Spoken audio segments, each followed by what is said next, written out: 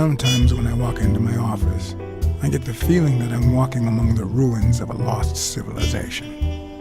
Not because of the reigning disorder, but because it feels like the remains of the civilized person I used to be. Where is the damn detective? I'm gonna rip his head off. I swear I'll tear his eyes out. Hey! Hand over the pictures, you bastard. Now! Otherwise, you're gonna be dead meat. Hear me, cat? Do I know you? Your face rings a bell, but... You've been spying on me. You took pictures of me with a lady. Well, then you'll understand why I didn't really focus on your face, right? I'm gonna kill you!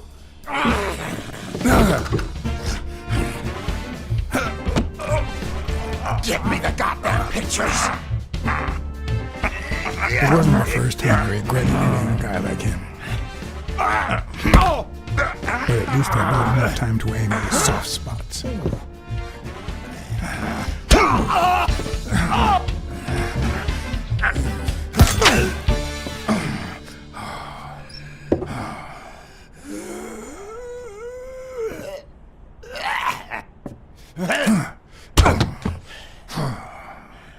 Oh man, you broke my jaw! Well, now it matches your marriage. If you show my wife those pictures, I'm dead meat. You'll ruin my life, please! I don't enjoy meddling in others' affairs, but it's my job, and I've got bills to pay. You're the one cheating on your wife, buddy. This is on you. Hey, I'm no two-timer, I swear. It only happened once, for God's sake. I'm just her bodyguard, that's all. She seduced me. I love my wife, honest to God. I even quit the damn job for her. You can't break up a family for one tiny mistake. Breaking up your family? I don't think you need my help there, buddy. Okay, how about this? You give me those pictures, and tell her a white lie, and I pay you 10 times what she's offering. You save my family, and you make a pretty penny. What do you say? Deal? For as long as I could remember, I had collected nothing more than bad gigs, debt, and sorrow. My self-respect and bank account were racing to see who'd hit rock bottom first. You're only making things worse. You better leave before I lose it. Look, partner, I've been asking about you. You're a good detective, but I know you've seen better days. You've had nothing but crappy cases lately, like this one. I'm offering you a way out. Money can go a long way, you know. You could try running some ads. Maybe you'll find better clients and well-paid gigs. You know, start all over? Come on, think about it. You can save my family, and save yourself. I warned you. Okay, now I'm officially about to lose my cool. 3. You son of a... 2. Wait, man, don't shoot! 1. You are gonna regret messing with Eugene Colbert. I swear to God you will. My uninvited guest had left me several gifts. First of all, a swollen hand. That guy's skin was hard as a rock. Second of all, an empty wallet. Business as usual. Third, the feeling that my moral compass was far too calibrated for my own good. Last but not least, the certainty that more gifts were yet to come.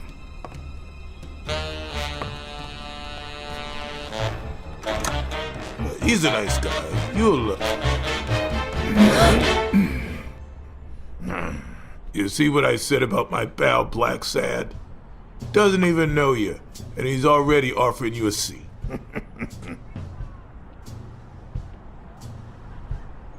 Jake, how the hell am I supposed to guess it's you if you don't even knock first?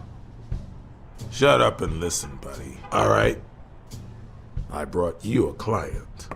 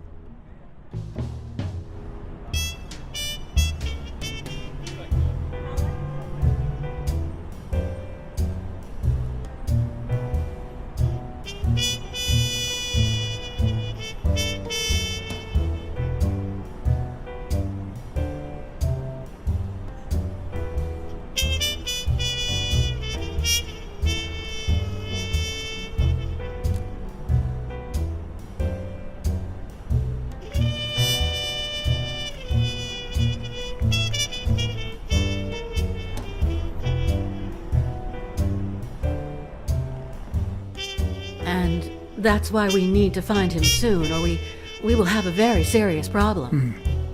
Thanks for the information and the picture. They'll really come in handy. Let me see if I have this straight.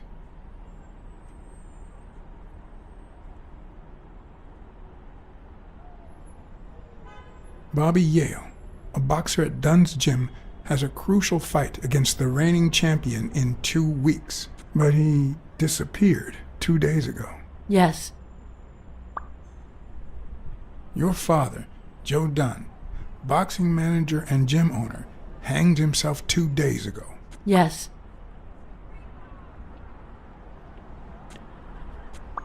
In short, if Bobby Yale is a no-show for his fight, you'll have to pay a fine.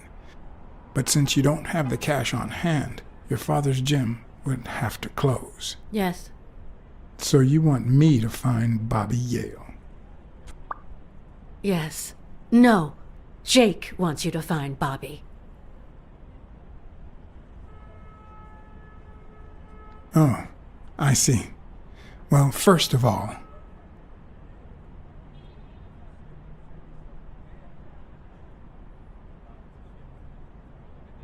I'm really sorry, Miss Dunn. Please accept my condolences. Thank you. Damn it, John. Will you take the case or not?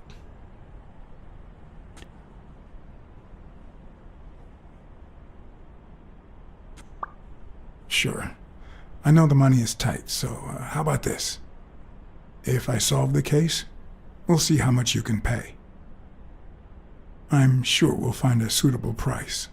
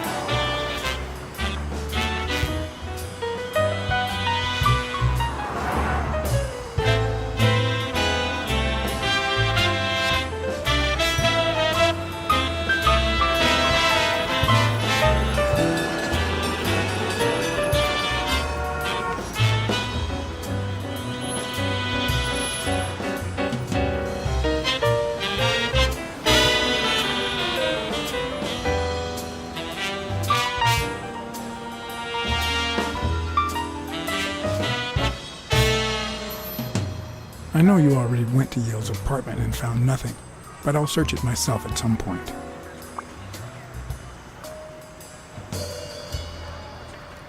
That cleaning lady, Mary, Purnell, the one who found Joe Dunn's body, she works part-time at Sam's Diner, just down the road on the left, right? That's right. I think I might pay her a visit as well. And the gym, of course, and see what I can find. Okay, I think I've got enough to start with for now.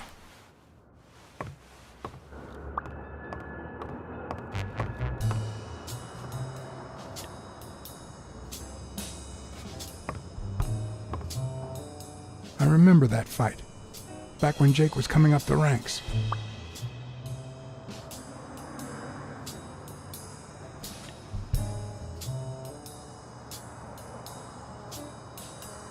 Looks like Dunn liked to measure his daughter and Bobby Yale each year. Sonia's measurements stop at 18, and there's a gap in Bobby's between ages 15 and 17.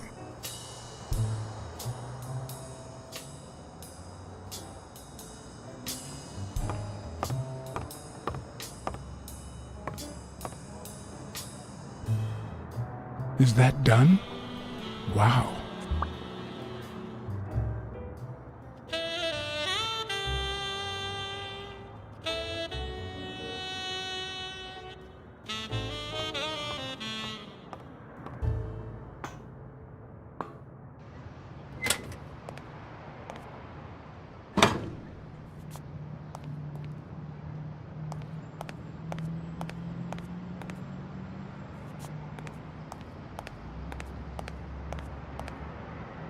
Someone should weld the iron bar on those panels.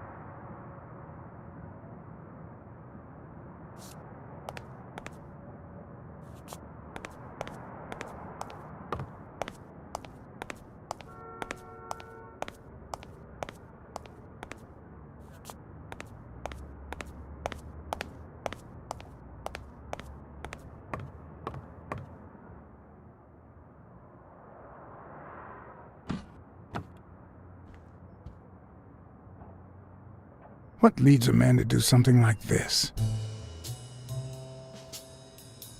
Life's already dealt me a fair share of blows, but...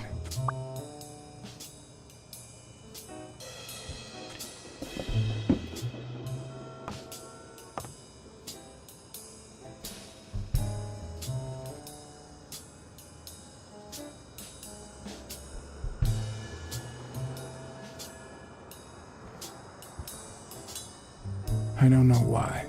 Something just doesn't add up.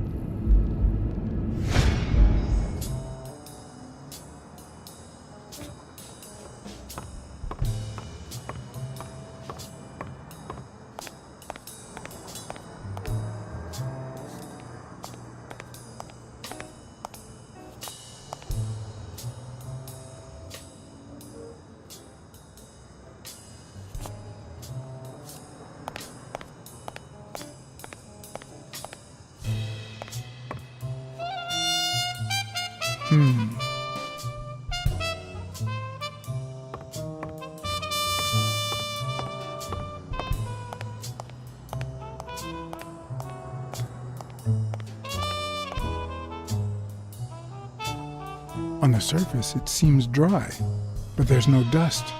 and it's damp underneath. It could have fallen the day Dunn died.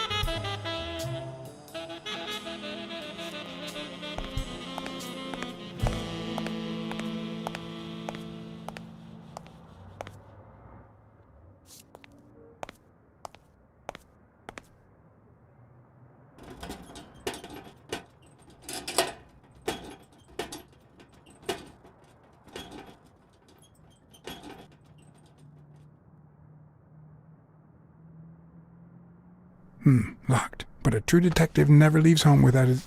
Huh?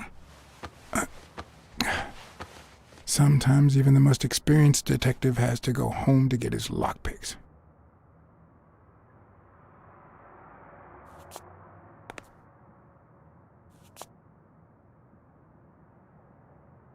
The racist brain is so full of hatred that there's no space for trifles such as common sense or, say, spelling. But this most cultured writer spotted the error and attempted to correct it, not sure what to make of the outcome.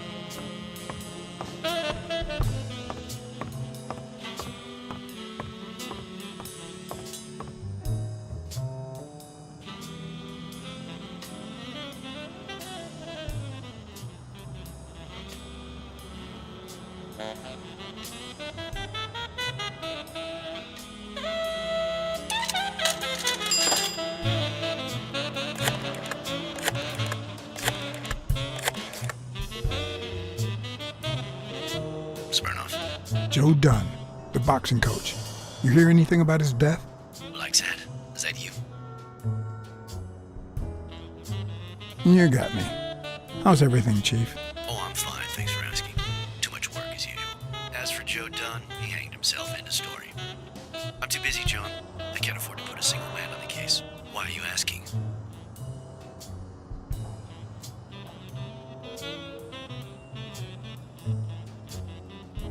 You know I'm bound by client detective confidentiality privileges. And you know I'm bound by law enforcement confidentiality. If you find anything relevant or start feeling a bit more talkative, give me a call. Always a pleasure, John.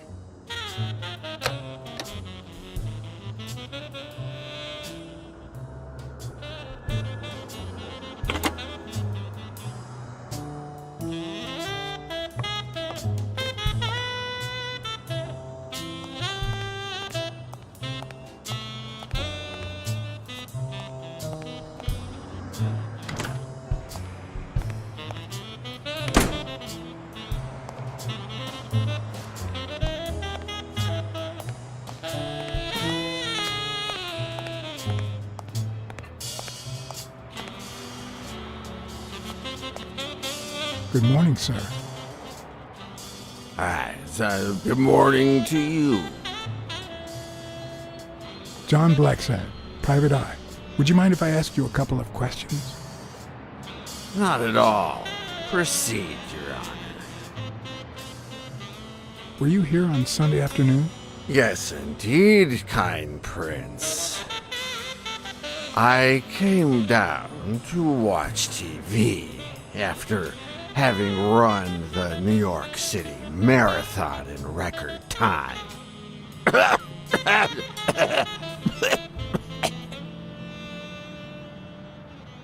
Pleasure to meet you, sir. Well, just like life, that was short. But then again, all things short fit me like a sock.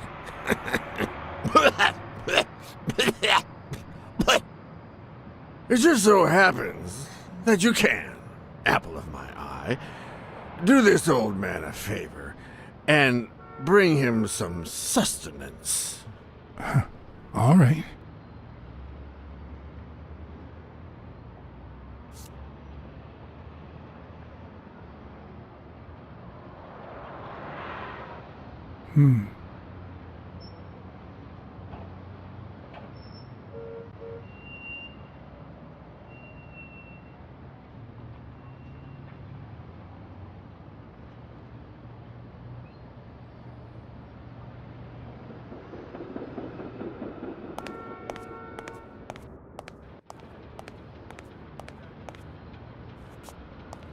I might just be the last person in New York without a TV.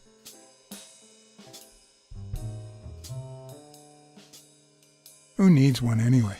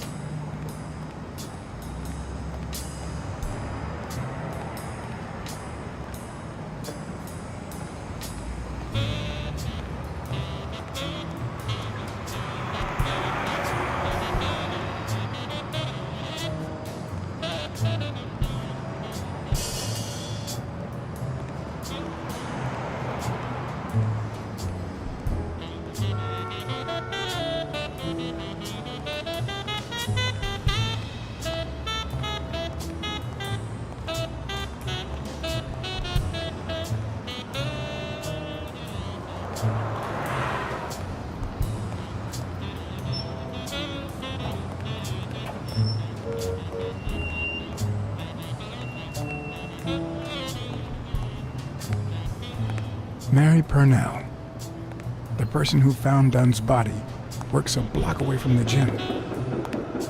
I'm certain she can give me the kind of information that... Hey! Watch where you're going, you jerk! You looking for trouble, moron? Sorry. Really, I'm sorry. You better be, you wuss!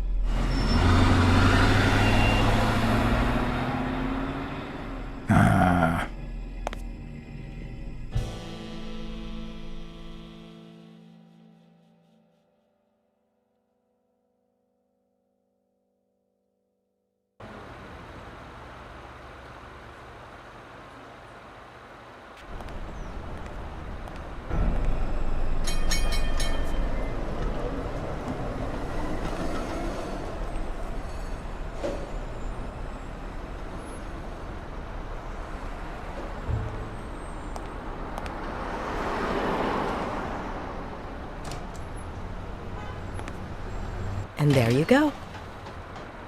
We'll miss you at Sam's Diner. Come back soon.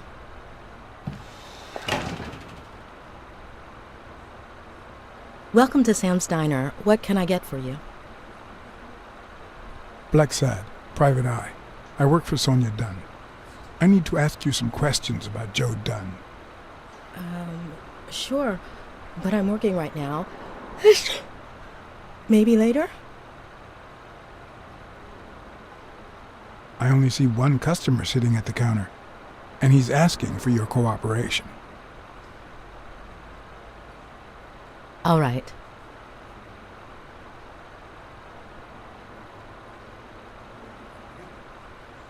Let's talk a bit more about Joe Dunn. Can you tell me how you found Dunn's body? Well, I thought I was alone. I clean early in the morning before Mr. Dunn comes in. Oh, so you have keys to the gym. Yes, of course. There was paint on the floor, so I thought it'd be a busy morning. And then I saw him, hanging there, like a baby mobile over a crib. Then I think I panicked. When I calmed down, I called the police and waited outside. Sorry, that's all I can say. Don't worry. But if you remember anything else, let me know.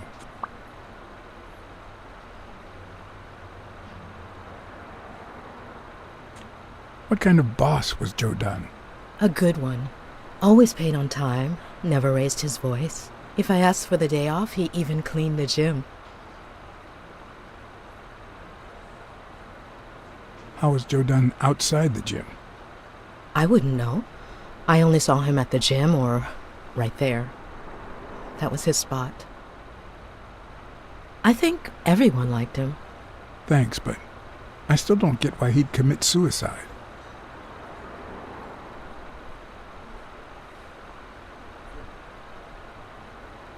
I heard his relationship with his daughter wasn't ideal. Oh, really? Poor man. I don't have kids, but that has to be really hard. His wife died years ago. Maybe he never got over it. Yeah, I don't know. Or maybe he did. That was a long time ago. Maybe he simply had money issues. Yeah, I don't know. Could be. The gym didn't really get that dirty lately.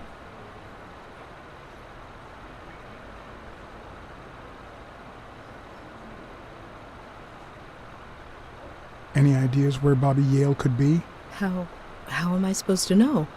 He's rarely there when I clean the gym. Bobby seems like a nice kid, but I barely know him.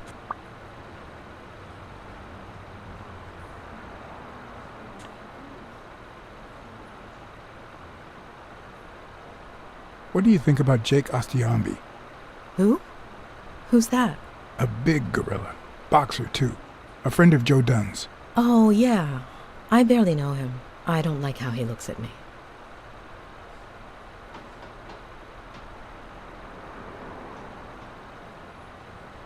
Can I ask you about your job? Which one?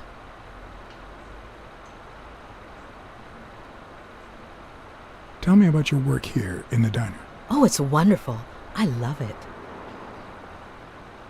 My boss. Oh, glad to hear that.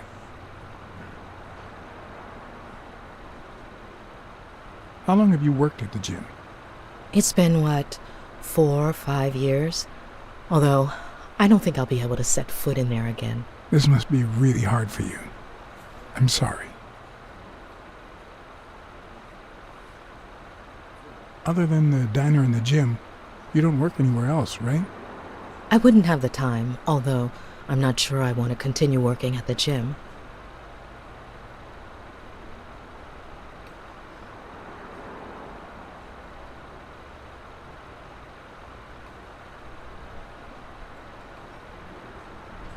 It might be best to stay away from the gym, at least for a while, for your own well-being. In due time, things might change. Joey used to say the same thing. Maybe. I don't know. Thanks.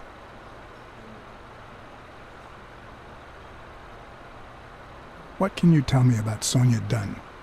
I barely know her, but she looks like a smart girl, poor thing.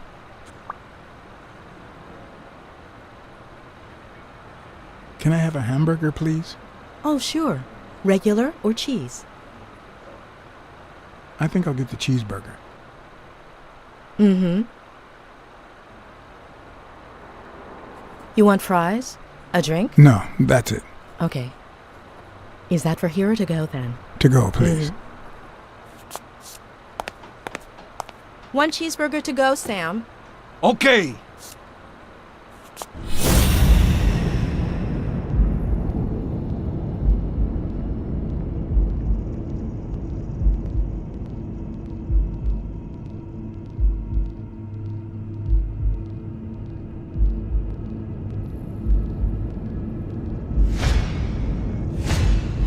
They look puffy and tired. Sleepless nights? Hectic days? Or has she been crying? Perhaps all of the above.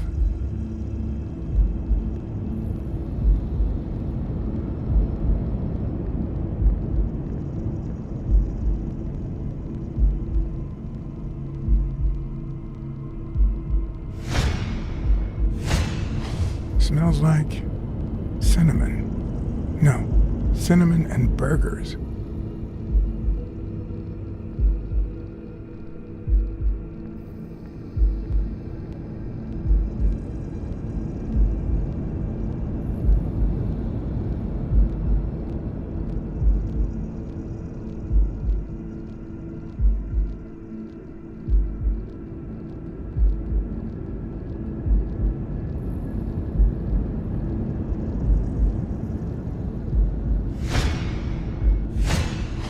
Smells tasty. My pal is going to lick his chops.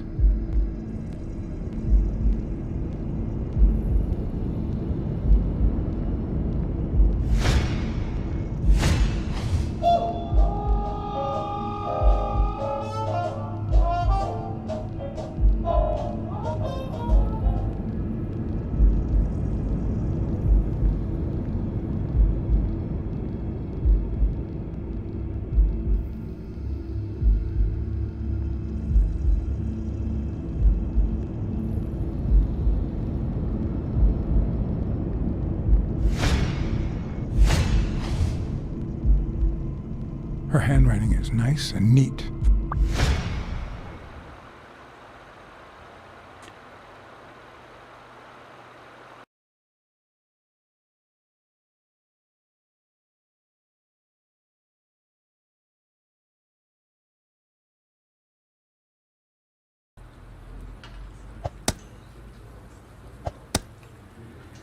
Your burger is ready.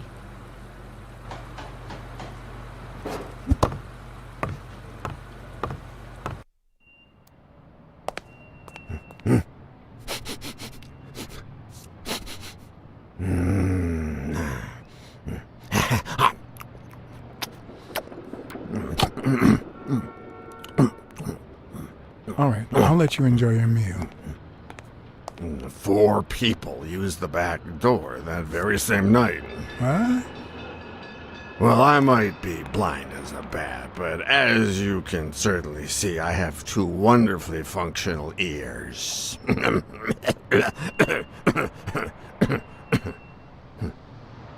Thank you very much for remembering the cheese, by the way. 4 people used the back door 2 days ago? Yeah, that's right. Who was the first person to use the back door? Someone big unlocked the door, stepped inside, then came right back out.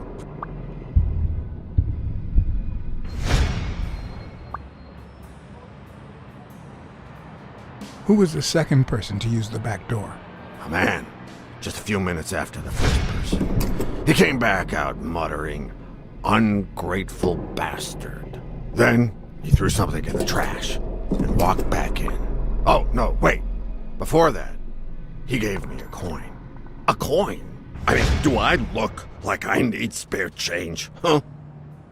I mean, I'm staying at the million-star hotel, for God's sake.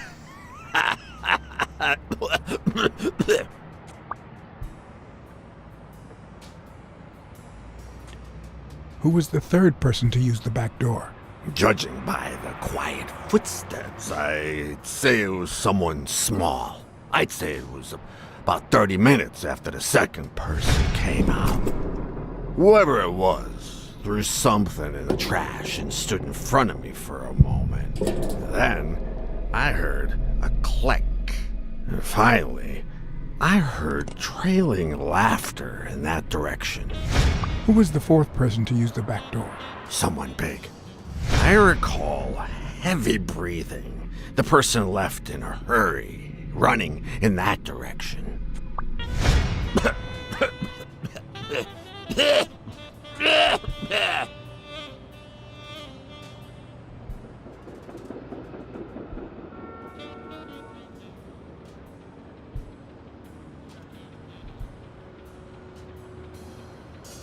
There's a chest expander in your cart. A what expander? A thingamajig with 3 springs. Oh, the thingamajig with springs. Oh, I got it from the trash, back there. You were acting a bit strange before, but now you seem fine. Why is that? Hey, you got great vision, sense of smell, and hearing. Why is that? Well, I'm a cat. Well, I'm a goat.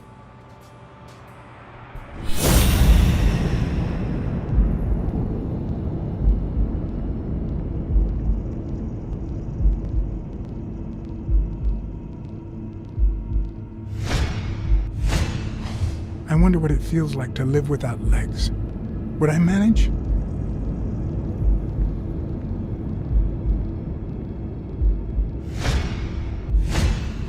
Looks like someone used it as a punching ball.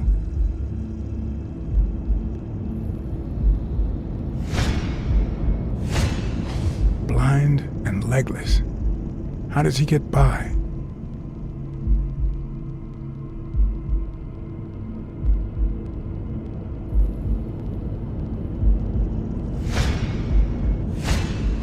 Blind and legless. How does he get by?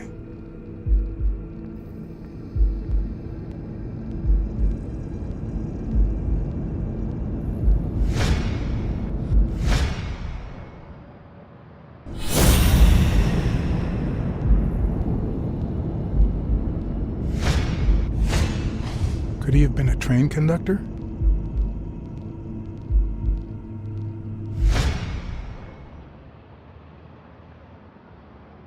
Where did you get that paint can? In the trash can in the back. A paint can and a thingamajig with springs. What a night! That's all for now. Thanks.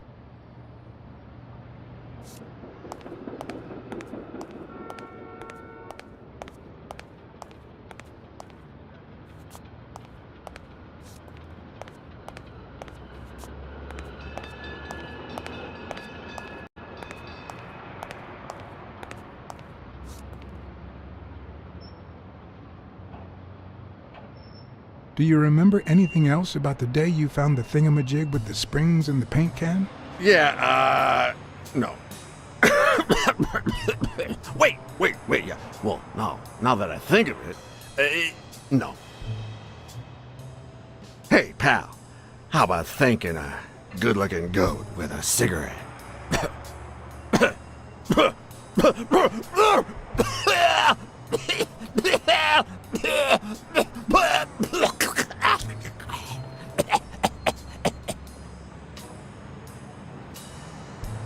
I don't think that's a good idea. You've got one nasty cough. Oh, come on. You know, cigarettes have lots of very healthy properties. Oh, come on. It's just a smoke, lady. Okay, you're right.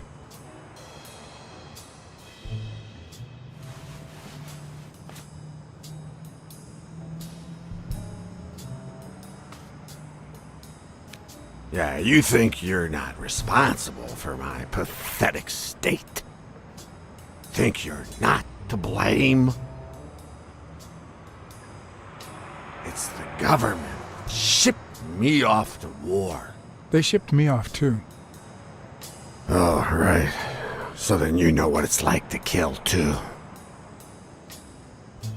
Well, then another sad hobo shouldn't be a problem for you, Professor.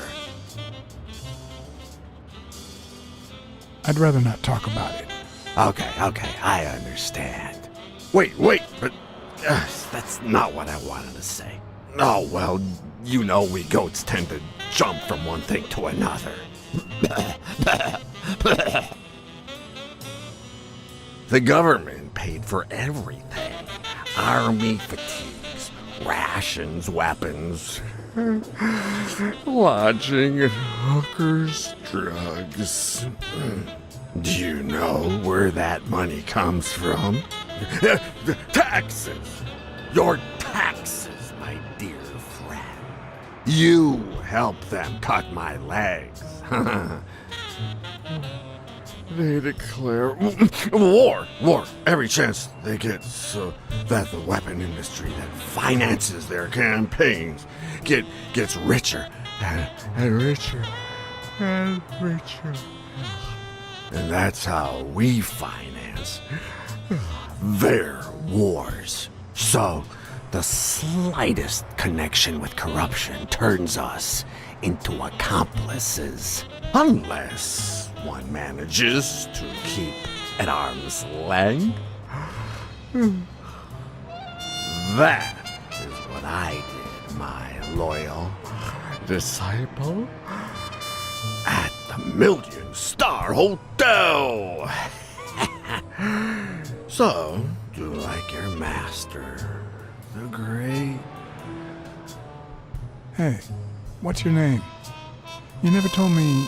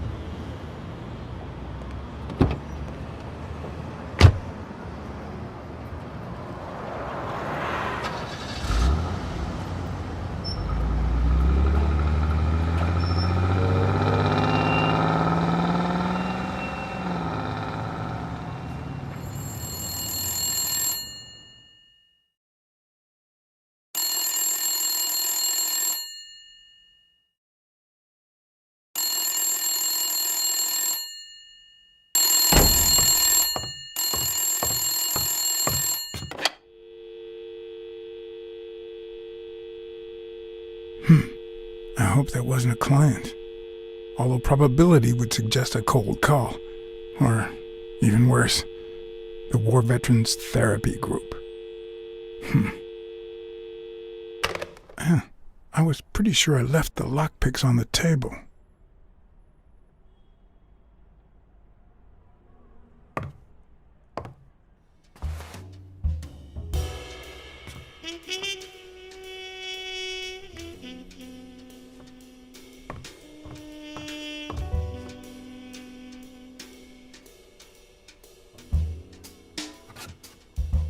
The only thing that keeps you going is the very thing that won't let you move on. It's too soon to say goodbye. She wouldn't hear me anyway.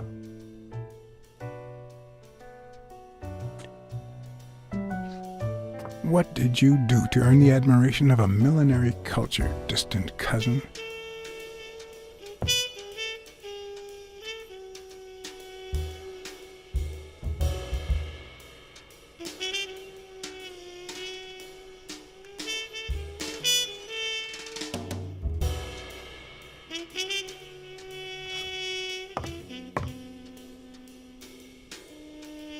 Sometimes I also use it to type out reports that nobody reads and invoices that nobody pays.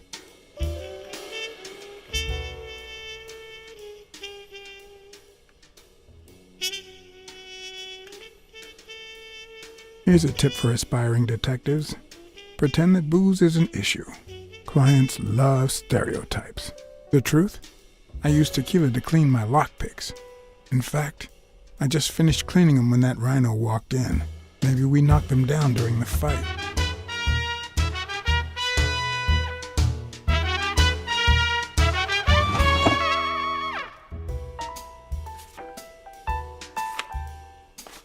Good old Weekly did a fine job with these pictures. Maybe I should give him a call, although I hope he never finds out I turned down a hefty bribe to keep quiet.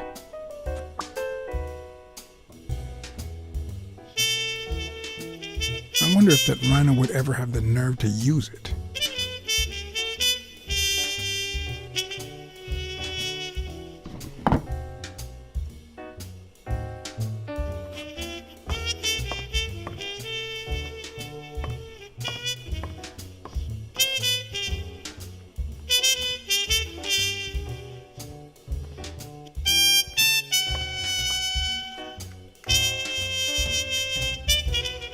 Police Commissioner Smirnoff smoked that cigarette.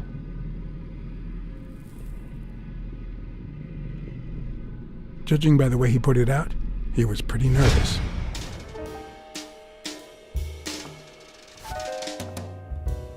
Smells good. Tasted even better the day Smirnoff brought it, in exchange for a favor. A favor no cop should ever be paid for.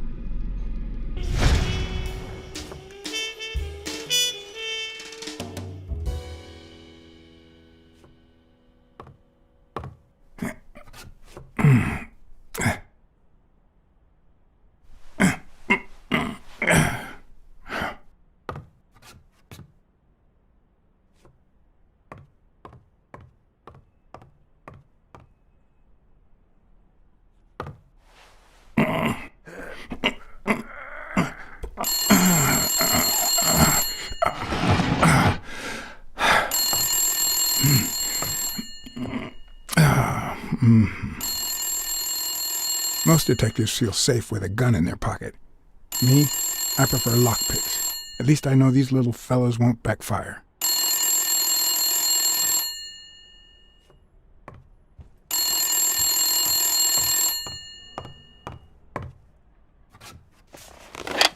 Where the hell did you go, John? I thought you were on the case. I had to run an errand, but I'll be back in no time. You made a crappy impression, and now Sonia has second thoughts about you.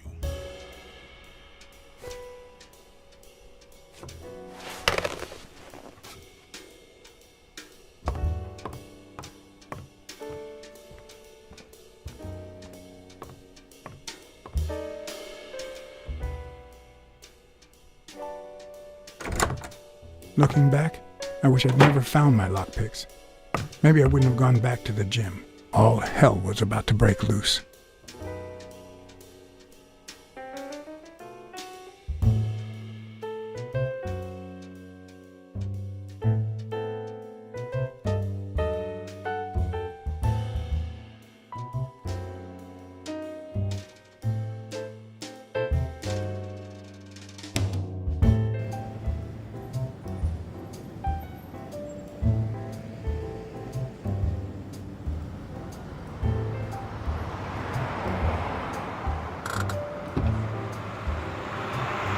Bobby Yale's place was on the way, so I decided to drop by, lockpicks in hand. The gym could wait.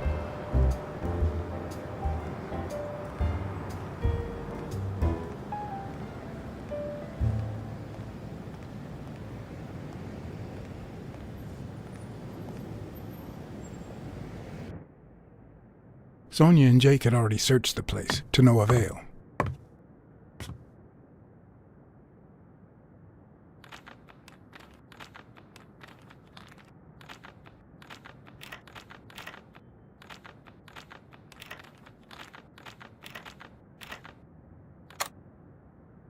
But a good detective would have better luck. I know it might not seem like it, but...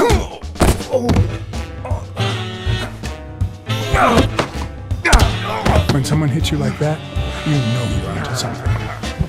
It's only fair to show some gratitude.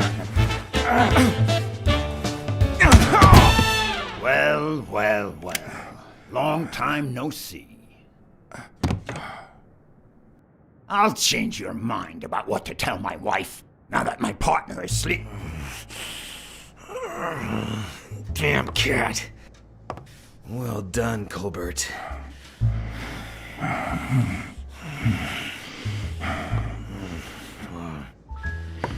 Now.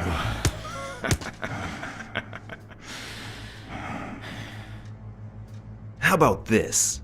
For every wrong answer, I'm gonna give it to you with this club. Deal?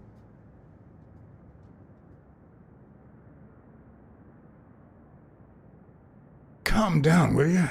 Revenge is a dish best served... Wrong answer. First, well, second question. What the hell are you doing here?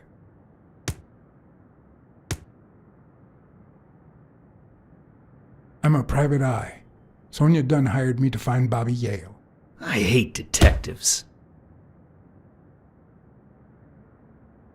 Seriously, what the hell are you doing here?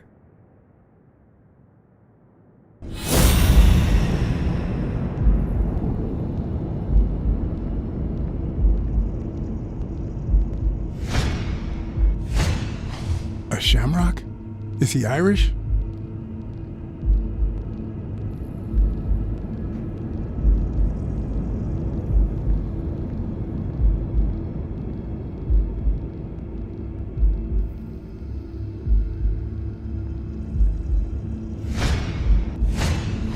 It should start to swell any moment now. Now, where were we? What the hell are you doing here? Are you of Irish descent? I've got an Irish boss, just like my friend Colbert here. I'm sure the name O'Leary rings a bell, right? Desmond O'Leary. If you live in New York City, you've certainly heard of the richest bookie in town. After everything that's happened, I was beginning to feel like this case was finally moving forward. Wrong answer! But I was wrong. Alrighty, let's try again. What the hell are you doing here?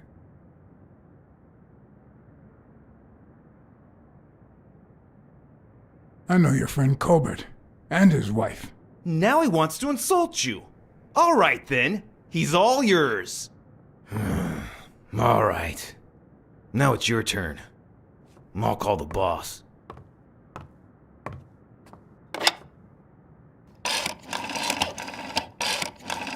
This'll help you change your mind. Desmond, we caught some damn detective snooping around Bobby Yale's place. Yeah, hired by Dunn's daughter. Safe and sound? What do you mean exactly? Oh, sure. Will do. Colbert, stop hitting him, you beast. What a shame. We were just getting to know each other.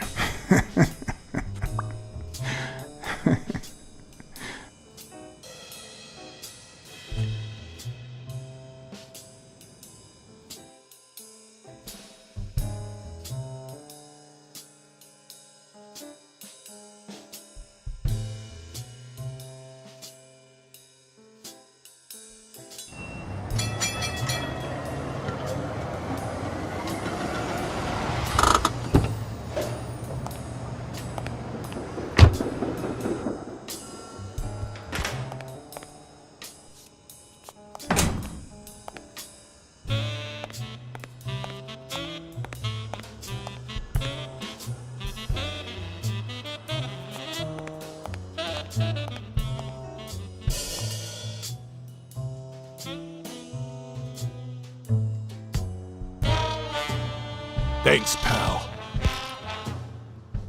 So, what else can you tell me about Dunn's death? Well, not much. My memory's not what it used to be.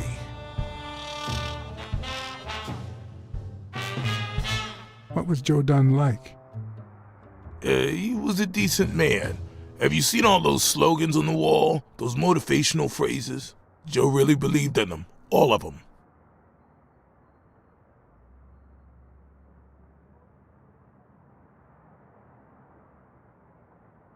He played the saxophone, right? Yeah, pretty well for a white boy. But he quit when his wife died. Makes no sense, right? I mean, nothing draws chicks like the brass. Why quit when you're finally free? Ha ha ha ha.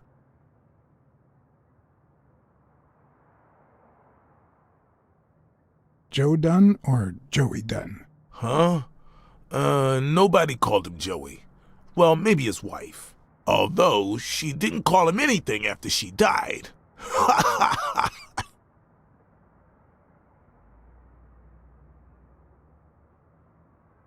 I found an empty wine bottle on the rooftop. Did Joe Dunn drink? Only for a while, back when his wife died.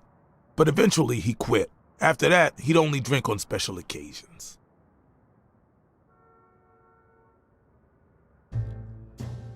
Dunn wasn't black, but he allowed you and Bobby Yale to train here. Yeah, this was the first integrated gym in the city, I think. But not everyone liked that, hmm?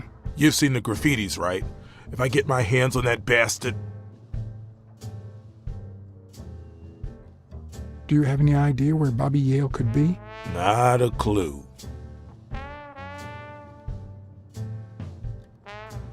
I dropped by Bobby Yale's apartment. I think he might be involved with O'Leary, the bookmaker. You sure? Yale had some dark years, no doubt, but Dunn turned him into a decent guy. I'm no detective, but I wouldn't follow that lead. Do you know any of his relatives? His father, Avenarius. Avenarius? The boxer poet? Didn't he disappear 20 years ago? Yeah, and his wife, Bobby's mom, died shortly after. Dunn is the closest thing the family the poor kids had ever since. If Yale's gonna fight the reigning champion, he's got a big career ahead of him. He hasn't lost a single fight since he turned pro. The little bastard beat the socks off me a few years back. You said Yale joined a gang back in the day? Know which one?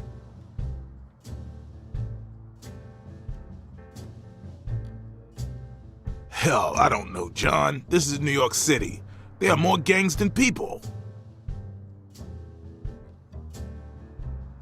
What can you tell me about Sonia Dunn? She's hot, ain't she?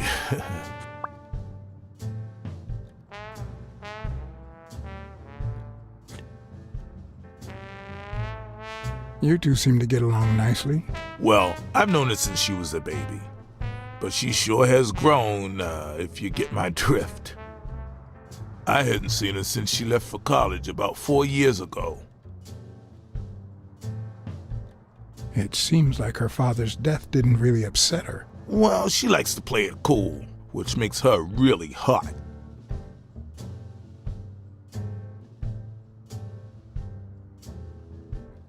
I better let you get back to your drills. All right.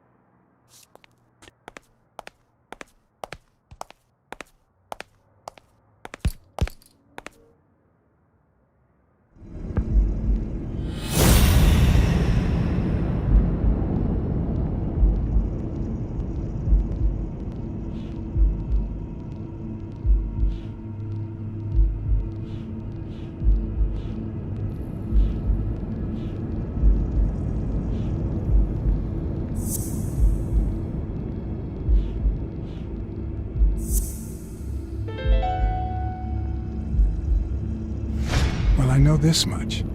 The chest expander in the trash belongs to Yale.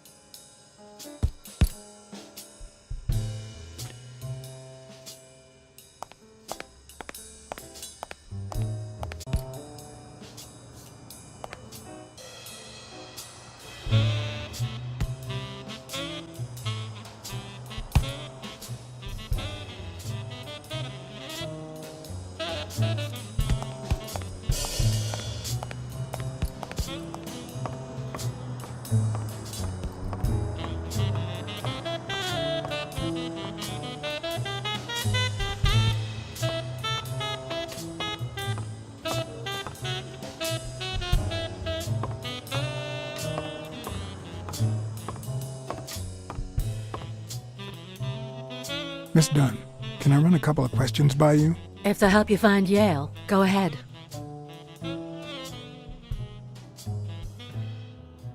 What's in those papers you're going through? Red tape. Great. If you find something, please let me know. I thought you were the detective. You do your job, and I'll do mine.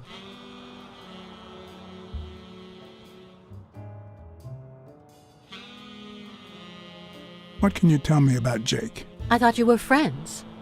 Guess I was wrong. He and my father were friends, so don't go down that road.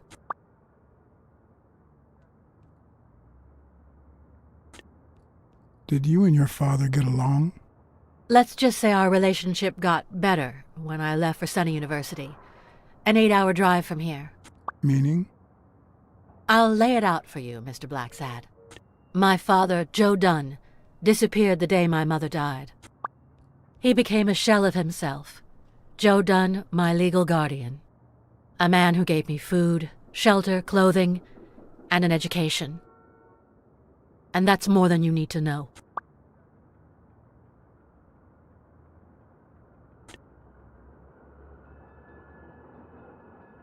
Did you get along with Bobby Yale?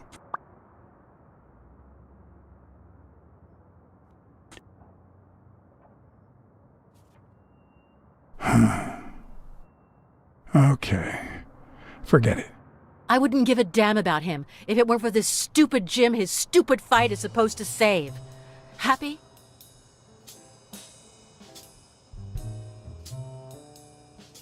What do you think about Mary, the cleaning lady? Can't say. I barely know her. And I'm not one who's quick to judge other people.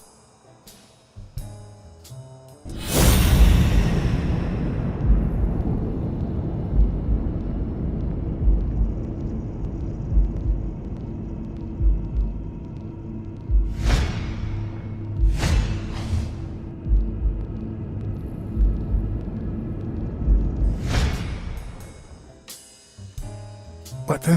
What's wrong? Someone's taking pictures from the rooftop. Are you sure? I'll go take a look.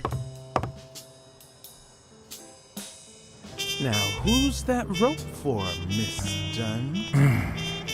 Weekly.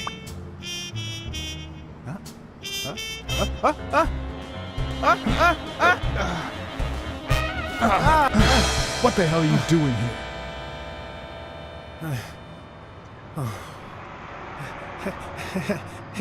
Hey, look! Isn't that Cassidy?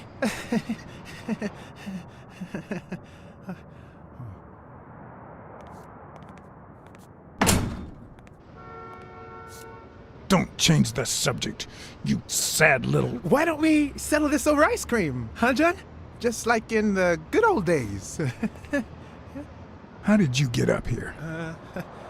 I don't want anyone to see you.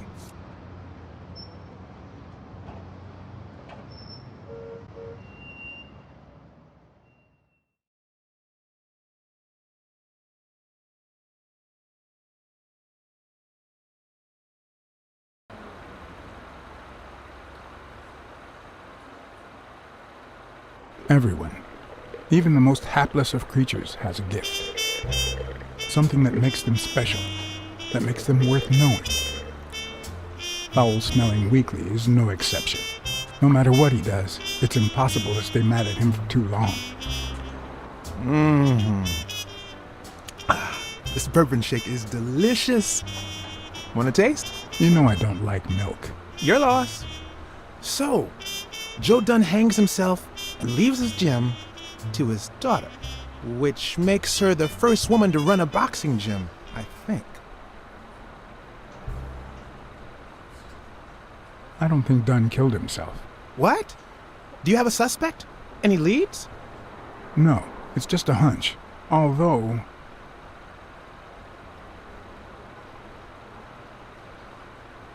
I haven't identified the murderer just yet.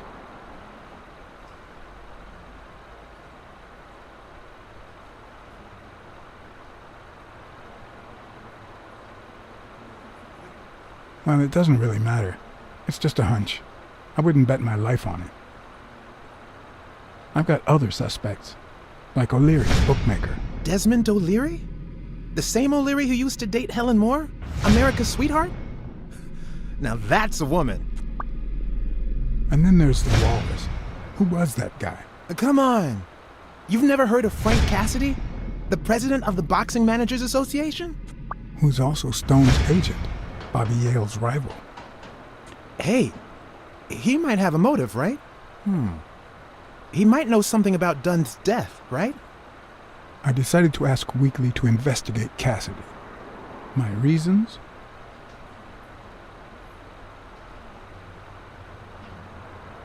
Weekly was right. Cassidy could have had a motive to kill Dunn. Weekly had already proven to be nosy. The farther I kept him from the gym, the better. But with Weekly, you just never know what the best approach might be. Should I give him an order, or a subtle suggestion? Yeah, you might be right about Cassidy. But, it won't be easy to make him talk. He seems like a pretty tough cookie. Only a thorough and efficient detective could pull it off. But the problem is, I already got enough on my plate. You're a lucky man, John Blacksad. I don't follow. You just found the thorough detective you need. Oh, of course. What a great idea. How did I not think of you?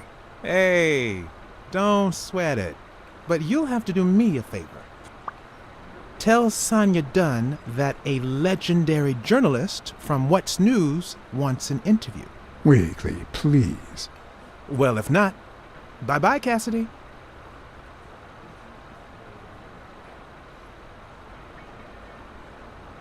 All right.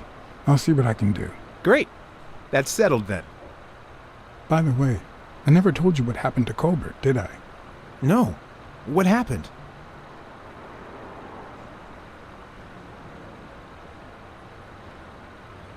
The rhinoceros came by and offered me money to keep quiet. Wow. Are we talking petty cash or big bucks? The latter. That's my boy. Good job, Blacksad. Your boy Blacksad didn't take the money. What? Listen, Weekly. Yeah, I know. It wasn't the right thing to do. Yada, yada, yada.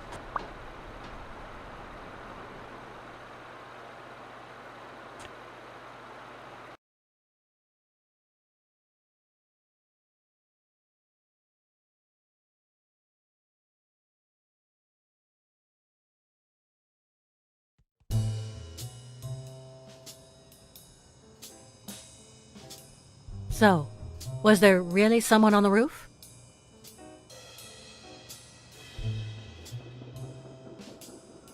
No one. I must be seeing things. A hallucinating detective. This must be my lucky day.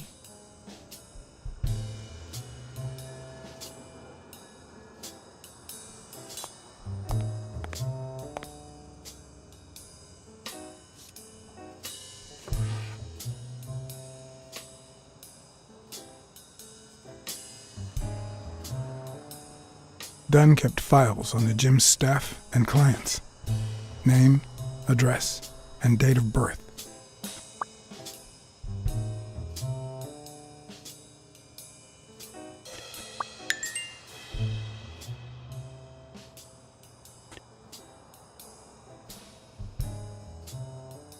Thanks. That's it for now. I get it. You don't like me. But there's something you need to know. I'm all ears.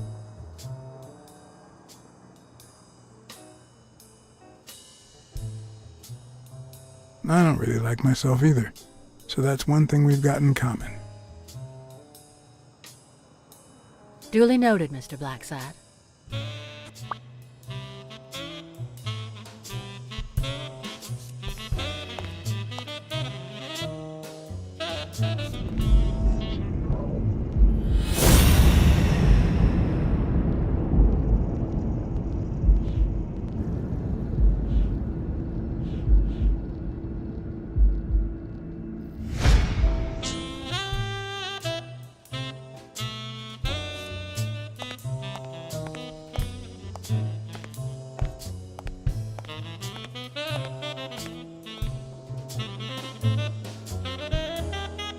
I'd like to take a look inside that safe now. Could you give me the combination?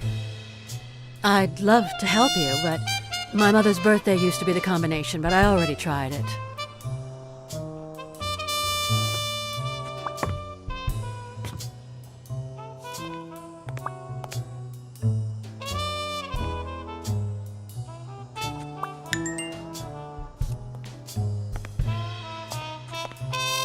Seemed like a happy family.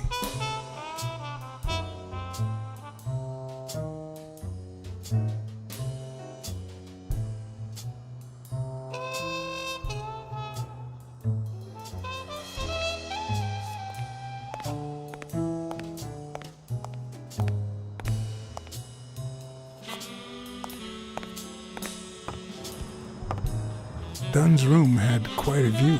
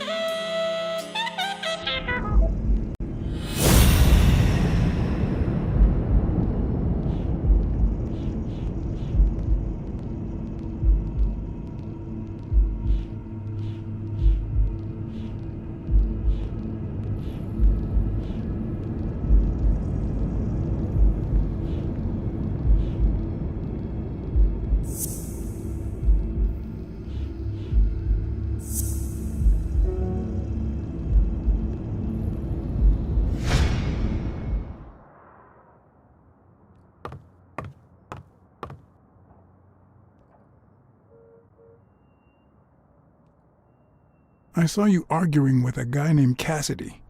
What did he want? You remember the fight that needs to take place in order to save this gym? Well, Cassidy manages Yale's rival, Stone, the reigning champion. If Bobby doesn't show up, he'll lose money. Maybe not a lot, but enough to care.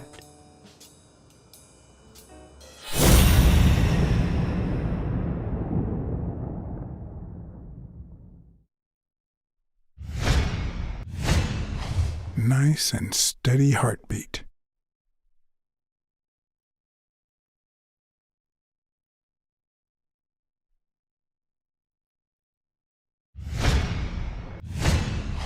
Big, bright eyes.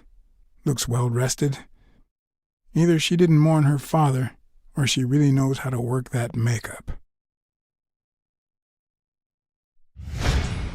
Did you find anything interesting in those papers? No. Investigation work takes time, as I'm sure you know.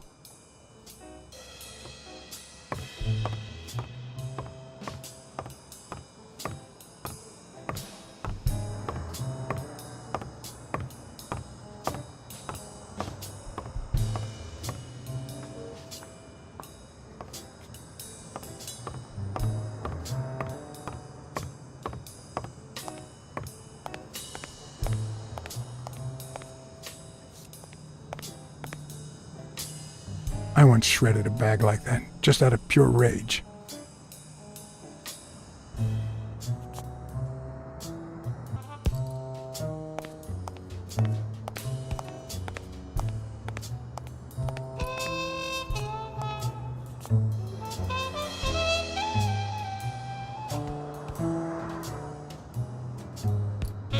Thank you, Mr. Blacksad. Does the postman always leave your mail on the floor? I don't know,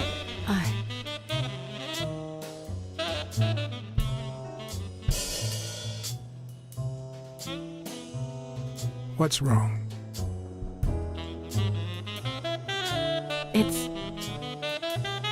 It's my mother's wedding ring.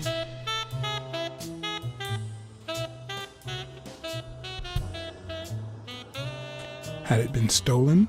I don't know. My father wore it on his pinky finger after she died. Not always, apparently. Will you find out why? I'll try. But there's something else I'm worried about. This might have something to do with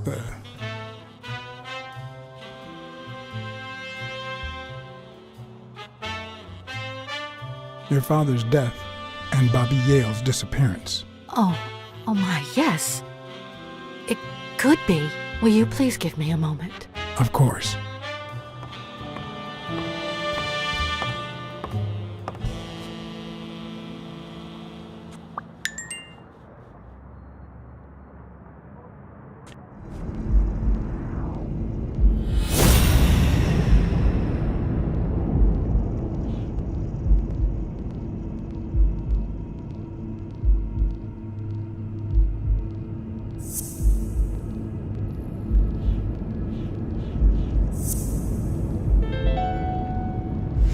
Okay. Mary put the wedding ring in the envelope and wrote Sonia Dunn on it. But why did she have the ring in the first place?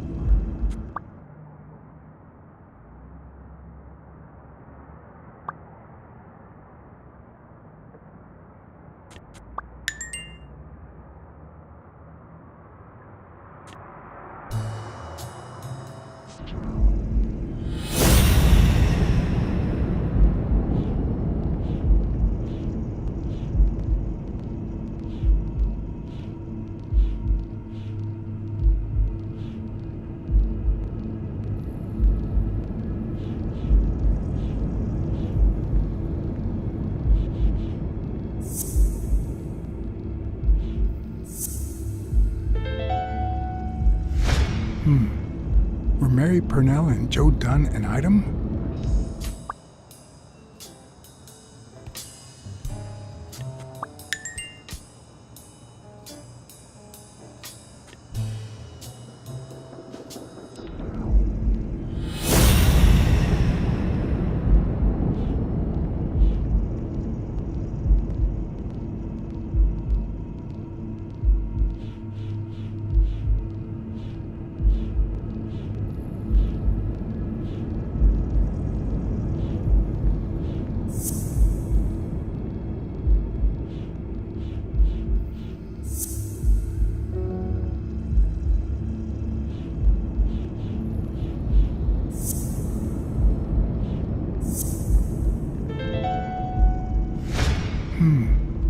What if Mary's birthday is the combination to the safe?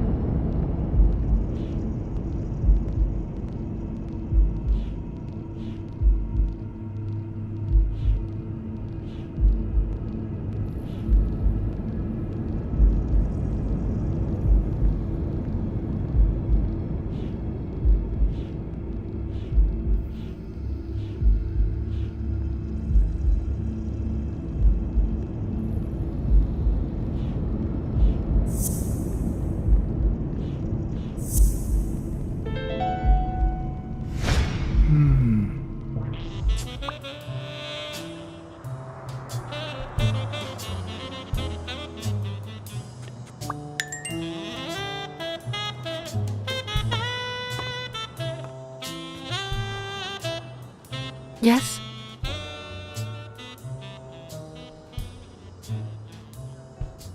I need to search your office. Go on.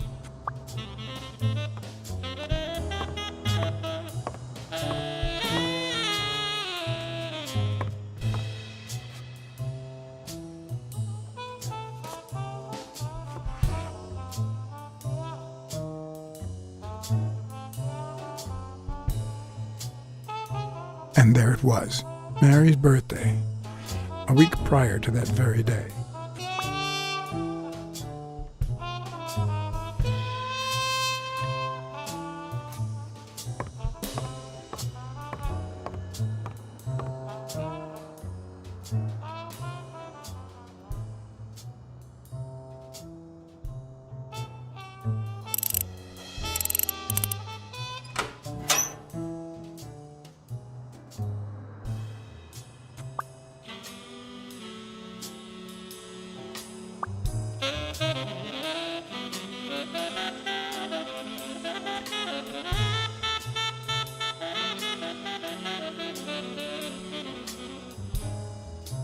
You open the safe?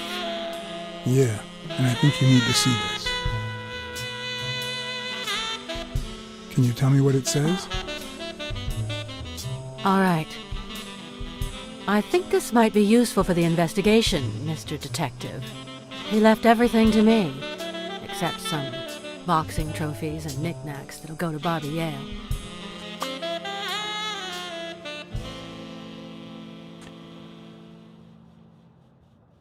When was it signed? It was written 4 years ago, just weeks after I moved to Buffalo.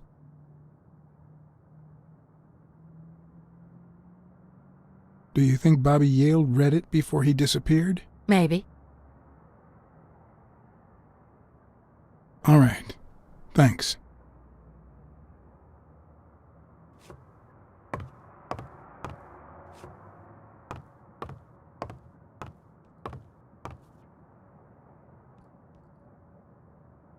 A few bucks. Just petty cash. I never would have taken Dunn for a gun owner.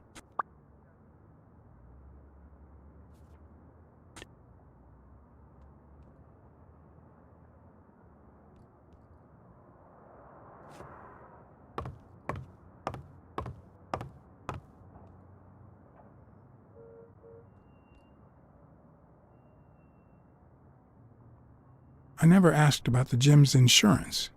That's exactly what I'm reading now. So far, it looks like your standard small business policy.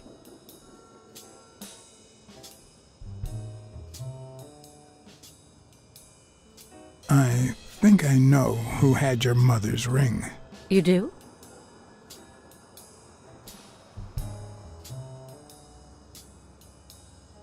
Mary Purnell. I think she was in love with your father. Thank you.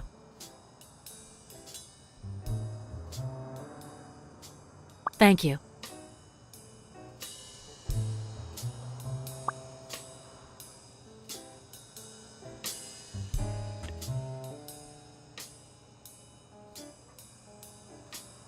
There's something I never asked you about your father's will.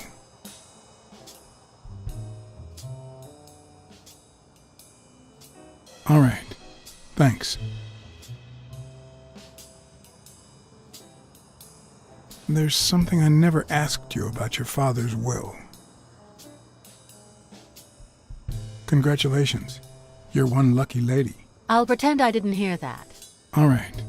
Thanks.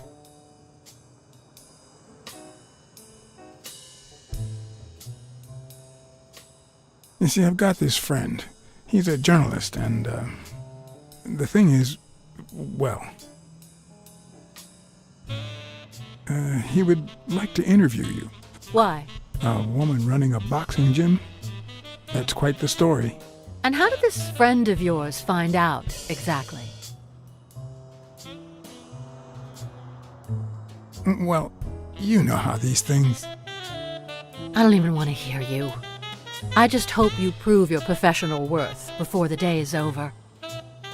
Did you find anything interesting in those papers? No. Investigation work takes time, as I'm sure you know.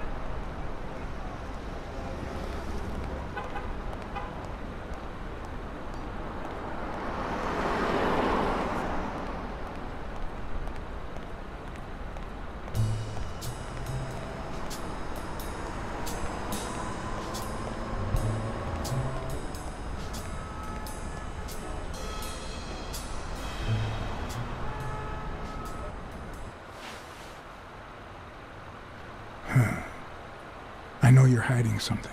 What?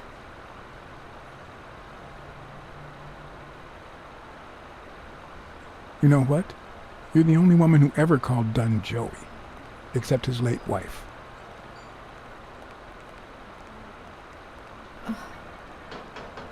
My goodness. I can't talk here. My shift is over in 10 minutes. Can you wait a while? Can I get a refill over here, Mary? Coming right up.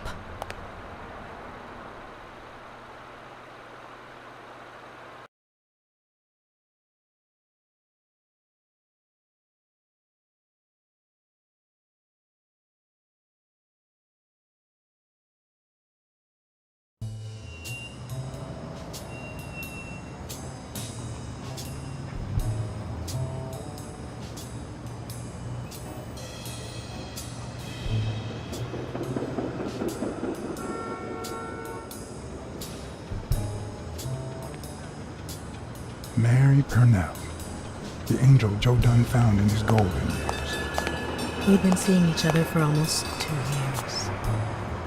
It all started with, well, weekdays I start cleaning the gym at dawn, before my shift at the diner. Joey always came in early, just a little after I got there.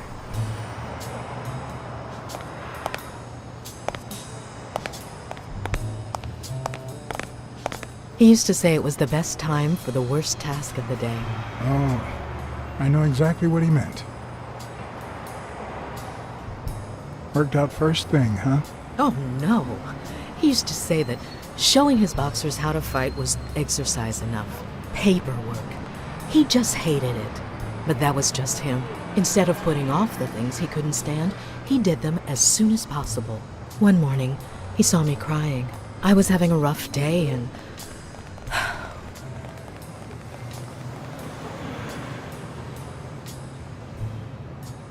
He tried to make you smile. he pointed at the coffee machine.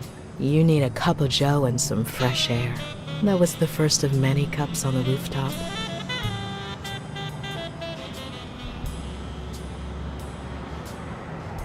Which is where Dunn seduced you. That word is a bit too much, Mr. Blacksad. You might be too young to understand this, but real love has little to do with seduction. One day, we realized those rooftop coffees were the best part of our day. So we began to spend more time together. But you never told anyone.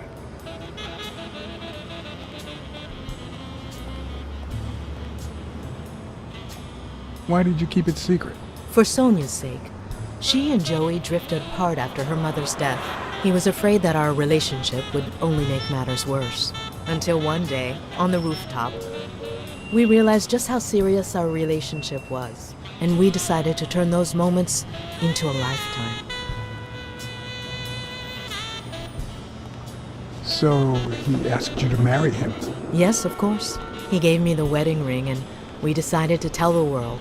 He said he needed to share that happiness with his little girl. Turns out, he wasn't that happy after all.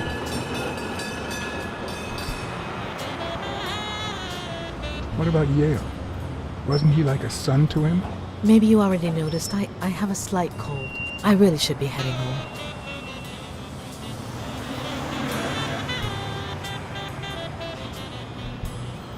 Thanks for sharing all that with me. Take care. I lost my scarf a while back, not sure where. And now, if you'll excuse me, that's my bus stop. A pleasure to speak with you, Mr. Blacksad. But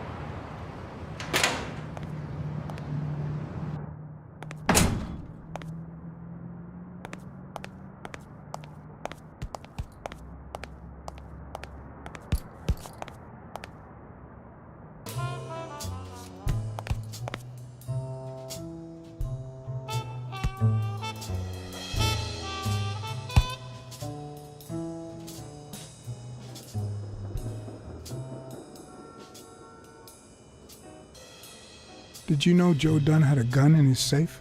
No way, man. He hated firearms. Although... When Bobby Yale was a teenager, he went through a crazy phase. Even dropped out of the gym and joined the gang. Nothing serious. Early one morning, he broke in the gym. Joe was already here and caught him red-handed. Bobby pointed the gun at Dunn and ordered him to open the safe.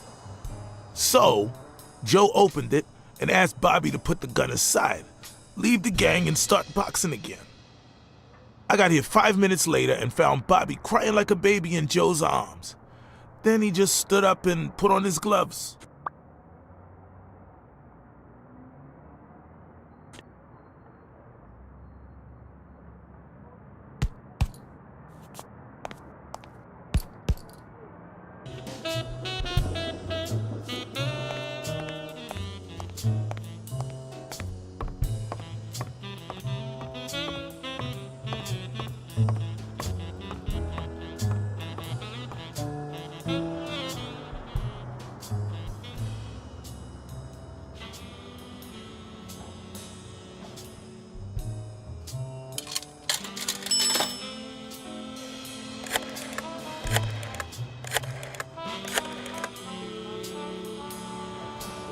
Hello? Blacksad here. Please don't tell me my husband... Yes, Mrs. Colbert. I'm afraid you were right to hire me. Oh, that filthy good for nothing! I'm gonna rip his heart out!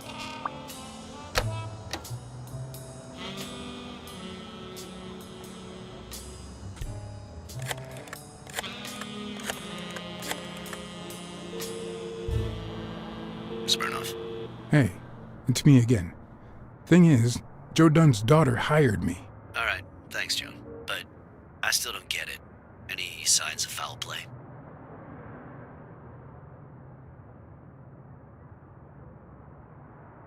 I just don't get why this guy would hang himself. The gym wasn't making him rich, but one of his pupils was on the rise, headed straight for Madison Square Garden. Well, there's more to life than business. We all have dark secrets, John. Am I right? So, are you gonna help me? Why should I, Mr. Client Detective Privileges? Anyway, I'm afraid I don't have anything useful to share. And it seems like you don't either. But if you do find something, give me a call.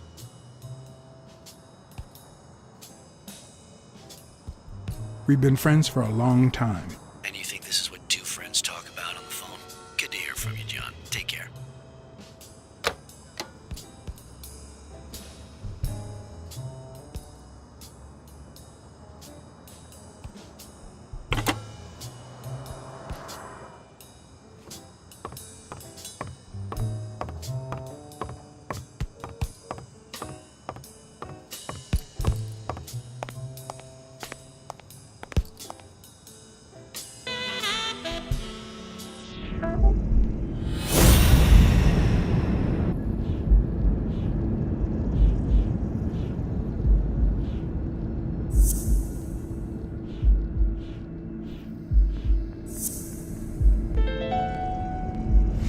Well, I know this much. The chest expander in the trash belongs to Yale.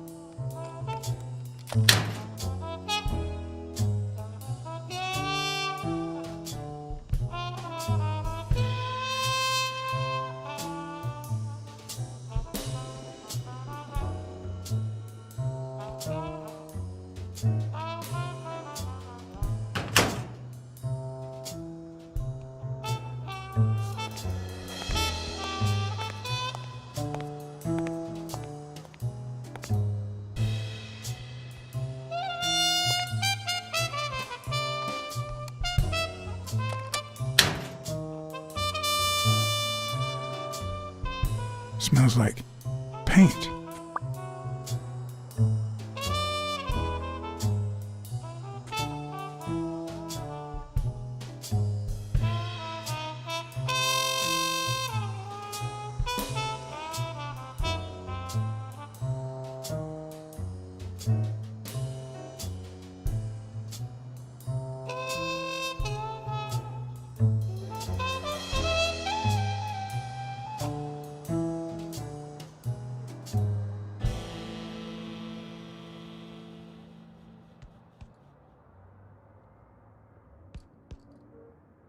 Bastards. The proud South.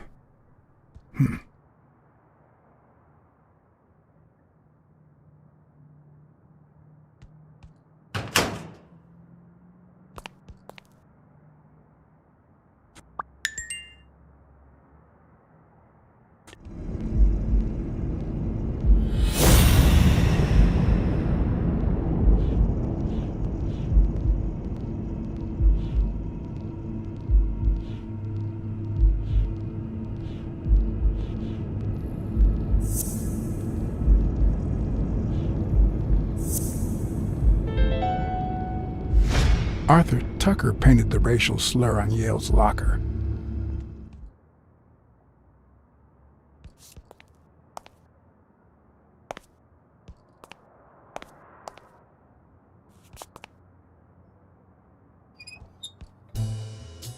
Of course.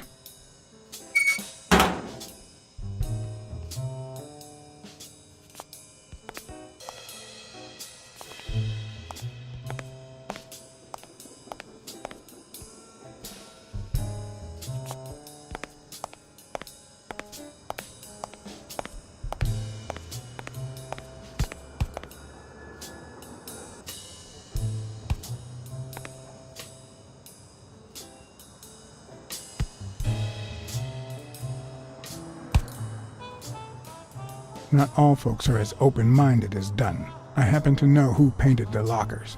Arthur Tucker. I knew it! I knew it was him, that bastard. I'm gonna whip the white out of him.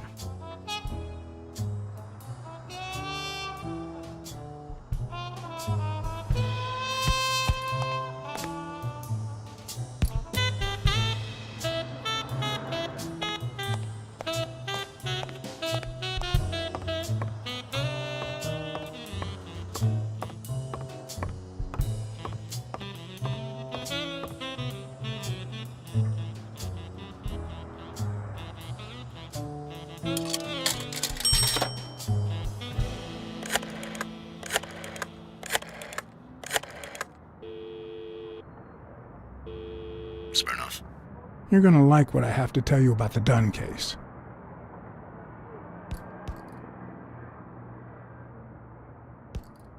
I found racial slurs painted on the lockers at Dunn's gym. He was pretty open-minded about racial issues. Maybe his death had something to do with that. John, half of the crimes in this city have racial ramifications. Unless you have solid proof that it wasn't suicide, my hands are tied. I think I have a new lead on the Dunn case. Dunn and the gym's cleaning lady were about to get married. Great. Call What's News. They'll know what to do with such an incredibly interesting piece of information. The combination on Dunn's safe was her birthday. He even gave her a ring. You know, your typical suicidal bliss. Okay, I'm still not convinced, but I might have something for you.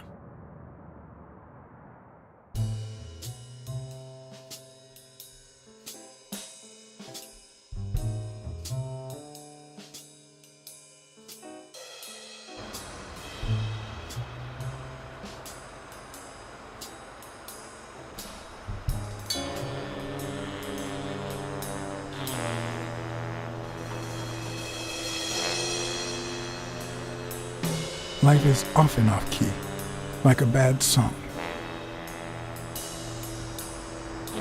The notes come together but feel flat, unable to create anything resembling music. And yet, there are ways to string them together to create harmony. Ways that are not always entirely in our hands.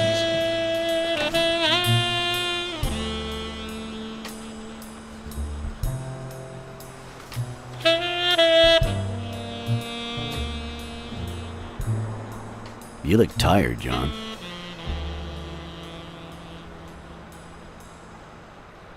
You look pretty tired yourself. Yep, I'm beat. I'm starving. Just got back from the annual police medical. Not only did I have to fast, but I also had to chug 2 enormous glasses of water. John, you alright? I've had better days, and I'll have them again, I hope. We both deserve to. The thing is, I'd love to help you out with this case, but I can't. You know I work for the state of New York. If I had any information, I couldn't share it with a private eye. Even if it was lying on top of this table.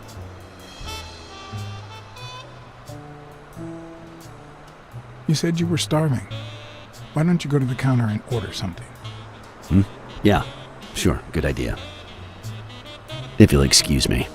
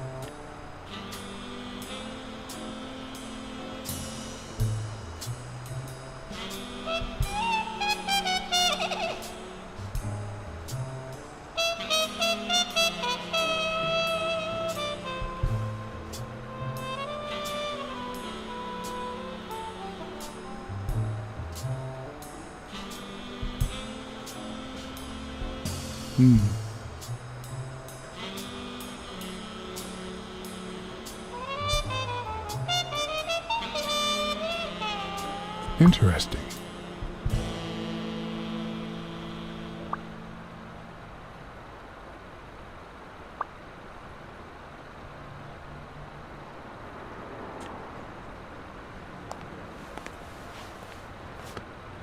Now that I think of it, I better eat at home.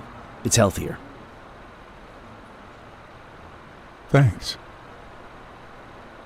Truth is, John, it all seemed clear to me before, but now... Please, promise me you won't take the law into your own hands. I'd like to think we're not just vigilantes. Sure, you can trust me.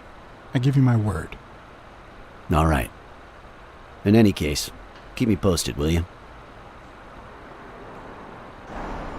Friend, you can count on it. Take care, John. As always, Smirnoff had given me new, potentially relevant information. Not to mention second thoughts. When an old dog like him gets that serious, one must be prepared to bite.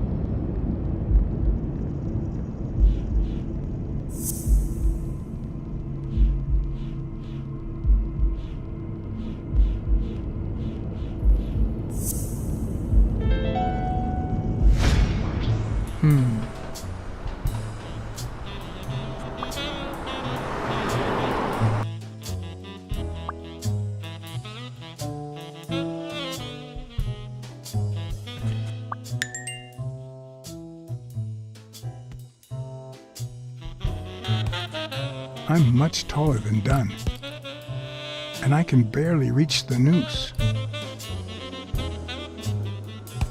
There's no way Dunn hanged himself. Not on his own, at least.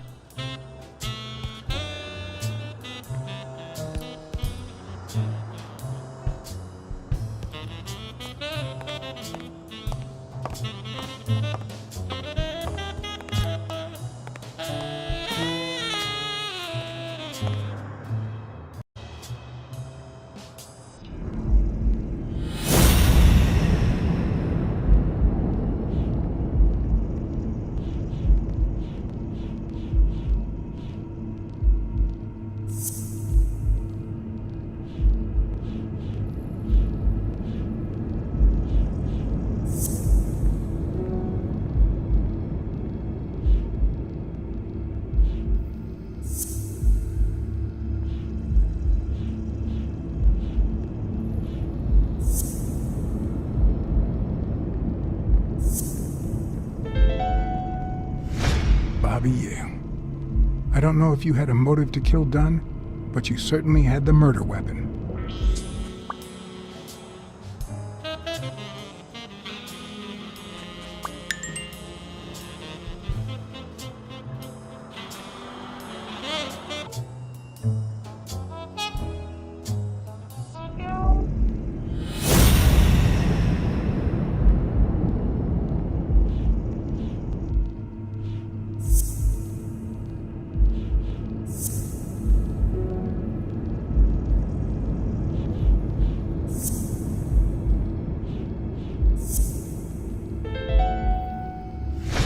All right.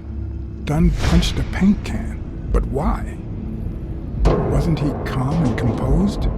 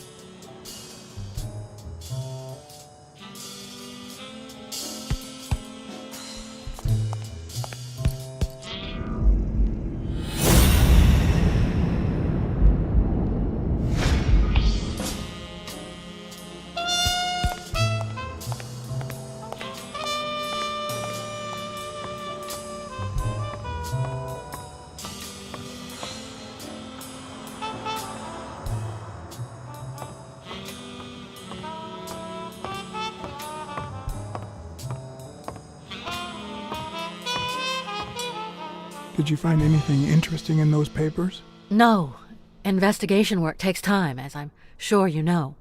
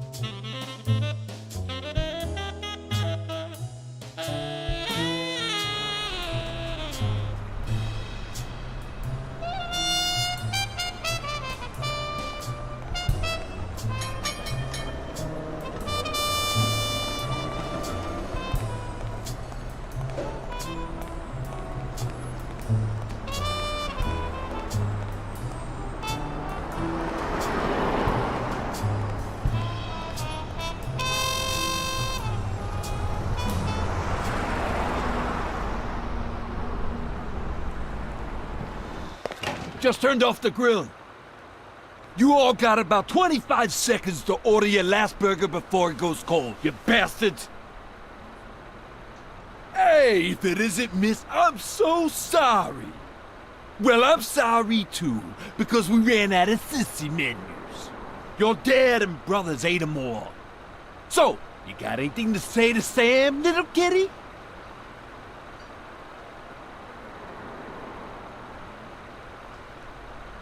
I want a cheeseburger for a friend. One cheeseburger for your boyfriend, coming right up. Come on, you bastards! Finish your meals and be gone. I'm closing in 5.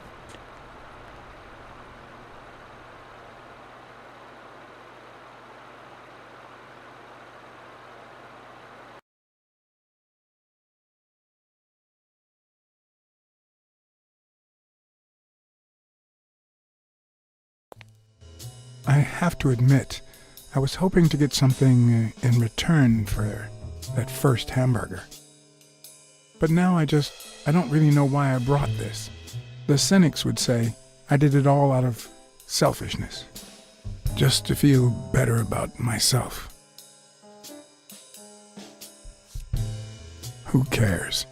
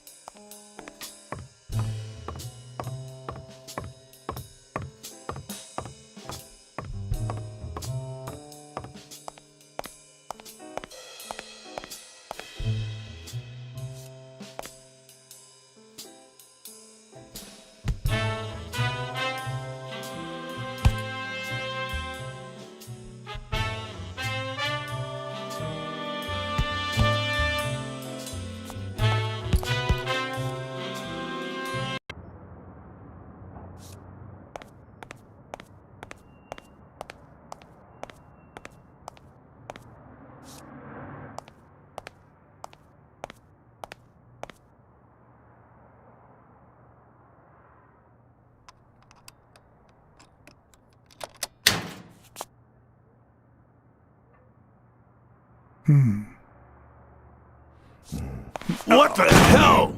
Hey, Jake, give me one good reason not to smash in your face. What the hell are you doing in my locker? I'm a detective. That's what I do. Yeah, and my friend too. But that's what I thought. Get off me. Sometimes, John, I could just punch you.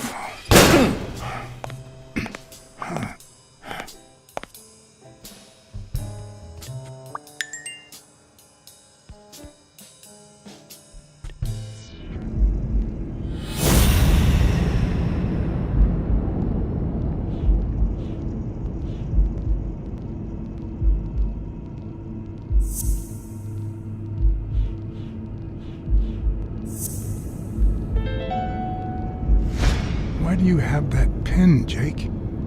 What mess are you in?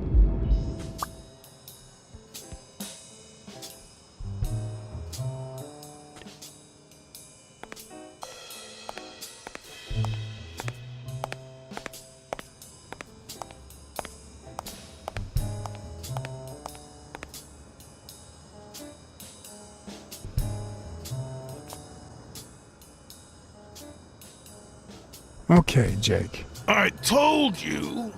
Desmond O'Leary. Huh? I know you work for him. Now you're just making stuff up. Why would you say that? I saw the shamrock in your locker. I know what it means. Okay, let's say you're right. So what? What are you gonna do, huh?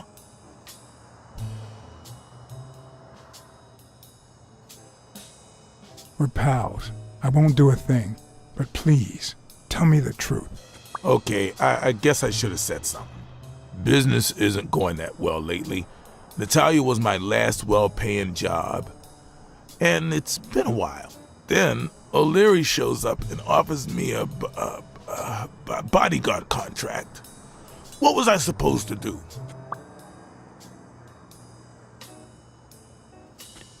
Yeah, I understand. Seriously, you don't seem like the type to accept, shady offers.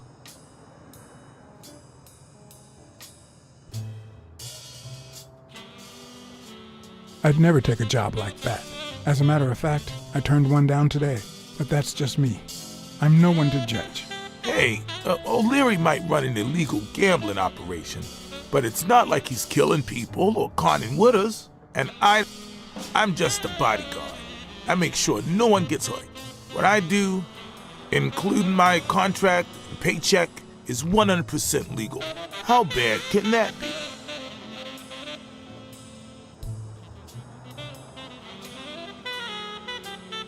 O'Leary pays you with dirty money, and you're part of a criminal organization. There's no two ways about it, but that's not what bothers me.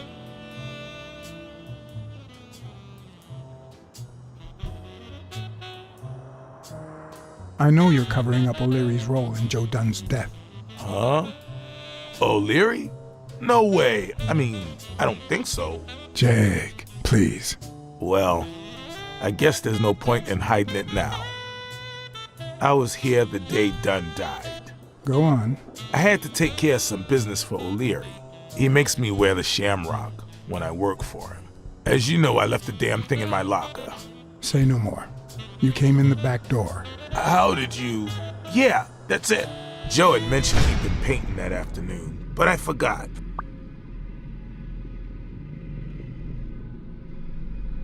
I stopped in my tracks when I saw him screaming bloody murder at Bobby Yale at the top of the scaffold.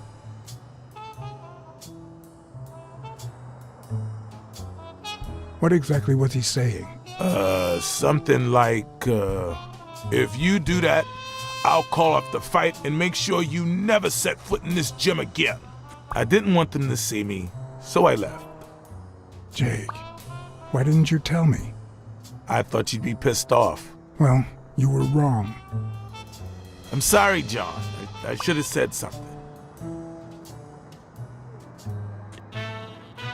You should have. Let's just say you owe me one, all right? You sure drive a hard bargain, John. All right. Time to go. I need to think about everything you just told me.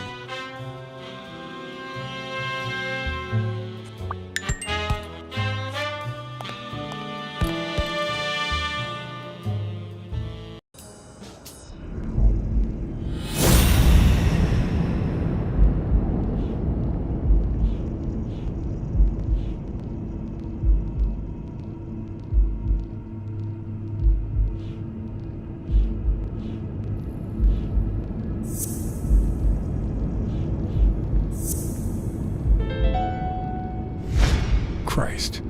Did Yale kill Dunn just because he wanted to call off the fight?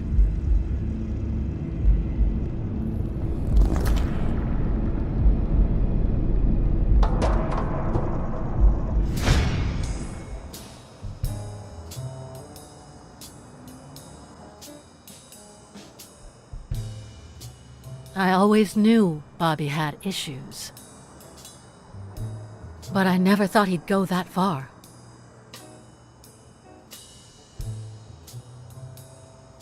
Everything seems to point in that direction. I'm certain of it. But he could have been framed, couldn't he?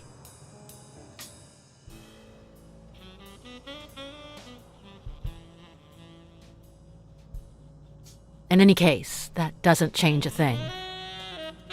It does, actually. Now we know he didn't kill himself. My father's still dead, and you still haven't found Bobby Yale. Nothing has changed. Opening the safe and finding my father's will won't help us achieve anything. So please hurry. Time's wasting.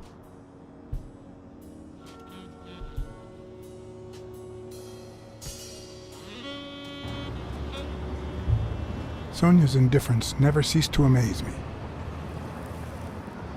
But most importantly, why was she suddenly defending Yale?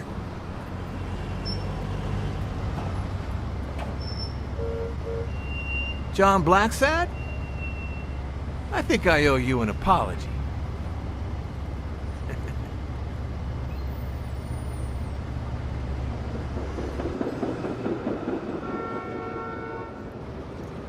Apology accepted. But what exactly are you apologizing for? Listen, I don't think my fellow workers treated you with the respect you deserve. I'm so sorry they wrinkled your suit. The thing is, they didn't know we shared a common goal. Bobby Yale. I want to find him and get to the bottom of this as much as you do, Mr. Blacksad. So please, kindly accept my invitation. Why not share our findings? Come on.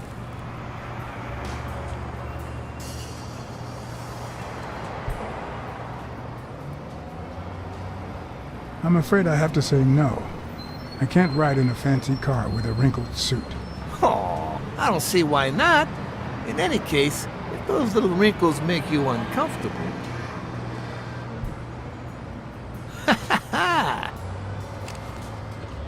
I always play it nice and safe.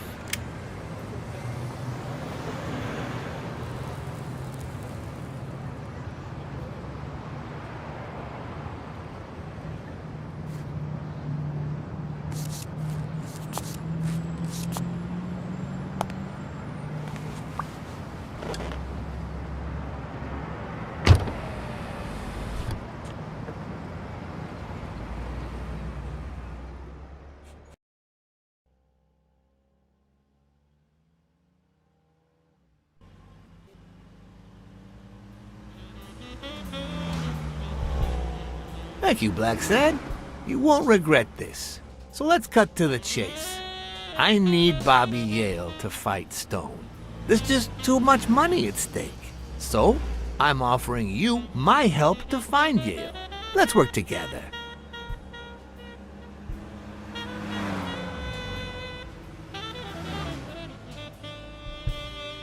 What kind of help do you need? A simple exchange of information. You're a good detective, and I, well, let's just say I have my own ways of making people talk. I think I'll have to pass this time. Why? What? Do my own ways scare you? Please, hear me out.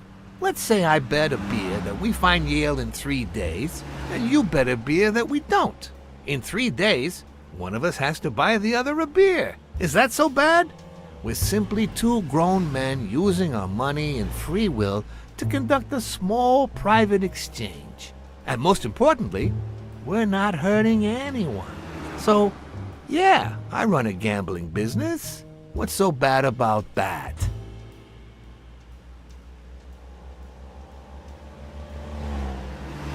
It's immoral for starters. Immoral?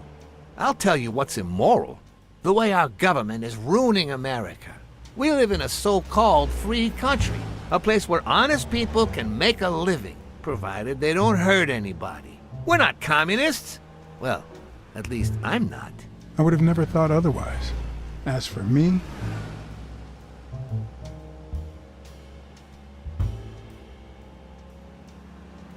with all due respect, it's none of your business. Ooh, all right. Never mind then. In any case, that's not my point. The government betrays our nation's values by passing communist laws that forbid an honest man like me to make a living without hurting a soul. And that, Mr. Blacksad, is just wrong. I'd even say it's unconstitutional. Do you get my point now?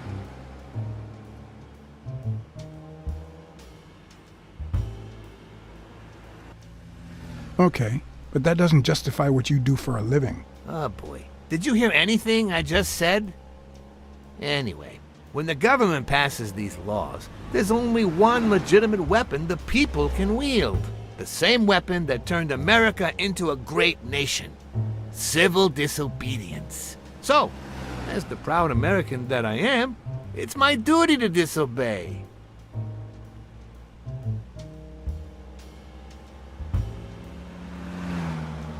You're bending the truth to justify organized crime. Oh no. It might have been organized crime, but not anymore. I wasn't always a boss, you know. No, sir. I started at the bottom, when Lucky Blitzen ran the show. That good for nothing. His was a reign of terror, extortion, violence, you know, that sort of unpleasant thing. When I took over, I decided I'd make people want to do my bidding, not out of fear, but out of gratitude. I decided to help people so they would help me.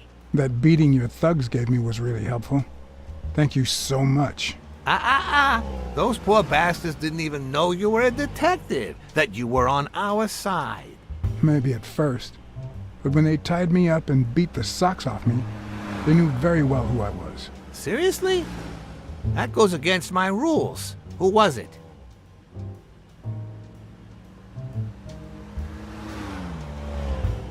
Yeah, the two of them. Bastards. But don't you worry. I'll have a talk with those two. I cannot tolerate this behavior. Please accept my apologies, Mr. Blacksad. You see, a lot of people work for me.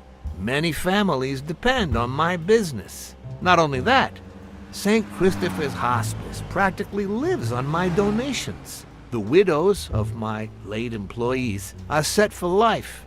Their kids get free schooling. The cops leave me alone because they know my business doesn't hurt anyone. On the contrary. And, it looks like we're here.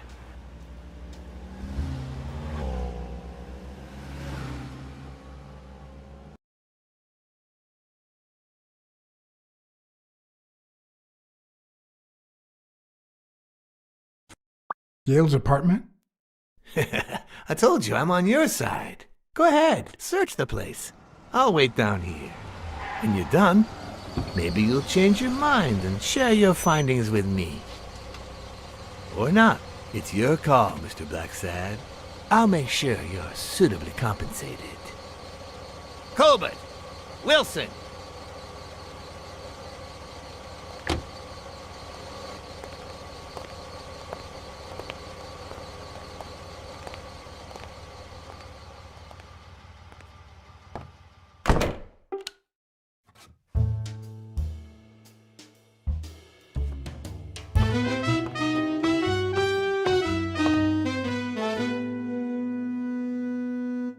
The worst thing about O'Leary's boys dropping by isn't the beating, but the fact that I can't tell what's theirs and what's Yale's.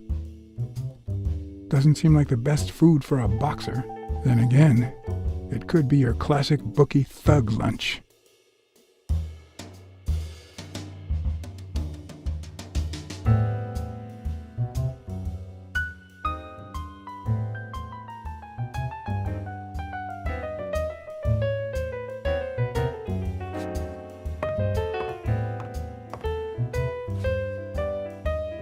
A woman's fragrance, almost angelical.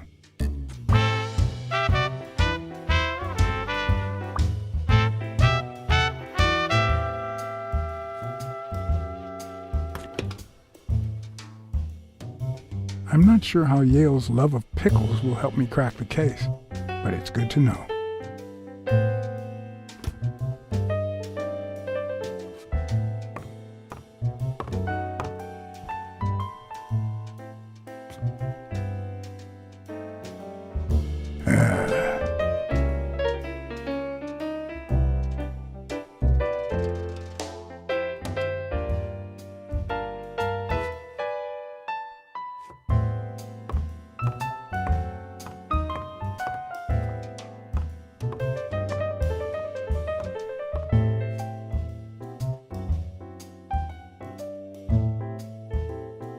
Ugh.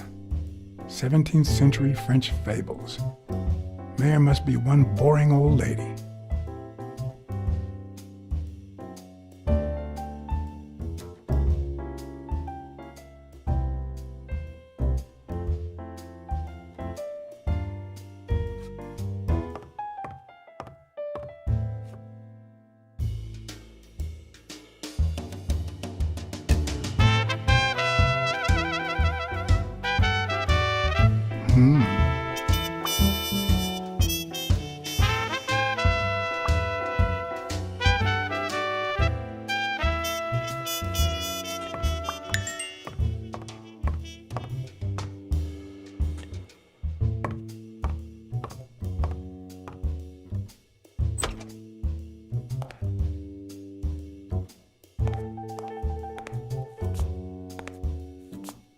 Judging by the general state of the apartment, they were leading a quiet life.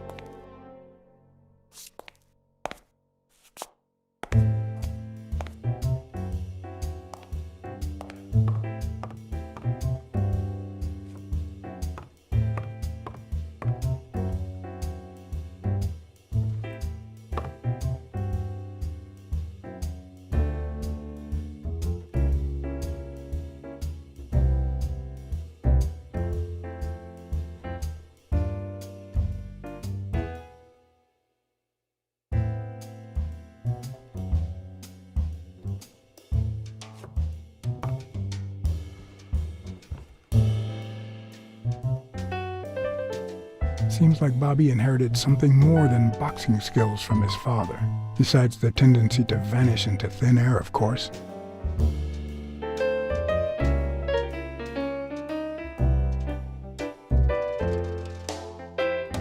So, you like your mob stories, don't you, Bobby?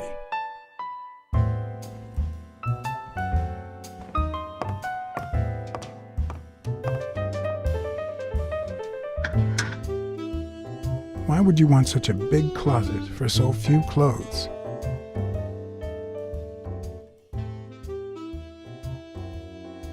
Unless someone emptied it recently.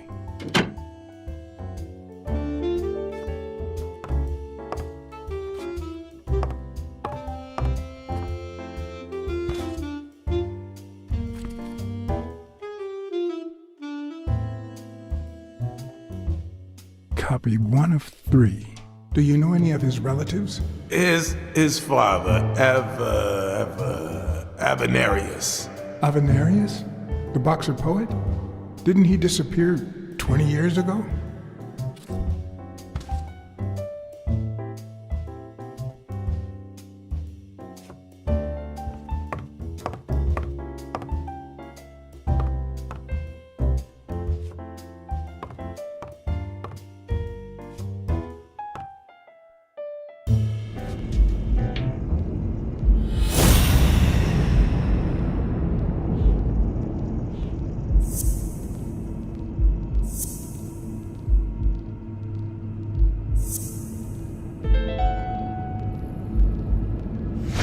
That means she's been here recently. But why? What does Sweet Mary have to do with Yale, the murder suspect?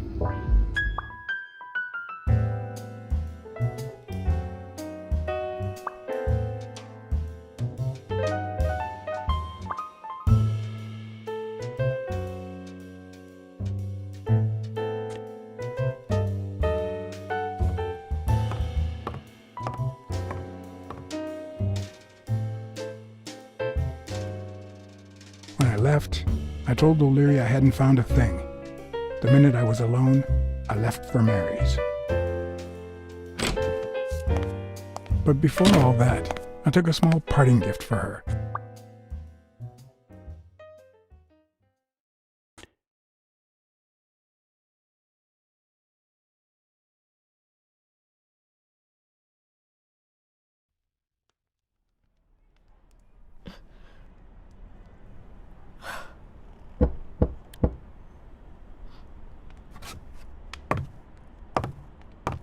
I've never trusted angels. Mr. Blacksad? What a... Surprise? When they fall, they turn into demons. Joey told me he was going to spend the afternoon painting the gym and that Bobby would be fixing something up on the roof. So, after I found the body and called the police, I went to Bobby's place, but he wasn't there. How did you open the door to his apartment? I think it was already open. Everything is so confusing. I'm sorry, Mr. Blacksad. Don't be. I'm here to figure it all out.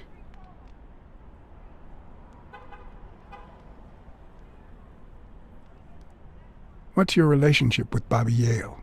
He was like a son to Joey, and we were about to get married, so, you know. Okay, I think it's time to set things straight.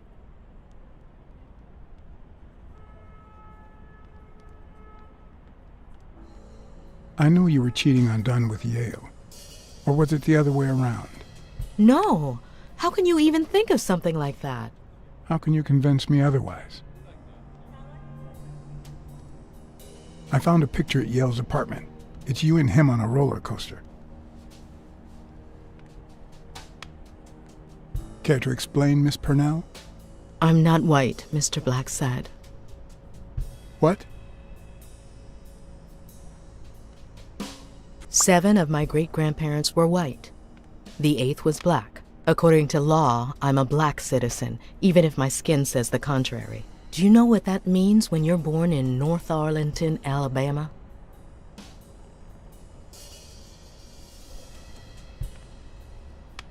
Segregated healthcare, with far worse conditions for colored people. We even have different water fountains, for God's sake. The separate but equal doctrine and all that.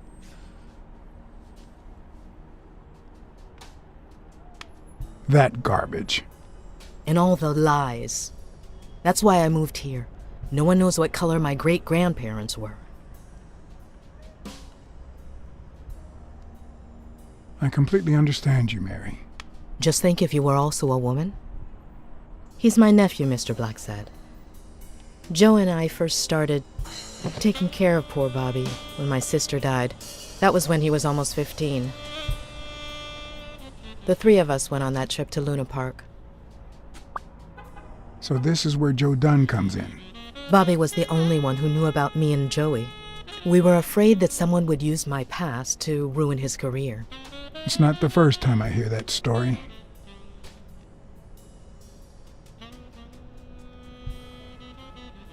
I'm sorry I accused you so lightly. Don't worry, I understand.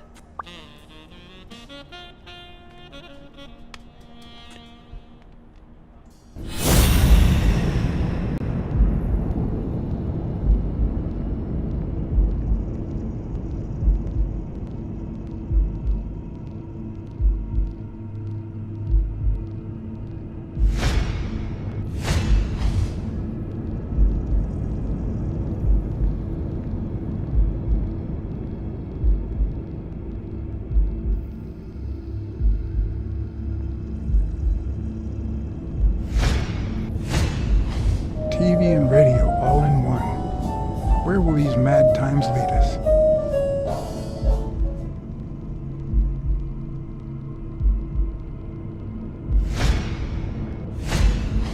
Mary smells like... Actually, the whole room smells like a pie fresh out of the oven, so I can't identify any other fragrances.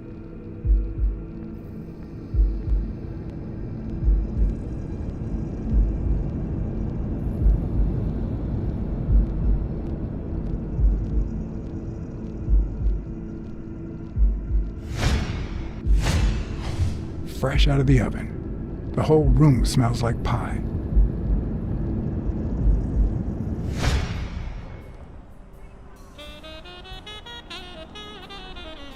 About Sonia Dunn and the ring.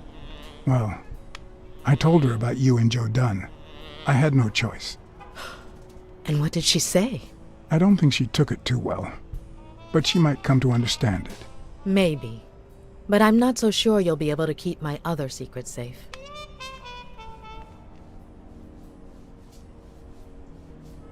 Your secret is safe with me. I'd like to believe you.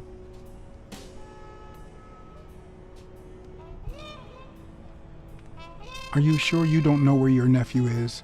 I've looked everywhere. He's nowhere to be found. Don't worry. I'll find him. Thank you. That cherry pie smells so good. I'm starting to get hungry. Thanks. I pulled it out of the oven right before you arrived. Oh, where are my manners? I'm the worst hostess in the world.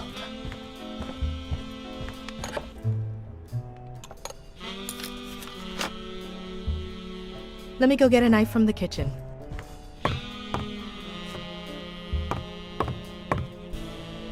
And you must be thirsty. Let me see. OJ? Coffee?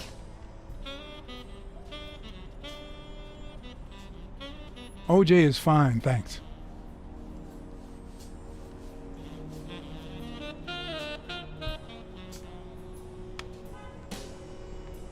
She's wearing the same clothes in both pictures, so she's probably telling the truth.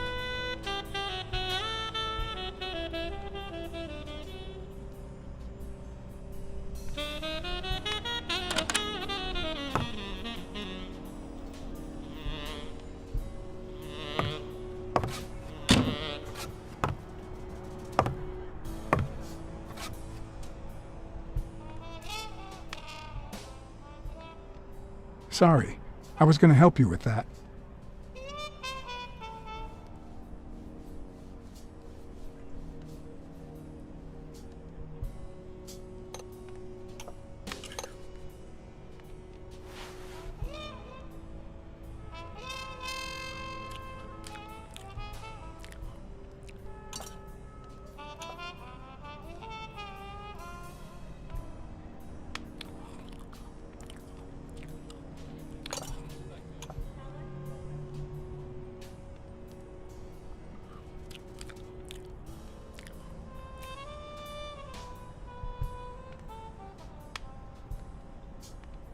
You should open a bakery and sell these pies.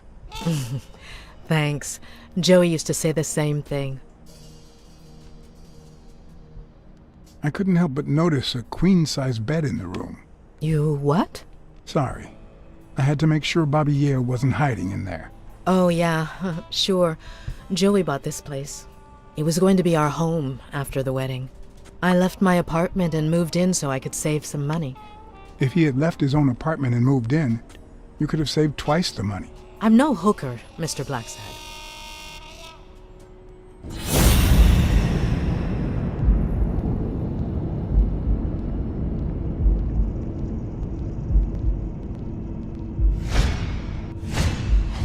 Now that there's almost no pie left, the scent has also disappeared.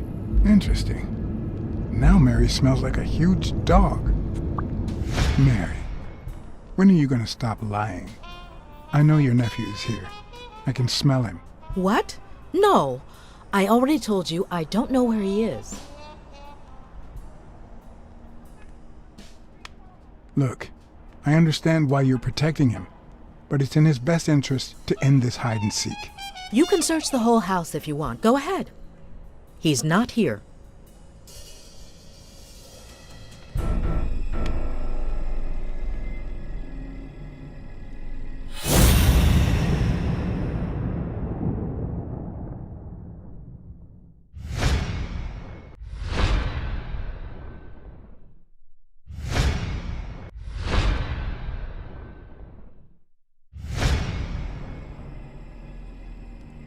Look, if he's making you do this, just tell me. I'll protect you. Bobby would never do that. If he's not here right now, he must have left shortly before I got here. Where did he go? Shortly before you got here? I wish.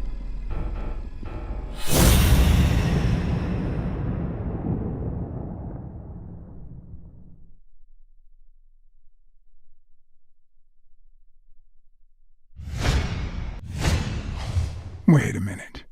She's not the one who smells like that. That's where Bobby Yale's scent is coming from. So, that's why you were sitting there. What? I don't know what you're talking about. Yes, you do. Could you step aside so I can check, please? Please go. Mary, for Christ's sake, put that knife down, would you? Livora.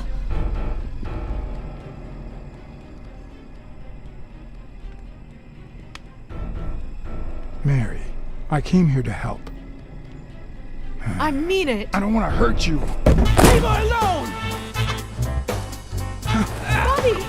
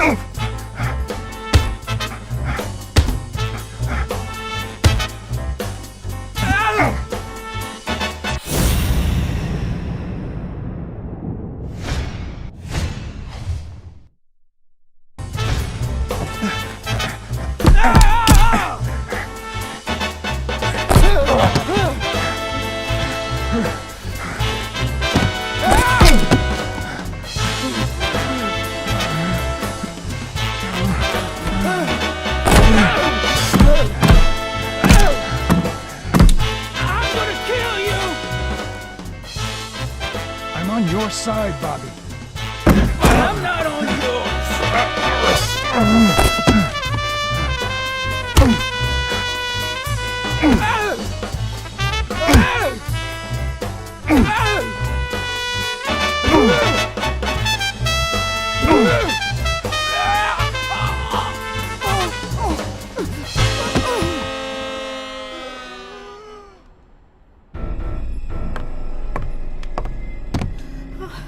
Bobby! Call an ambulance. Do as I say. Go on, call an ambulance. Do it now. In the face of a heart attack, there's two things you can't forget.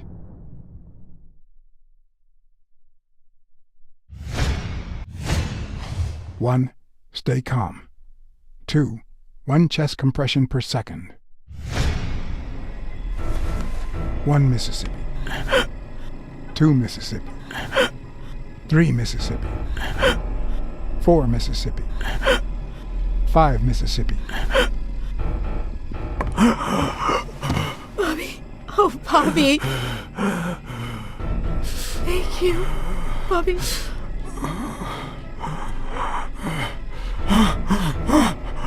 Bobby. Thank you.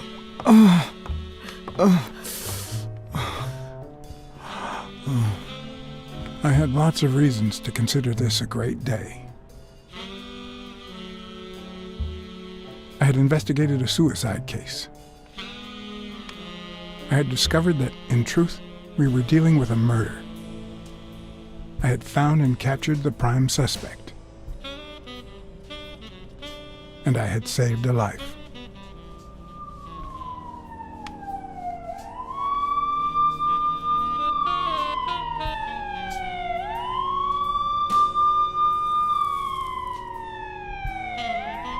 And yet, everything in me screamed that something was going wrong.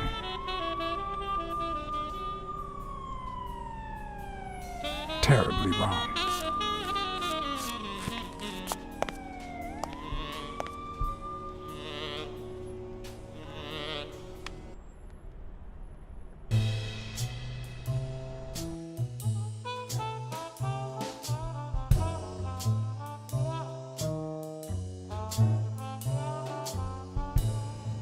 Promise me you won't take the law into your own hands. I'd like to think we're not just vigilantes. I want a gun! What the hell? Bang, bang, bang! A fair amount of violence, extortion, and casualty.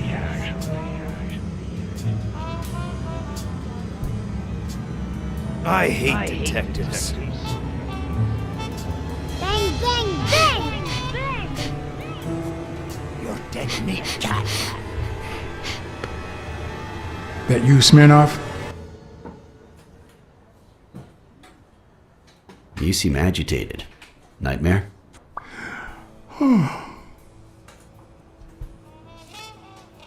Yeah, I have a lot of those. Yeah, that makes 2 of us. Anyway, why don't you go home? In his current condition, Yale's not going anywhere. Besides, we'll take it from here.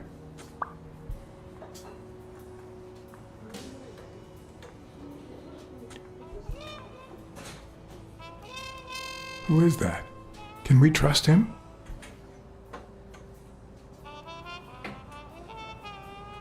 I know how to pick my men, John. You? I'm not so sure. You promised me you wouldn't intervene.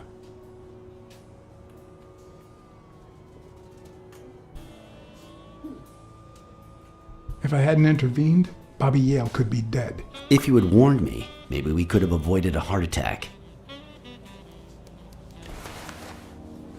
Anyway, what's done is done.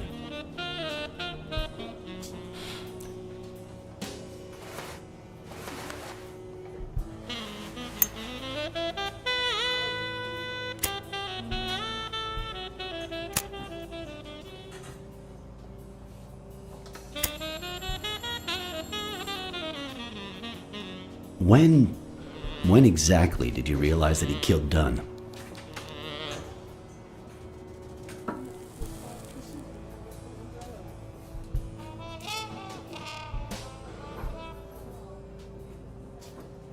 Out of sheer curiosity. I'm a cop after all.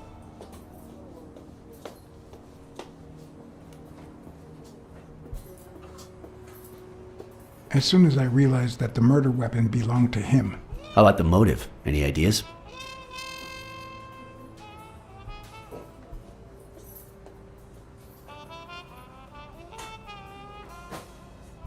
I know Dunn wanted to call the fight off after something Yale did, but I still don't know what.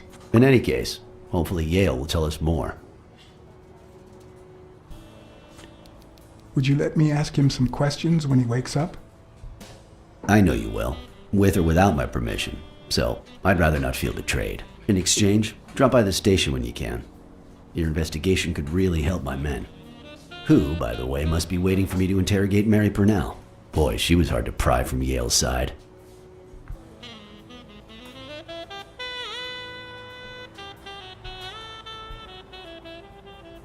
She's been through a lot in the past days.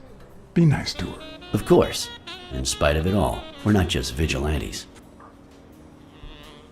And as for you, go get some rest. God knows you need it. I will. Thanks for the advice. Tell the nurses to look at that face of yours. You look like a film detective in his last scene. I'm afraid this film isn't over yet. For your sake, I hope you're wrong. You're in charge now, officer. Okay. I'll send you relief in 6 hours. Understood? Doctor. Who are? Oh, detective. Congratulations. You fared pretty well against that kid. Better than most would have. Now, if you'll excuse me. Do I look like I fared well to you?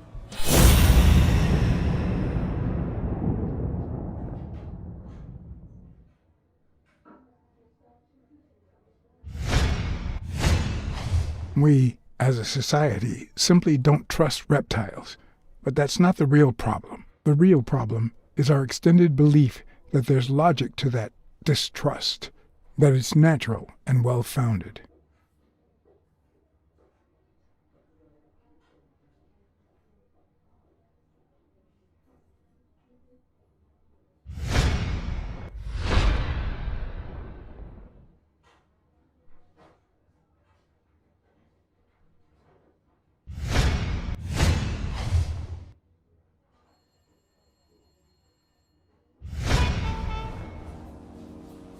How's Yale? Is he awake? Oh, yeah. Go check on him before he falls asleep again. Although, try not to bother him with too many questions. What's his current condition? It's too soon to tell. He did have a heart attack after all.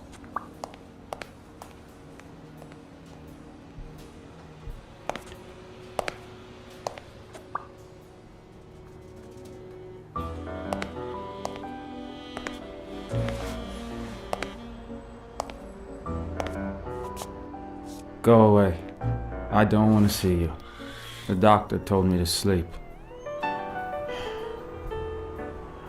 I rarely get to interrogate a suspect with his guard down in a place as quiet as this. Getting the chance to study his body language with no distractions is a rare gift.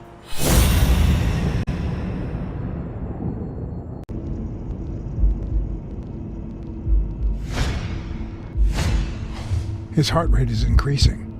It could mean that he's lying, but it could also just be pure, unadulterated rage.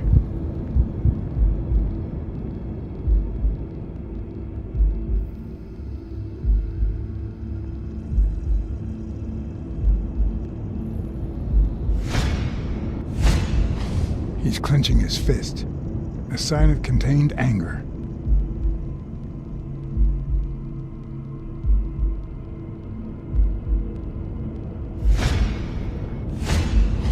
He's looking straight at me. If he couldn't hold my stare, I'd think he's lying. But that's not the case. Clenched fist, fast heart rate, fixed stare. He feels some genuine rage towards me. I'm sorry you don't want to see me, but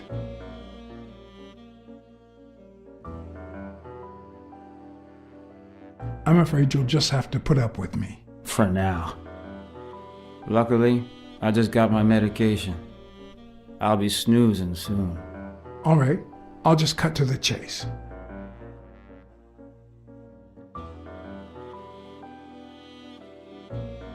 Why did you kill Joe Dunn? What? Are you trying to confuse me? Joe hanged himself.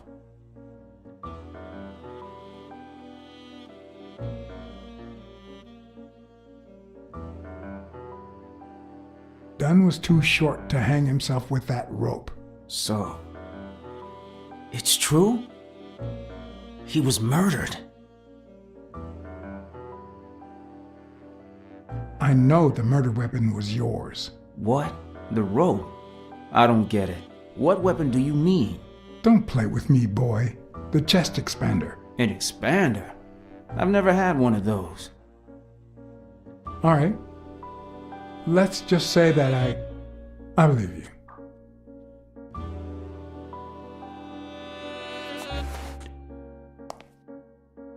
The murderer killed Dunn with a chest expander and planted evidence to make us believe it was suicide. But he also left enough clues behind to make sure we found the true murder weapon. Then he put the chest expander box in your locker to frame you. Do you know anyone that twisted and who also happens to have a motive? I don't know.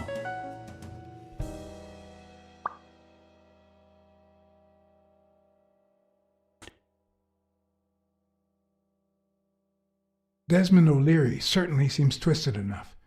Did he have anything against Dunn? I'm not sure if they knew each other. At least not in person. About a month ago, Joe kicked one of O'Leary's men out of the gym. He was trying to give a business card to... Jake Ostiami. Yeah, exactly. Did Jake tell you about that? Something like that. Maybe it was... What am I saying? Jake could never pull off something like that. Nothing. Never mind. What about Frank Cassidy? Do you think he has a motive? Maybe. A few weeks ago, Joe took me to a boxing managers association meeting. Headed by Cassidy. Yeah. He was obsessed with making it illegal for boxers to fight without a manager. Or without an associated manager. Everyone seemed to go along with it until Joe spoke up. He said that would lower us to mob status. That Cassidy had founded the association just to make money by monopolizing the sport. That made others think twice. And Cassidy ended up empty-handed. Poor Cassidy. What about Sonia Dunn? Sonia? I doubt it. She's odd, but she's his daughter. I've seen worse, believe me. Blacksad. I think I owe you an, You know, my father disappeared when I was 6, right after winning a fight. We never heard from him again. Do you know what that does to a kid? Who knows where I'd be if Joe Dunn hadn't been in my life. Even when I lost my way and put a gun to his head years later, he still took me under his wing and managed to steer me in the right direction. And now that he's gone, you're risking your life to find his murderer. Thanks.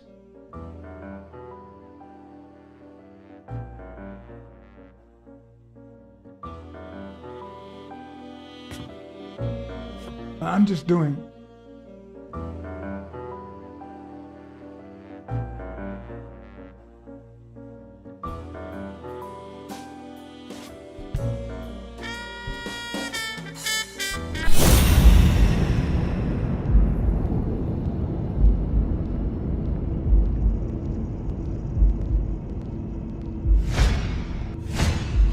The hands say a lot about what's going on inside a person.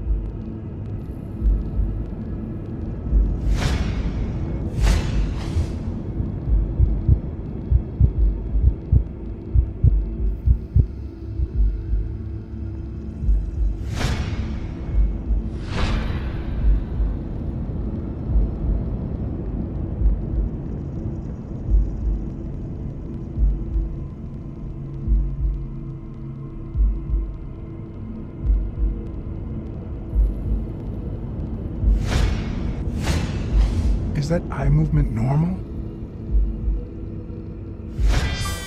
He seems restless. Should I tell someone?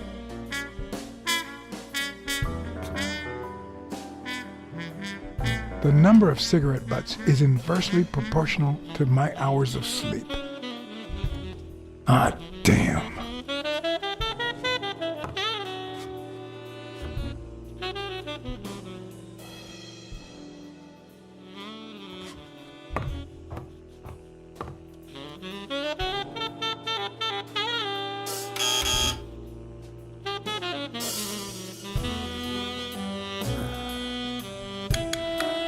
See, there's no fever whatsoever. He must be having a nightmare. Are you sure? Wouldn't you have nightmares too after what he went through yesterday? I know I sure wouldn't sleep. I have nightmares myself, but those go way back. Oh, the poor thing. Do you know what my nightmare is? It's that witch I have to work with. Oh. Good thing she's got trauma surgery at 12:30, but I wish it were a little sooner, you know? Anyway, thank you for letting me know and for bringing him in. You don't know how excited I am to be involved in a criminal case. It might not be important, but I need to take a look at his medical report.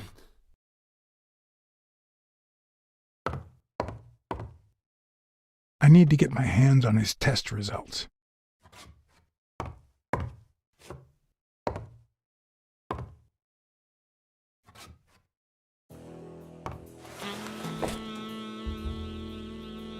Ugh.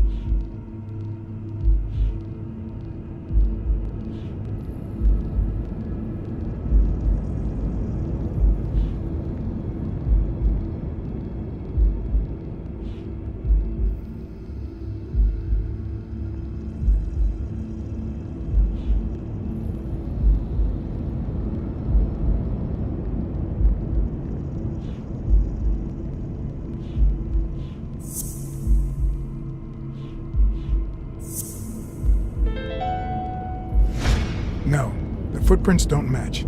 If Yale killed Dunn, he did it without stepping in the paint, or in different shoes.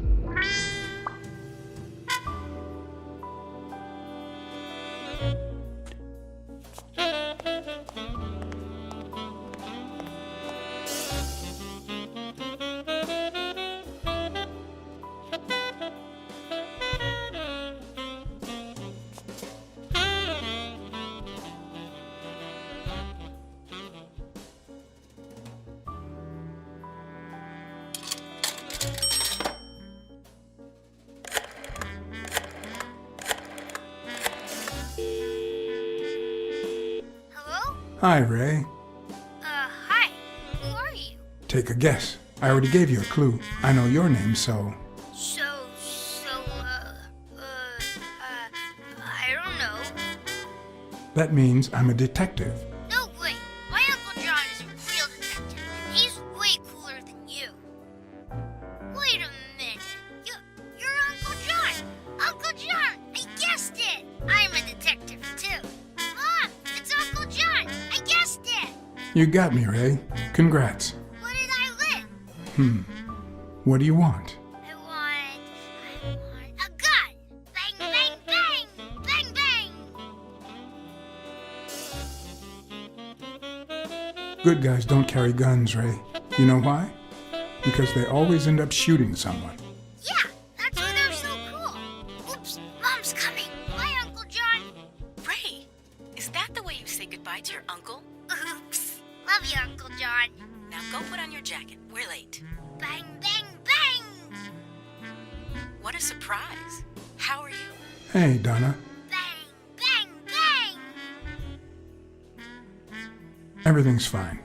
Don't you worry about me. I do worry about you. Especially when you tell me not to. Yeah, can't argue with that. Hey, we're kind of in a hurry. Ray's got a dentist appointment. I'll call you soon, okay? I'm really sorry. Sure. One last thing. Ray, hurry up. We have to go. Love you, sis. And I love you, little brother. Okay, now I really have to go. Bye, John. Bye, Uncle John. Bang, bang, bang!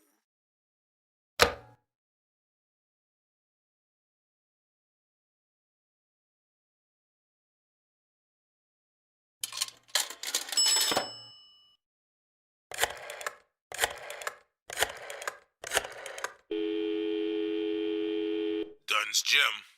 Jake Ostiombe speaking.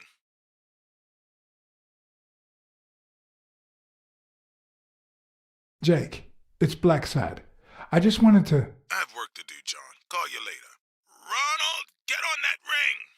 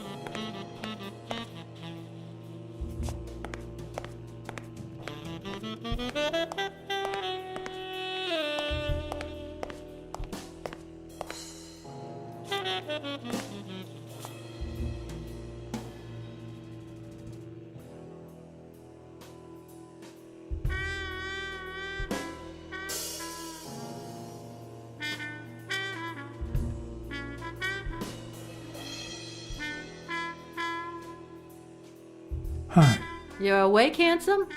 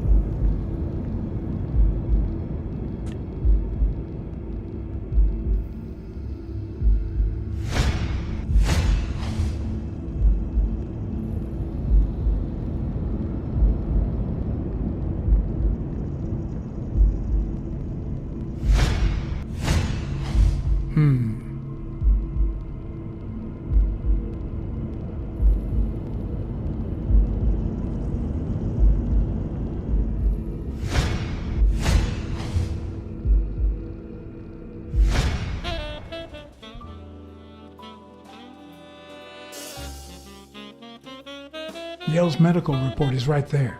Mind if I take a look?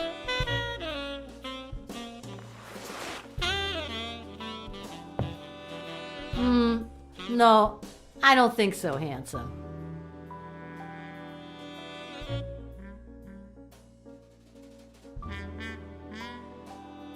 What if you show me Yale's report and I buy you dinner? You're handsome, all right, but I'm not stupid. I'll take a pack of Morleys, please.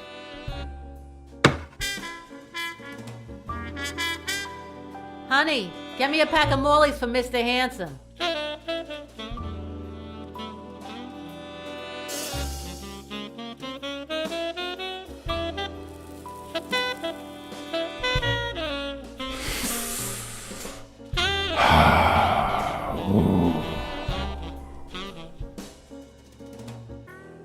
I won't be able to read Yale's medical report if she's around.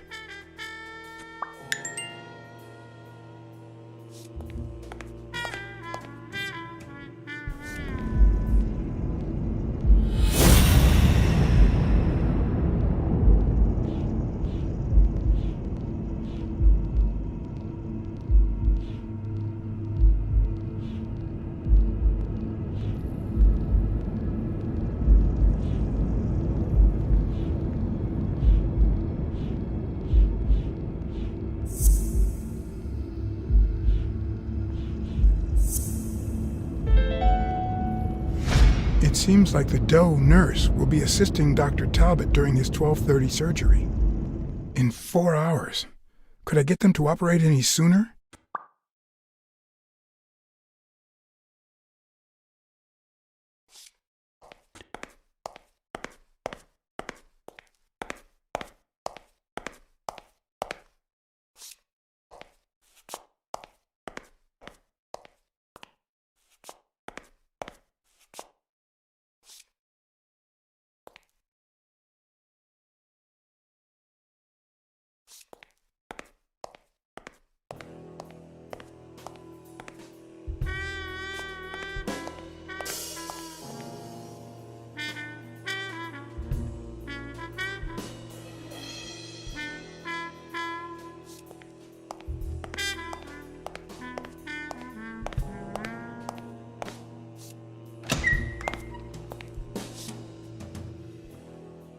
Jerry Highfill.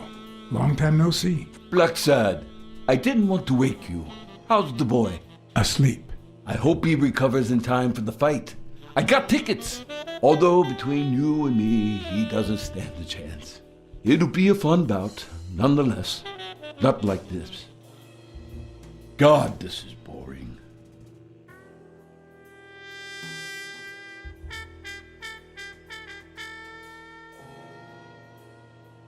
Are the odds against Yale that bad? The boy's talented, don't get me wrong.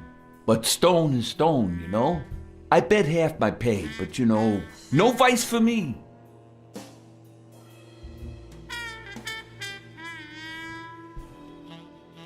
You want to smoke? Don't smoke or drink, no vice for me. Smoking's dirty. Alcohol goes straight to your head. And women, they're all just mean. Well, everyone except mine. Are you sure about that? Not even one little vice? Nope. Between you and me, when someone gives in to vice, it's because something's missing. Something in their life just isn't right. I've got a good wife, a good job, a good house, a good TV, and a good hobby. Sports. Well, watching them, that is. What else do I need, eh? Blacksad, vice is for losers.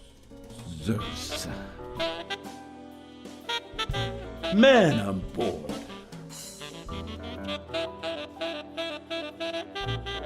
You say you've got a good job, and yet you're bored. Well, it's just a figure of speech, really. I like my job. Is it boring? Yes, but I can entertain myself with a good fight or a football game. Well, watching them, that is. Well, I'm going back in.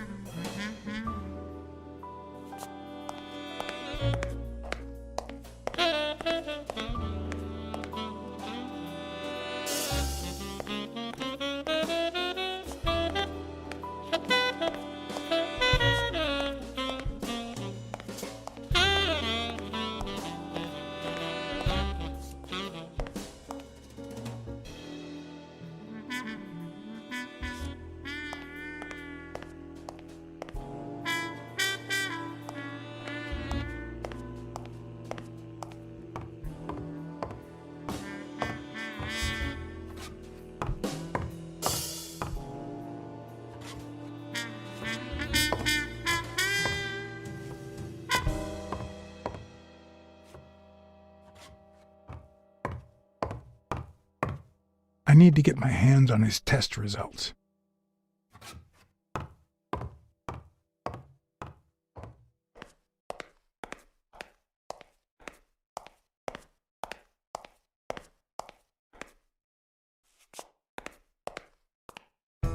I won't be able to read Yale's medical report if she's around.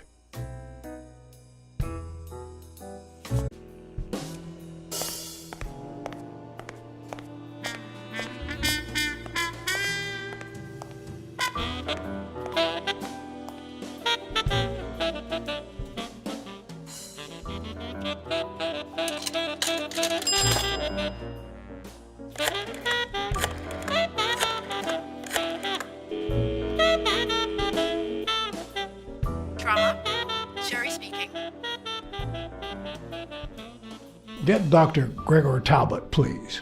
Yes, 1 minute. No, actually, Dr. Talbot won't be in until 12:30, according to my registry. Can I ask who's calling, please?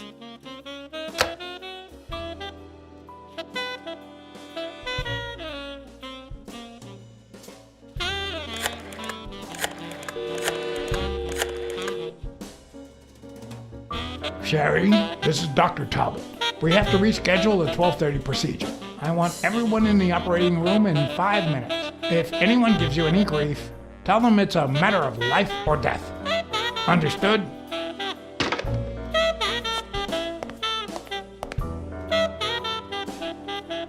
A matter of death. A matter of life and death. You gotta be kidding me.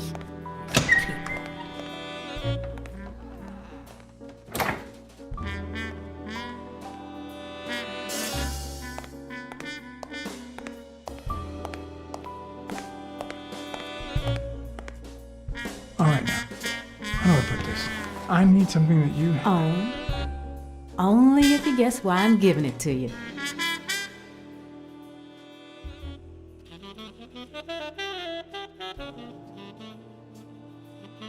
I think you just want to spite your fellow nurse. Well, aren't you smart? But be quick about it. You hear me, huh? If that witch comes back...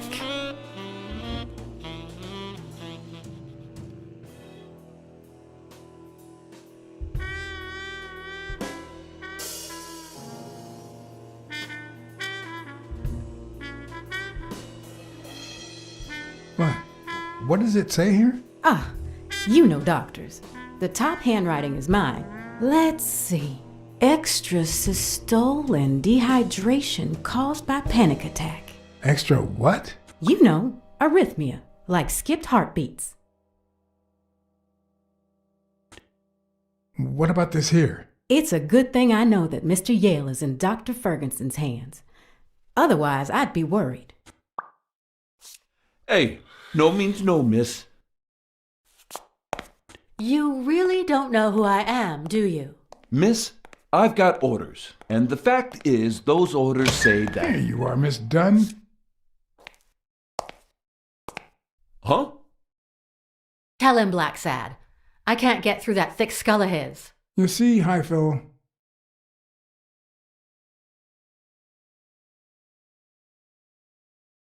she's the owner of Yale's gym. A woman? Whether the kid recovers or not depends entirely on her. Between you and me, and all due respect, miss, but aren't we taking this woman's liberation a little too far? All right, let her in, but she's your responsibility. Thanks for convincing the cop.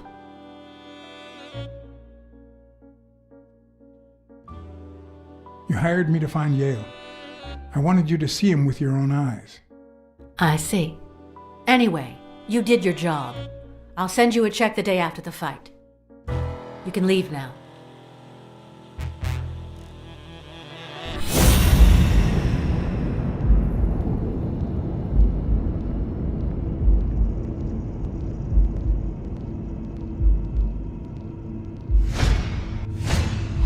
Oh, no. She's gonna do something stupid. Sonia, don't. He killed my father. You said so yourself. Well, now I think he didn't. Sonia, I have reasons to believe he's innocent. He almost killed you in that floozy's apartment. How could he not be guilty? You can't take justice into your own hands. Believe me, it will haunt you as long as you live. Shut up! None of that matters. How could he not be guilty?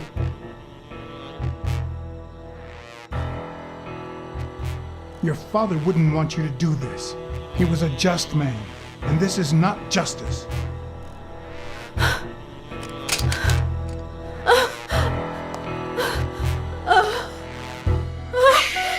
It's okay.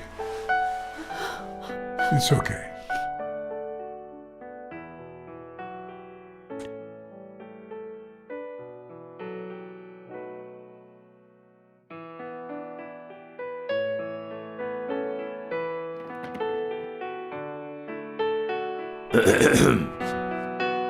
Uncle Tim! Sweetie, I came back from Los Angeles as soon as I could. I told you not to rush back. Come on now, honey. Aren't you going to introduce me to your friend? No, this is John Blacksad, the detective who found Bobby. Oh, so this is strictly professional. I thought you had some good news for your uncle. No, Uncle Tim, don't be silly.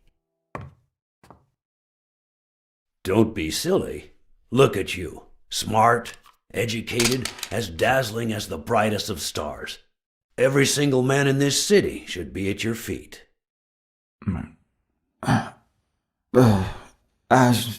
Come on, we'd better let him rest. I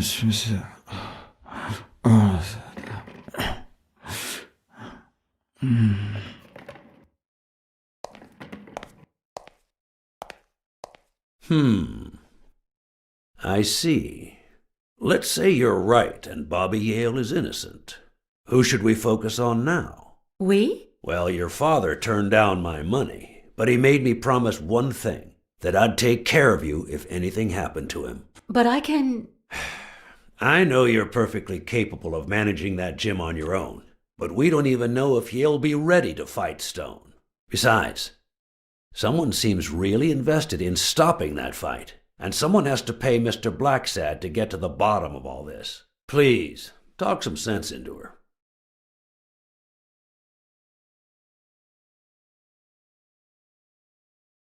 It's your life. As much as you love your uncle, it's up to you to decide whether you want his help or not. Blacksad, I was just starting to like you. All right. Thank you, Uncle. Thank you so much. All right, stop crying or you'll ruin your makeup, honey. Now fix yourself up and I'll buy you some breakfast. Wait, my purse. I'll get it. It must be... Blacksad, wait a minute. I think she needs some time alone, just like you and me. Listen, boy, do whatever it takes to find Joe's murder. Whatever it takes. If things get messy, don't worry. I'll clean them up. Deal?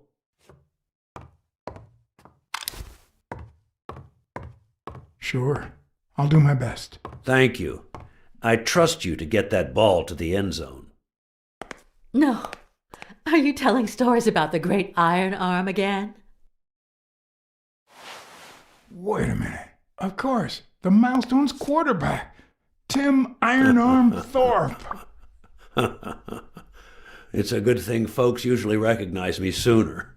Blacksad, you coming to breakfast? I'd love to, but I have to go ask for a favor.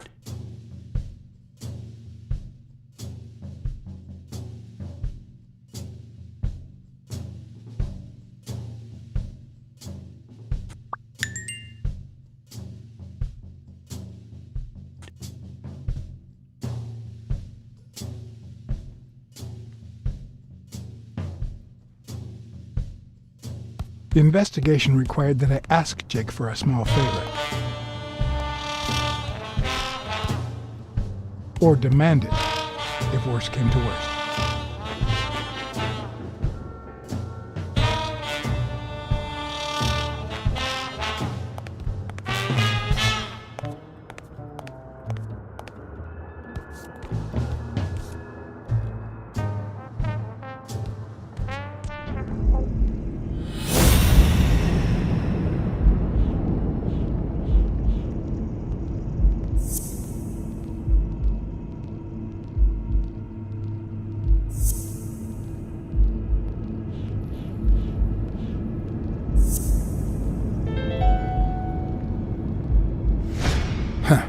That lizard isn't Yale's doctor.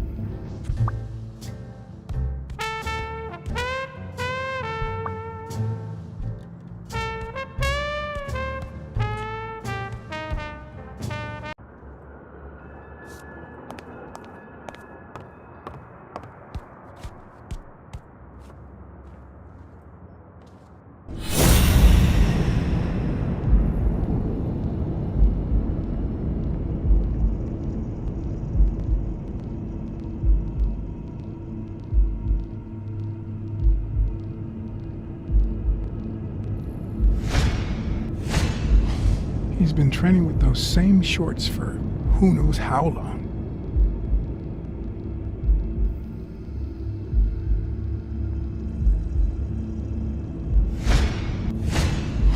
Not the smartest cookie in the jar, nor the most tactful. But do I trust him? No. Do I consider him a friend? Yes.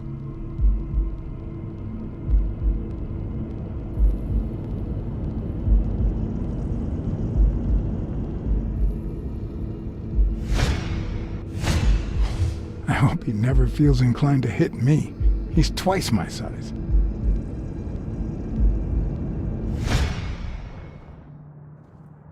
Hey, Jake. Not now, John.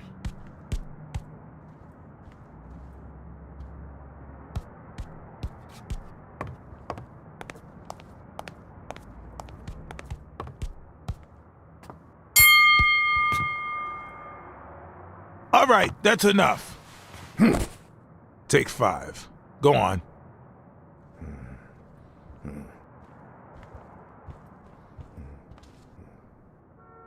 What, John? What's so important?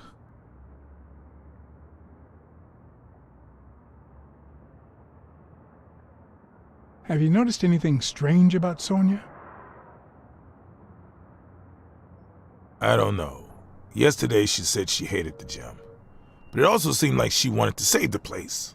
Do you get any of this? I sure don't.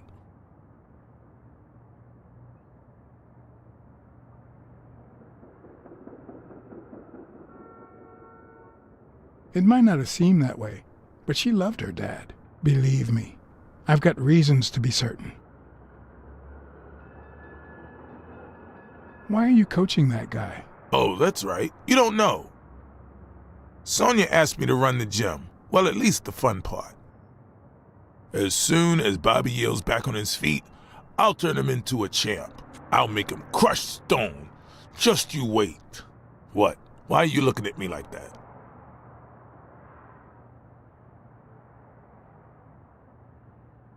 Is it the first time you coached anyone? Yeah, but you think I can't do this, don't you? Well, screw you. We'll win that fight. Could you tell me where O'Leary's headquarters are? What for? No. You could get me into trouble. No way.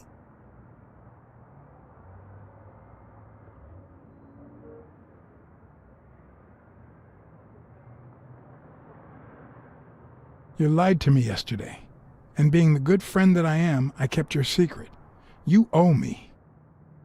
I don't think I'd keep protecting you if we weren't friends. Although, if we were friends, you wouldn't hesitate to help me. Tell me, Jake, are we friends or not? Damned cat. All right. O'Leary's hideout is in the basement of a Chinese restaurant. But I don't even know how to get in. Well, I'll see you tonight. Wait, were we supposed to meet? Of course. Your place, 11 p.m. See you there. Ronald, the break's over. After 30 hours of work and several beatings, every bone in my body ached for a bed. Now it's my turn. So I went home to recharge. Because the night ahead was bound to be promising.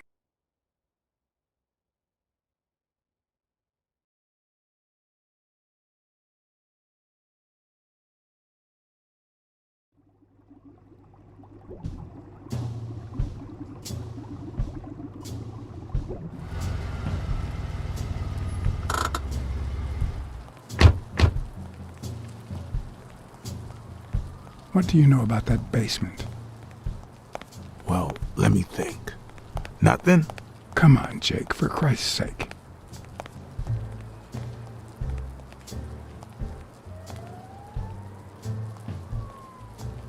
Strain that little boxer brain. You must know something. I've come to get O'Leary several times, but they always make me wait in the dining room. One day it was so late that the restaurant was closed. They made me call from a payphone in that alley over there. to let him know I was here. A few minutes later, O'Leary came out the back door, that red one there. All right, you stay by the payphone. Wait till I'm inside. If you see anyone, call the same number you did that one time. Got it? Screw you! A promising night indeed.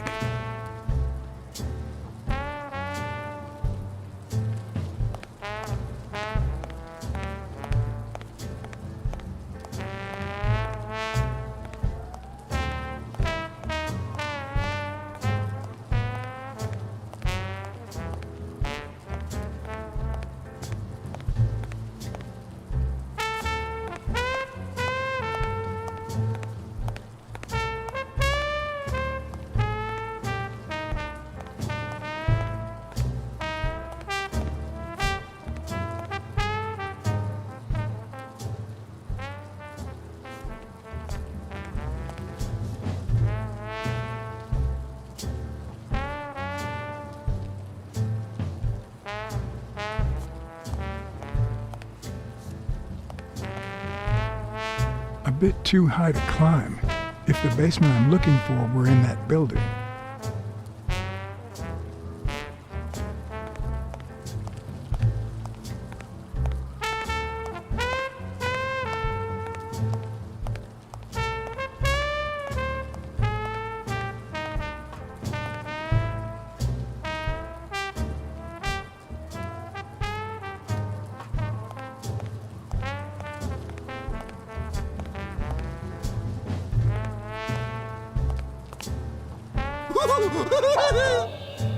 Stupid pig. I'm guessing it lights up when you ring at the main door.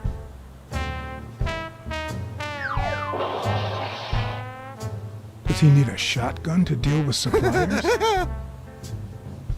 Stupid rabbit. Would he even notice if I got in?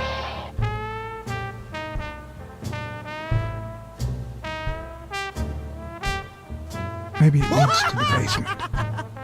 Oh, stupid duck.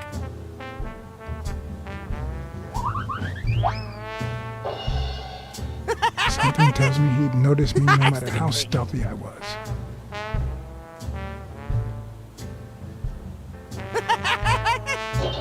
Oh, stupid duck. Or maybe this is the way to the basement and not that corridor.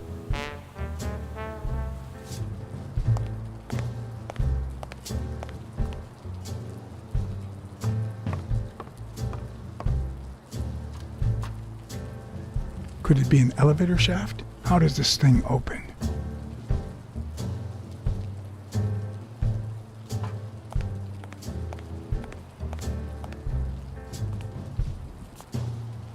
No. The plan will only work if O'Leary doesn't know I've been here.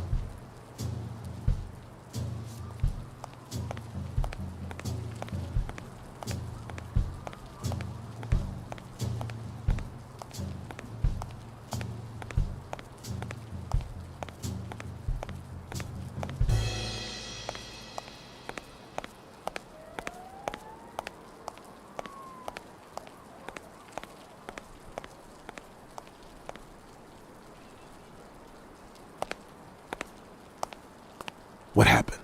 Should we run for it? Do I look like I'm in a hurry? There's a guy watching TV inside the restaurant. A red panda, I think. Doesn't ring a bell. I don't recall any panda waiters. Are you done? What do you think? I've seen two possible ways to access the basement, but... You really think I can help you with that? What's taking you so long? You want to switch places?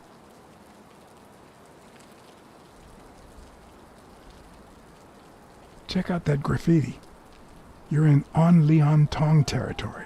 Wow, I thought the Tong Wars had ended years ago. Maybe someone nostalgic just got bored. Damn Chinese mafias. Yeah, American mafias are infinitely better, no doubt.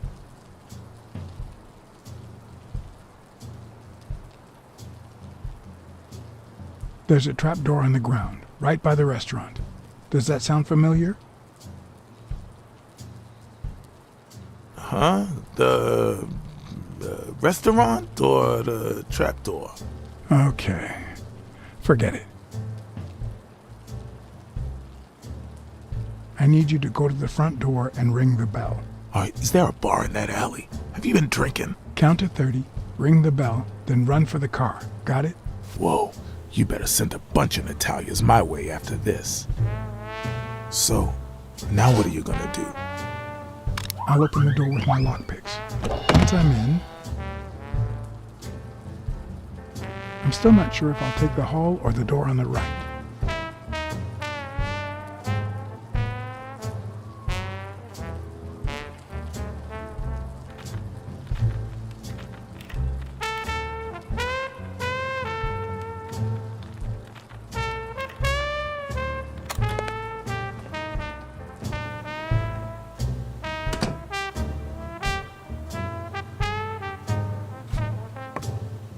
The lock on that door was not your standard model. I had to give it my all.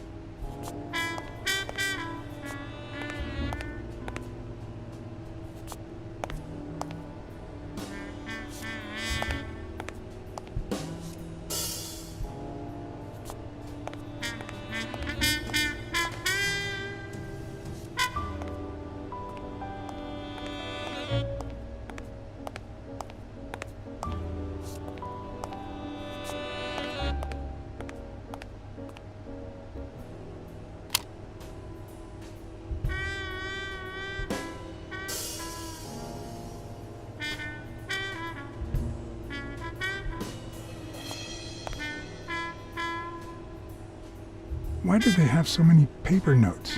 Do they get that many orders?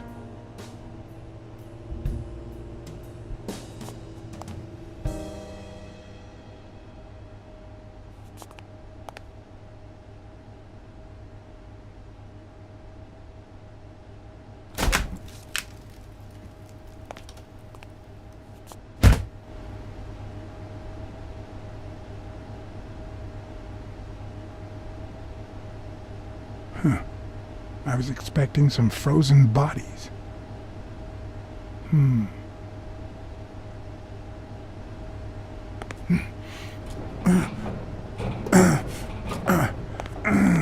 It won't budge.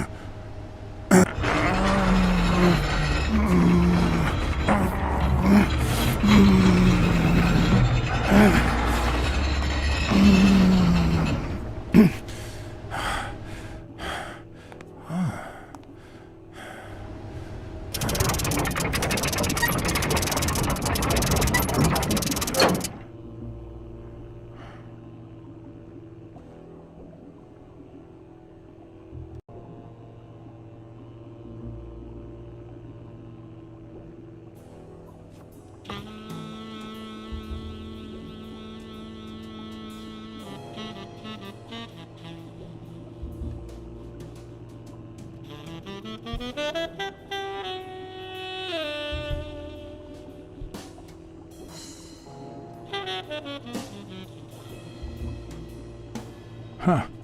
Looks like those colorful notes weren't restaurant orders after all. There's one on each table, except this one.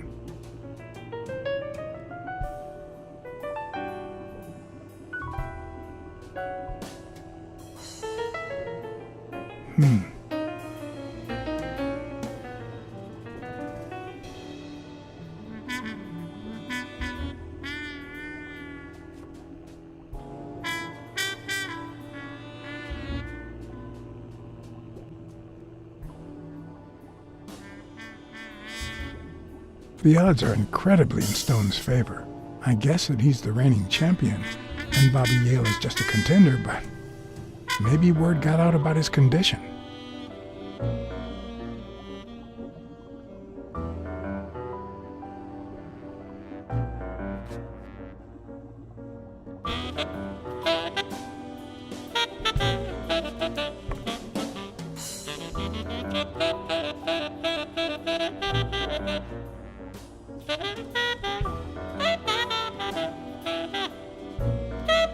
Does O'Leary have a network of pals?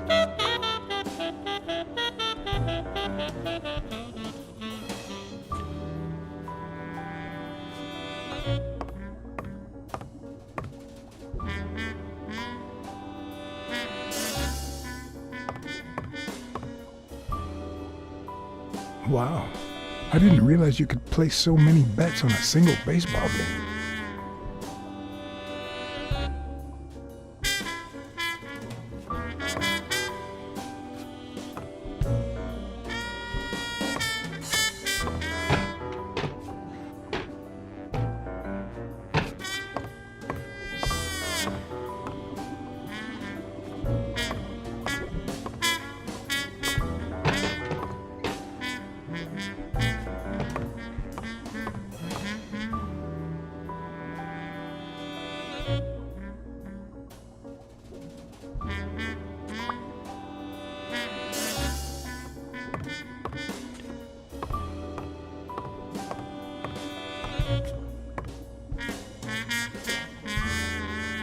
It looks like a summary of all the bets that come in.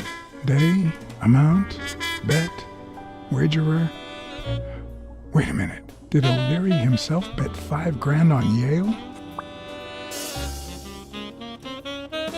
A little thingamajig that adds on its own. What'll they think of next? Sometimes I forget that criminals, even the office variety, have family and kids.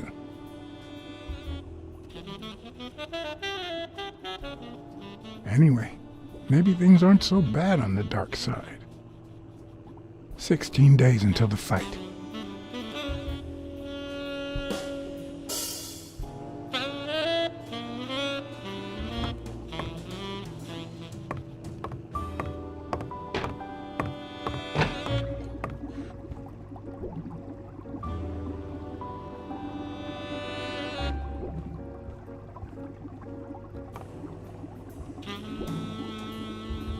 Could that be Ireland?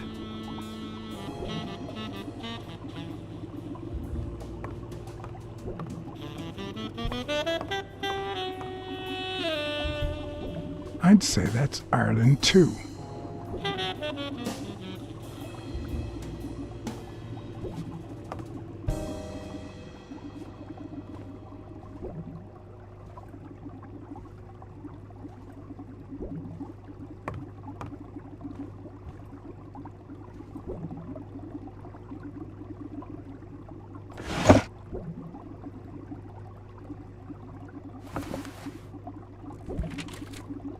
Limited edition copy 2 of 3. We listen, if you call it listening, to the sentimental romance. Your eyes act like the moon.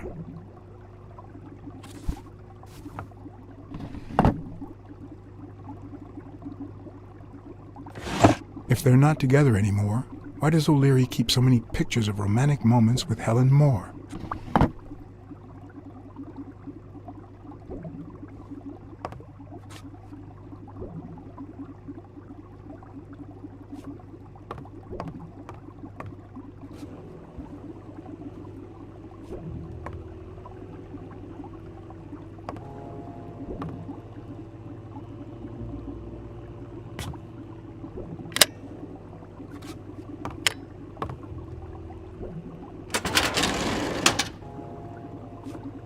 The painting concealed file after file of celebrity reports with all sorts of shady information, ranging from S to Z.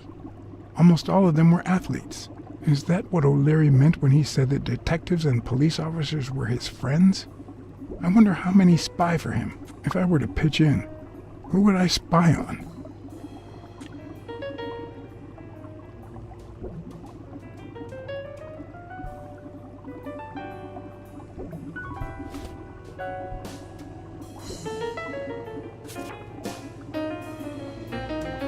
According to Stone's report, he was so clean, not to mention hard to corrupt, that O'Leary opted for a more subtle strategy. Apparently, when he broke up with the tennis player Helen Moore, he set her up with Stone. Lucky for him, they hit it off. As I put away the report, I stopped in my tracks.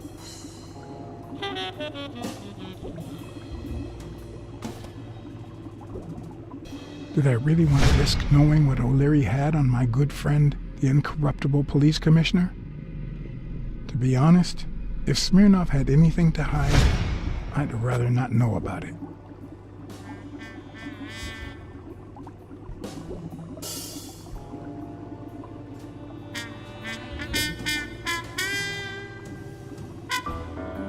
Thorpe had been a rising football star before the war, which he came back from with honors and decorations. After the truce, he resumed his career. He won 3 season trophies and a couple of MVP awards. He retired after an accident that left him paralyzed from the waist down. He started his own sports advertising agency 4 years ago, but according to the files, O'Leary hadn't even tried to corrupt him.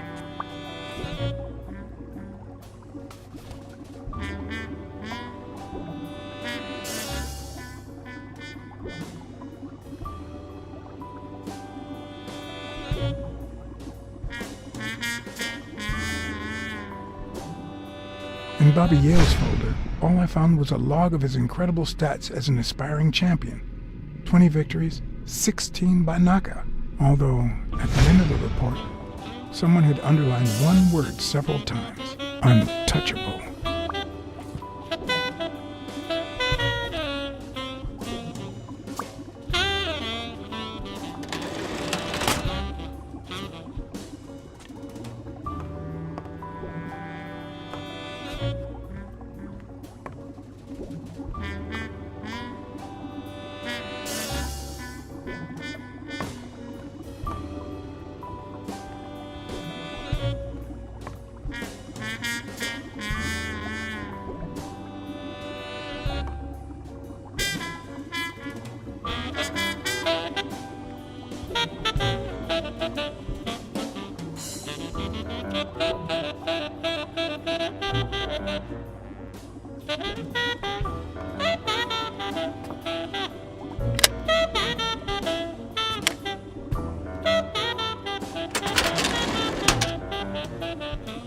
Luckily or not, files N through R included no one that I could somehow connect to the case.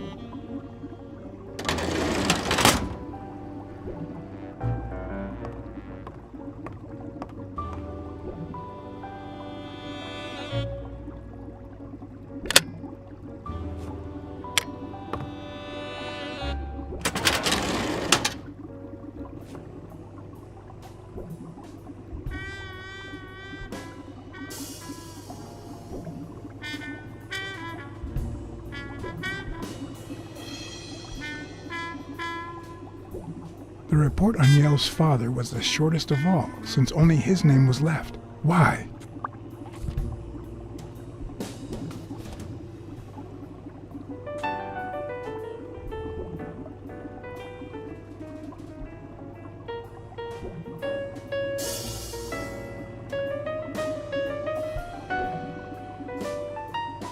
Cassidy's report was possibly the longest among all of O'Leary's files.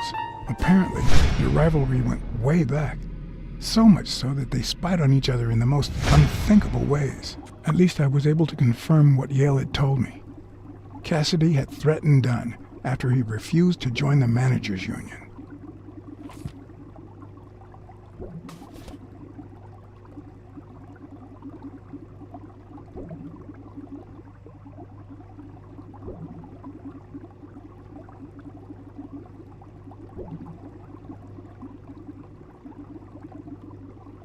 Dunn's integrity was legendary, even in O'Leary's shady reports, just like Yale had said.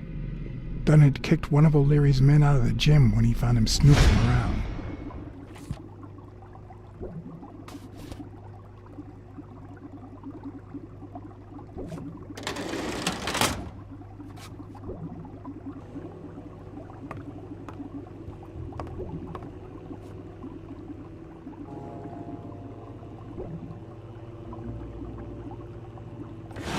Even Dunn had a gun in his office. O'Leary couldn't possibly be the exception. Dunn had $200 in his safe. O'Leary had about $20,000 in a drawer.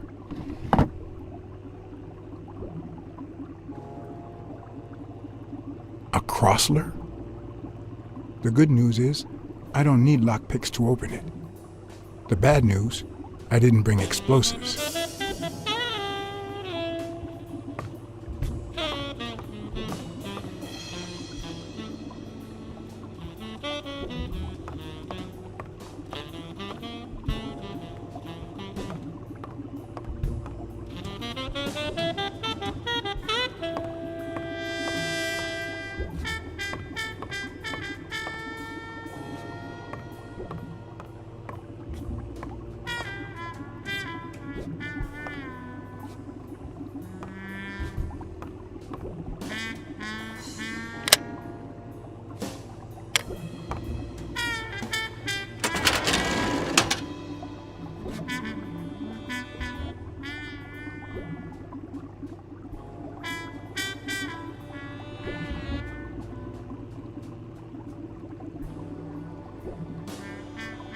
Strange as it may seem, the reports reveal that O'Leary had hired Jake as a bodyguard precisely because he was absolutely clean. Apparently, he liked to surround himself with honest people when he mingled with the high society.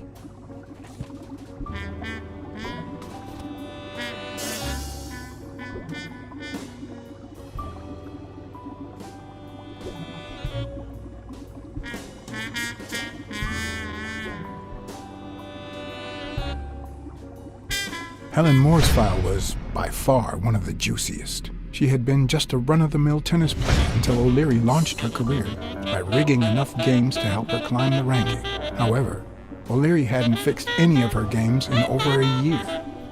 In spite of that, she remained undefeated. Be as it may, it was clear that O'Leary had enough information to ruin her career.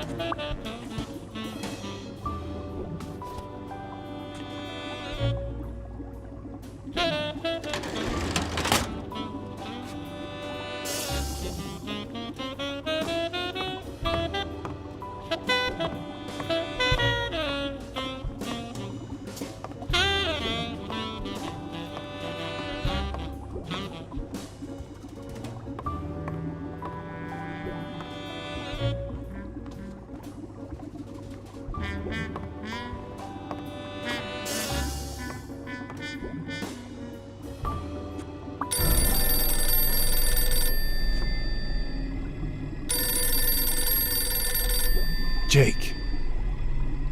Someone was coming. Are we or are we not exemplary workers, Jim?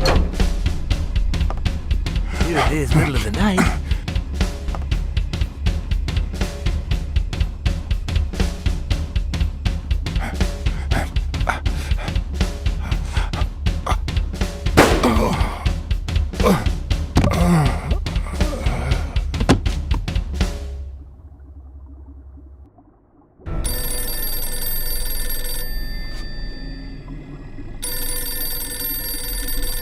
Jake.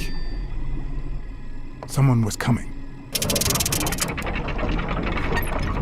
Are we or are we not exemplary workers, Jim? Here it is, middle of the night.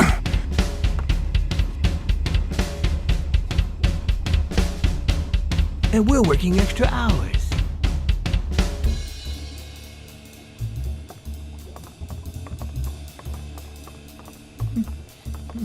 Hey, Jimmy, what do you think about that?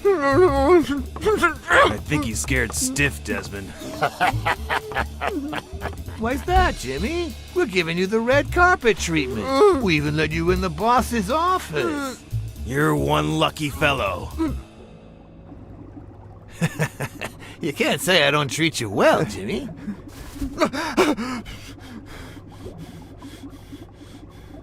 Yeah. Speak, you moron. Yeah, very well. Why are you... Shh. Calm down. How long have you worked for me, Jimmy? 3 months. 3 months. Oh, yeah. I hired you right after your cousin Martin died. I need your opinion. How would you punish someone for ruining an innocent man's life with a hit and run, Jimmy? I don't know. Then tell me, what about you, Wilson? What would you do? No, please. I didn't do anything. I swear.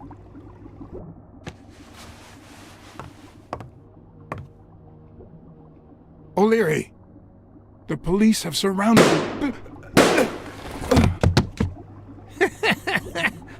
You don't need to worry about that.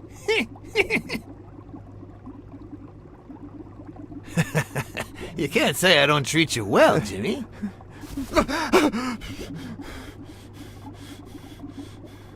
Yeah. Speak, you moron. Yeah, very well. Why are you... Shh. Calm down. How long have you worked for me, Jimmy? 3 months. 3 months. Oh, yeah. I hired you right after your cousin Martin died. I need your opinion.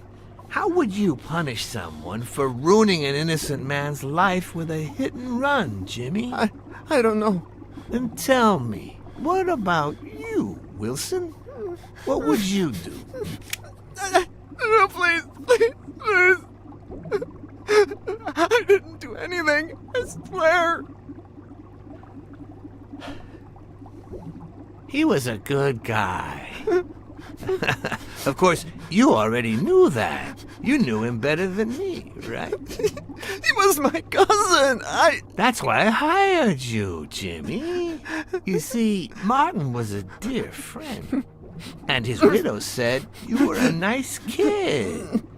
That you do a good job and you needed the money. And I have a soft spot for those in need. Please. But, you know what? I talked to her just yesterday. She told us you did some naughty things to her with that gun, Jimmy. No.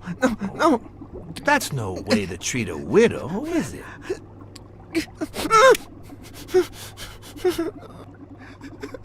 She's lying. Why would I do that?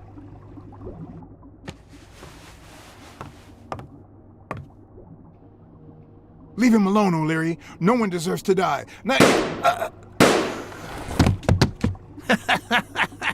Looks like you do.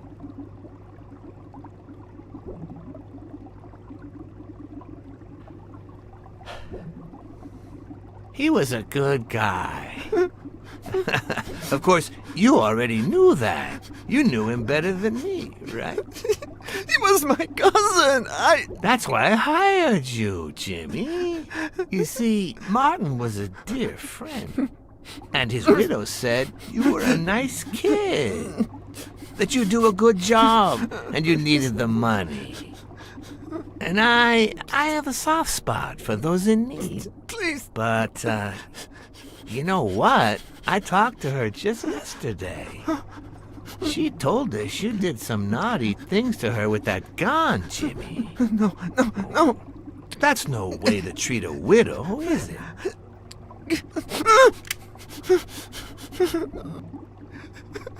She's lying. Why would I do that? What about the kid? Are you so sure you know how long a kid can hold his breath? With his little head inside a toilet bowl? Son of a bitch. I didn't want to. It was his idea. Selfishly, I was glad I hadn't risked my life to save Jimmy. Maybe not even someone like him deserves to die. But one could also argue that I didn't deserve to die for someone like him. Who's your boss? Give me a name! Cassidy. It was his idea. He said you'd hired me if I'd managed to scare the widow, and I just... All right. Let's just... calm down now. It's gonna be okay.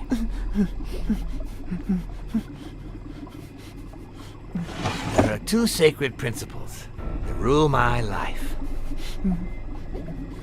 The first principle is the love for my family. I'd do anything to protect them. The second principle,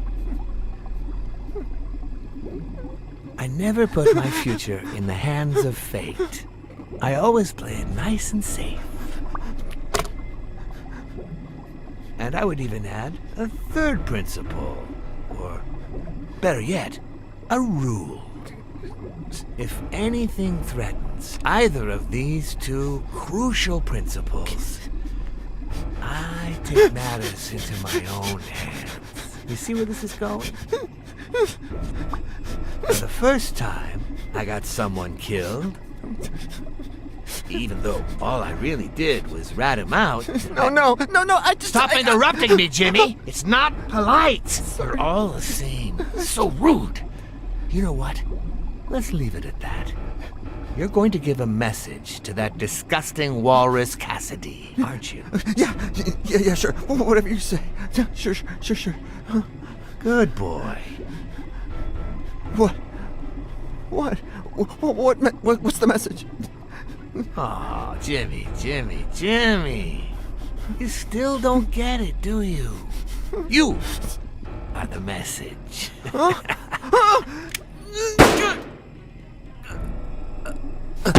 Come on.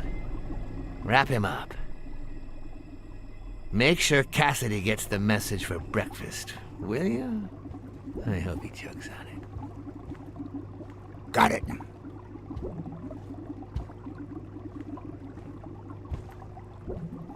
Where are you hiding, little fishy? Once again, you didn't get to hear the end of my story.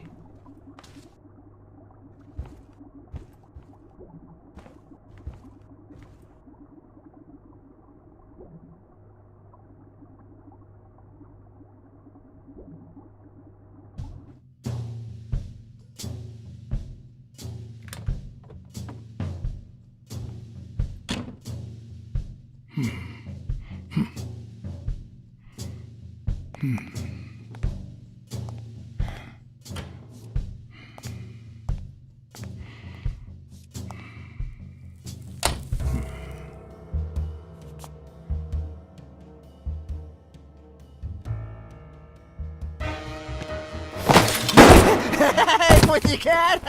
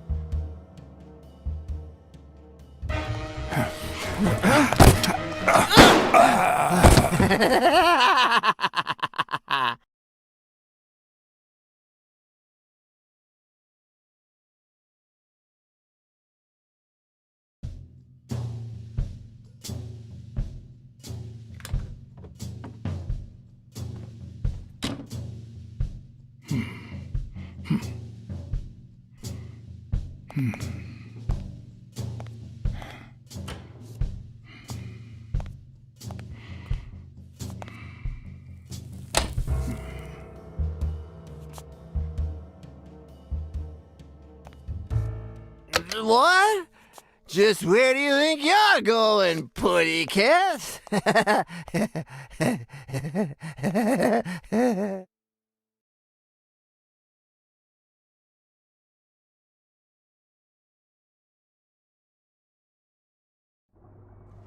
Two sacred principles rule my life.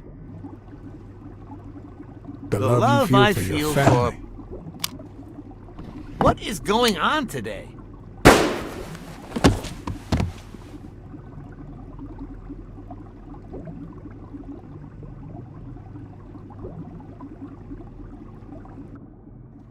Two sacred principles rule my life. The first is the love I feel for my family.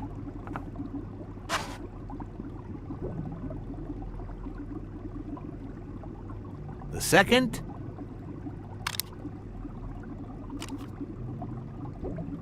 never leave destiny in the hands of fate. I always play it nice and safe. And I'd even add a third principle, or better yet, a rule. If anything threatens either of these two principles, I take matters into my own hands. The first time that someone died because of me, even though all I did was rat him out, well, that guy ended up in the Hudson River, right off Pier 27. He's got to be even wetter than that fish by now. You should have seen his face. It's interesting what comes to mind when you think you're about to die. Suddenly all I could think about was how much I wanted a pet fish. You too, Bruce? Anyway, I was 14 years old, and I still dream about his widow and his son. By then, I was adamant about buying a fish. But first... That was that. Never again. Nowadays, whether it's me who pulls the trigger or not, I have zero regrets. What's more, I sort of enjoy it.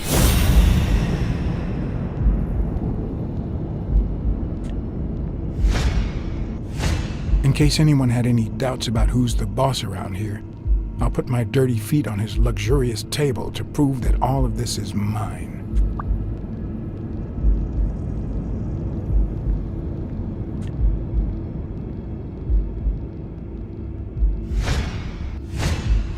When a mob boss declares his love of family, it can only mean that A, he won't hesitate to ruin yours, and B, he's cheating on his wife.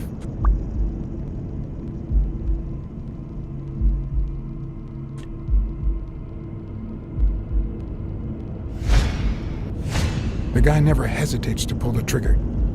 Even if I hadn't seen what he did to Jimmy, I'd know he's not bluffing.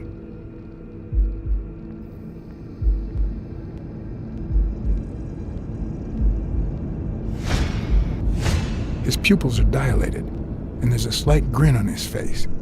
The bastard is enjoying himself. I knew I had it in me to get out of that place alive.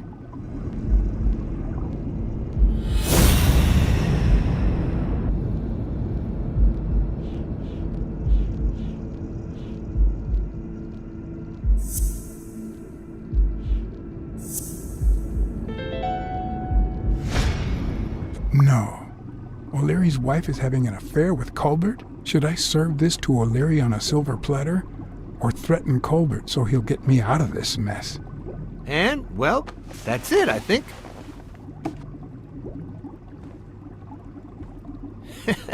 You know, Blacksad, I never made it this far. Congratulations, you're going in style.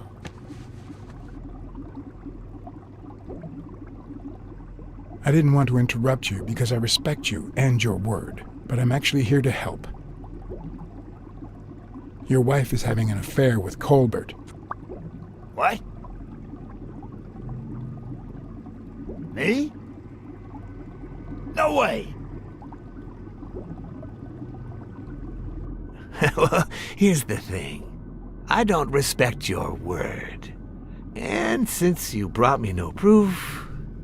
Check my coat pocket, on the right.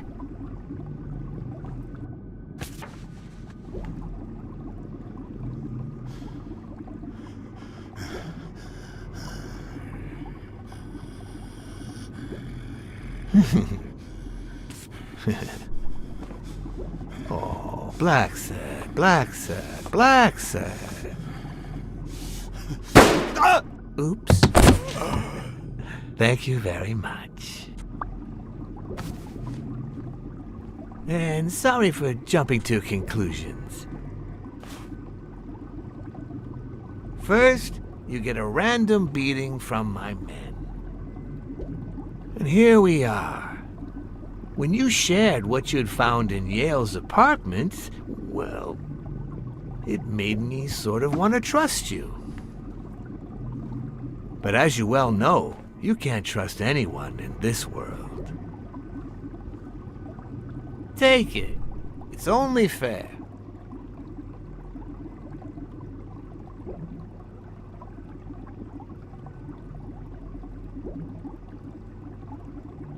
I want to bet it all on the fight, on Sonia Dunn's behalf.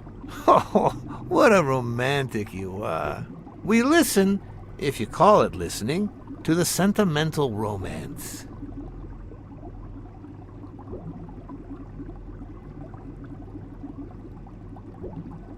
I guess, if you say so. Same difference. Anyway, go ahead. Place your bet. I bet it all on Yale.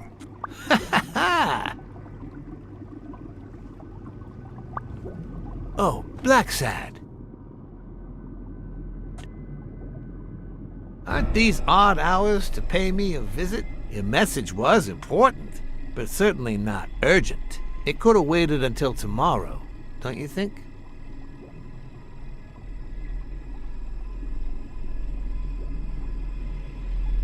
Don't look at me. This was Colbert's idea.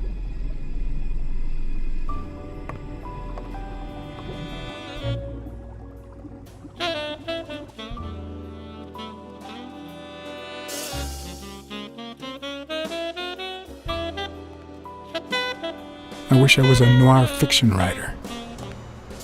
At this very moment, I could write a couple of pointed, ironic remarks for the narrator to recount what I just lived through.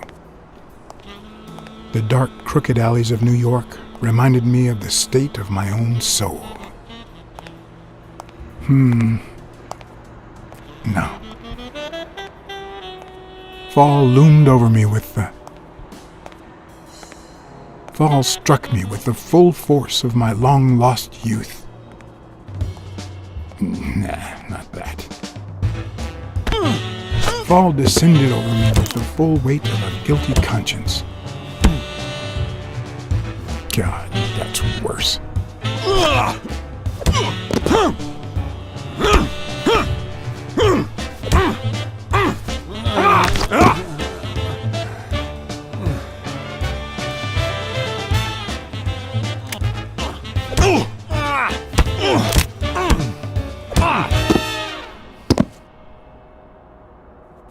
What were you thinking? He wants him alive!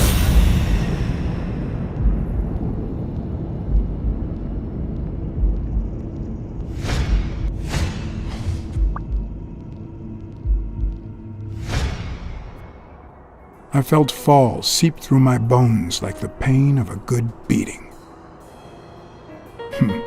Mediocre, but appropriate.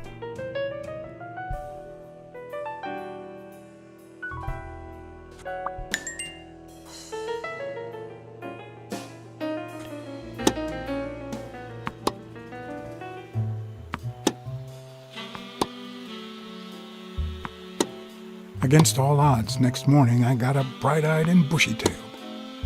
And I had my kind, unknown assailants to thank.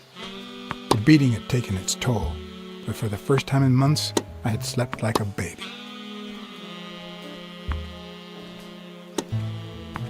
Oh, come on, Helen, focus!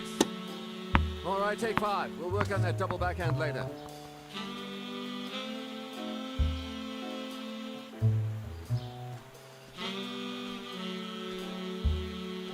Well, Mr. Blackmore, what can I do for the FBI?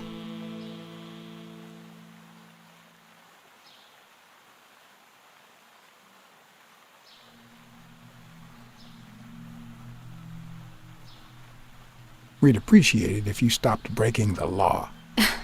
I see you like to cut to the chase. Are you going to handcuff me, or can I ask you what I'm being accused of?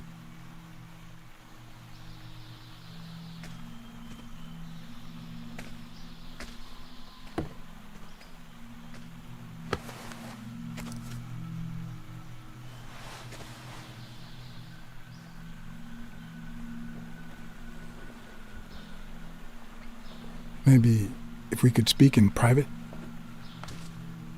Alec! Coming!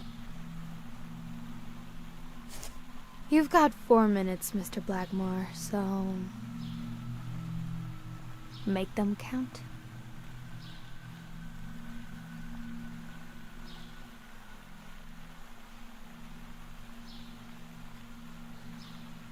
We know about you and Desmond O'Leary. Wow, the FBI sure knows what it's doing.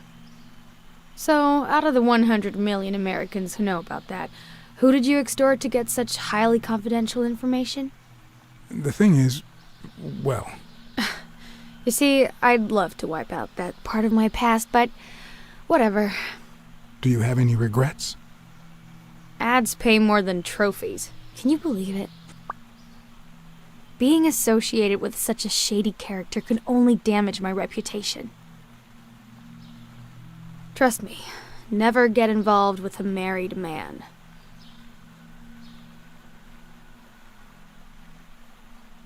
They say you're currently involved with Al Stone, the boxer. Is that correct? Wow, your sagacity never ceases to amaze me.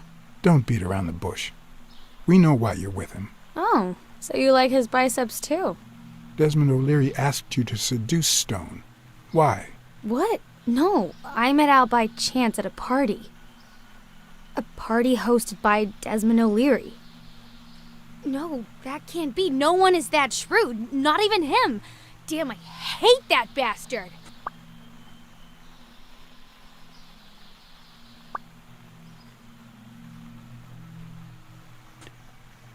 We're aware of at least 6 rigged games during your first year as a professional player. And? You won all of them. Are you trying to offend me? I give my all on the court. I can't be held accountable if my rivals don't do the same. Go interrogate them. In any case, now I know why you mentioned O'Leary. What do you really have against him? And don't say illegal gambling.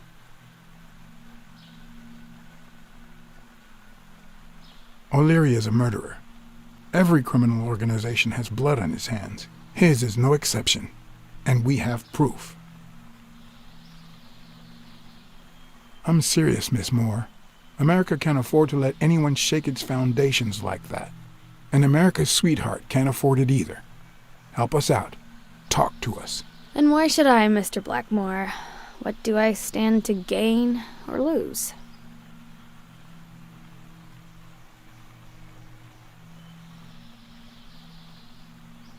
The FBI always returns a favor.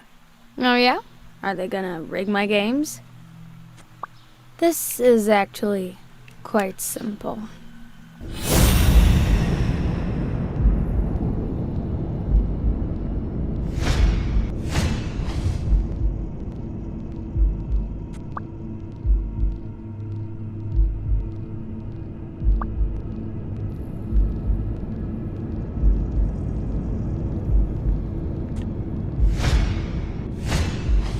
One lucky gal. You have a light, sir? The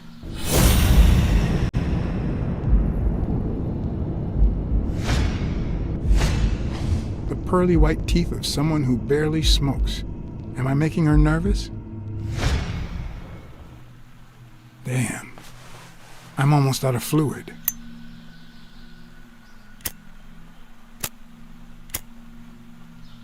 Wanna know my trick?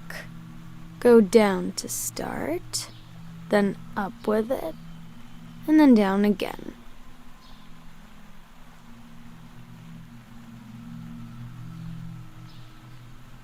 Will I get to smoke today?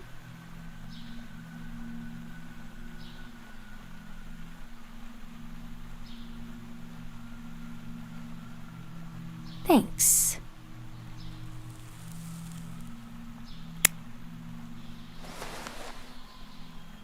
I don't know what you want me to say. You're trying to frame O'Leary, perhaps rightfully so, but I think you're barking up the wrong tree. Believe me, if I had the slightest... Come on, Helen. Time to work on your backhand. Let's go. Do you smoke? Nice meeting you, Mr. Blackmore.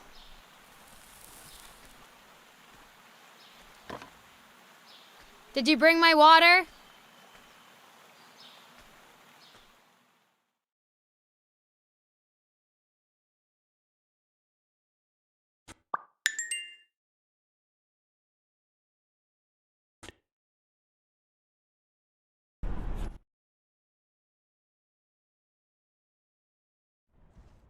America's sweetheart gave you her cigarette? Dear God, she has the hots for you! I can't believe you said good old Weekly to investigate that stupid walrus while you were hanging out with Helen Moore herself! So, what do you say, you and me, we change places next time, huh? Your turn. Now tell me, what did you find out? You're gonna love this. You ready? I've got news, but I happen to also have a Blacksad. He's off with that whore, isn't he? What? Who is... Oh, Mrs. Colbert. I told him I knew all about it, after our chat. He cried and asked me to forgive him. He said he was gonna leave her, that he loved me, and it was over. But last night he got a phone call. He said he had to work, and he still hasn't come back. Nobody's seen him at work since yesterday evening. He left with her, didn't he? Tell me the truth. I can handle it. Your husband ran away with his lover. Somewhere far. Farther than you can imagine. I'd forget him if I were you. It's time to... That good for nothing? I'm gonna scratch his eyes out. I'll tear his stupid head off. I'm gonna make him regret.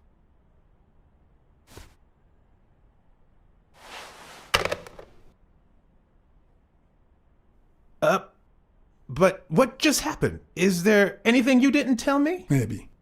But now it's your turn. Tell me about Cassidy. Come on, spit it out.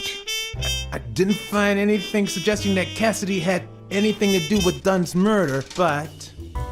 That's quite the tale. But I know Cassidy will be playing poker tonight with one Howard M. Farnham II, a Texas tycoon looking to get his claws on the boxing business. I also know that he and Cassidy have never met in person, and that Farnham, who's staying at the Balford Hotel, hasn't left his room. Apparently, he spent the night with 3 bottles of bourbon. So, here's my incredible plan. I'll go to the hotel, I'd knock him out, and then take his place in the poker game. That way, I'll get Cassidy talking. What do you think? Incredible, right? Didn't we agree that you would handle Helen Moore while I dealt with Cassidy next time? No?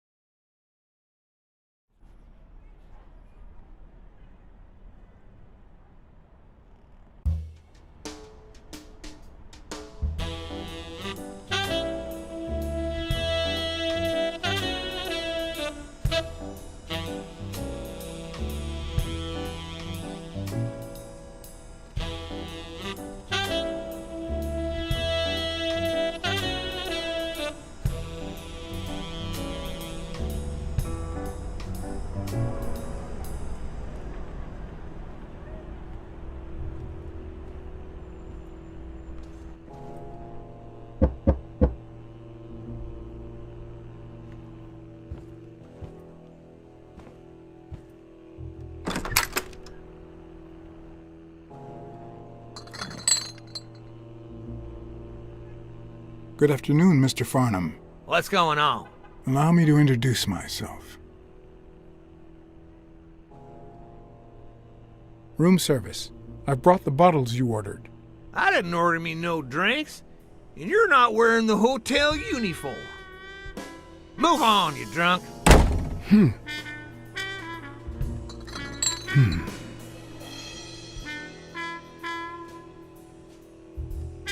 Good afternoon, Mr. Farnham. What's going on? Allow me to introduce myself. I'm John Blackmore, director of the Balford Hotel. We like to make our distinguished guests feel welcome. Please accept this small token of our appreciation.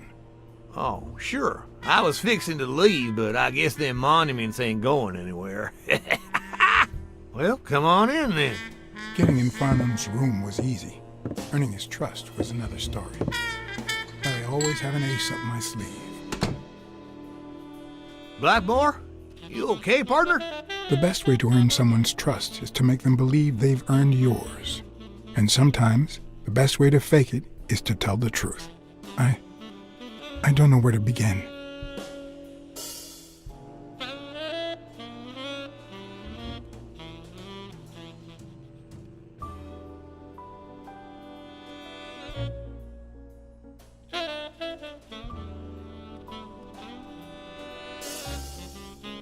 They killed my girlfriend.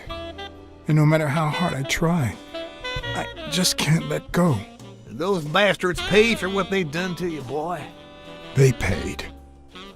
Well, good. Honor's being restored, and sure enough, our good Lord will see to it that they burn in hell. You need to move on, partner. Plenty of lookers out there. Find yourself a charming lady friend, even if it costs you a pretty penny. One of the tricks of this trade is to be wary of the biases we all have. They cloud our judgment and blur the person in front of us, painting them with the shades of our preconceived notions of who they should be. But every once in a while, you run into someone so locked in personality that they can only be regarded as a stereotype. Farnham was a disgrace, not only to himself, but to Texas and the entire human race. To think I had to impersonate him. I wish I was like you. You seem so content, so free of burdens. Stop right there, partner. You think this old dog don't have ticks? Let me tell you something about my first wife. Woo-wee! Once I had gained Farnham's trust,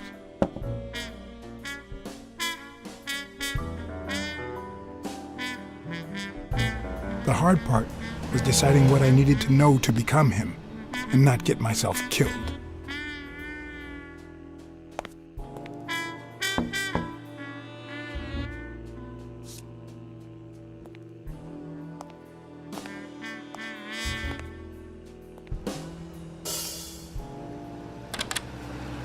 What can I do for you, sir?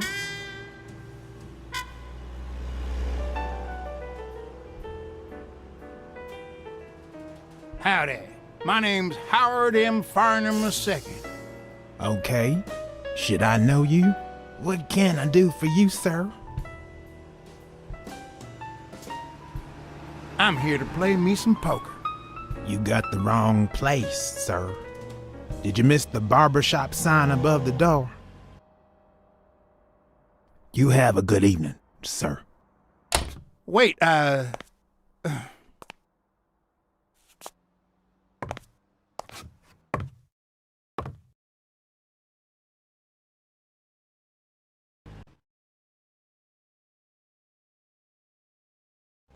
The hard part was deciding what I needed to know to become him and not get myself killed.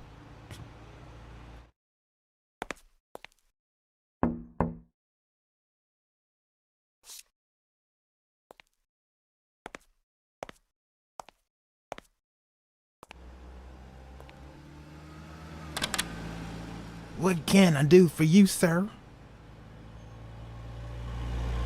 Farnham was one hell of a drinker. I had to get the information out of him before he drank himself unconscious. Otherwise, I'd have to find that information myself.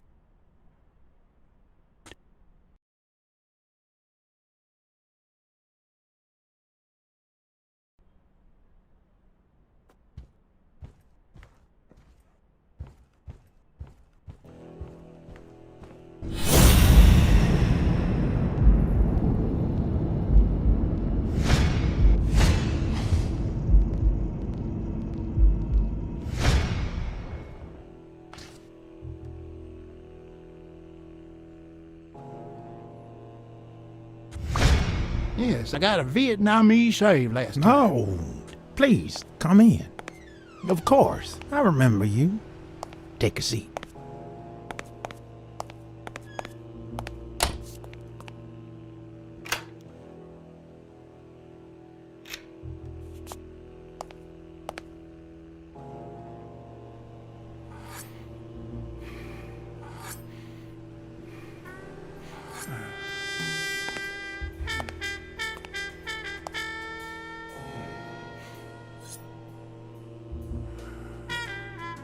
I'm sure you'll understand we can't be too careful. Our host has many enemies, and someone has to keep them at bay.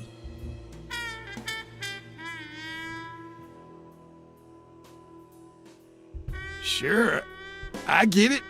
I'm glad to hear that. Now, please answer my question. How much does it cost to get yourself a clean Vietnamese shave?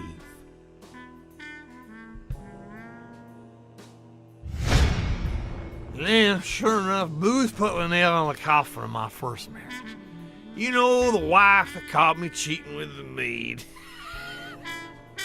My second marriage, too. You know what I did to her daddy? Same old with several mistresses. So I decided to stick to my guns and only deal with hookers. Even if I did end up marrying some. I feel you, Mr. Farnham. So I'm going to be honest with you.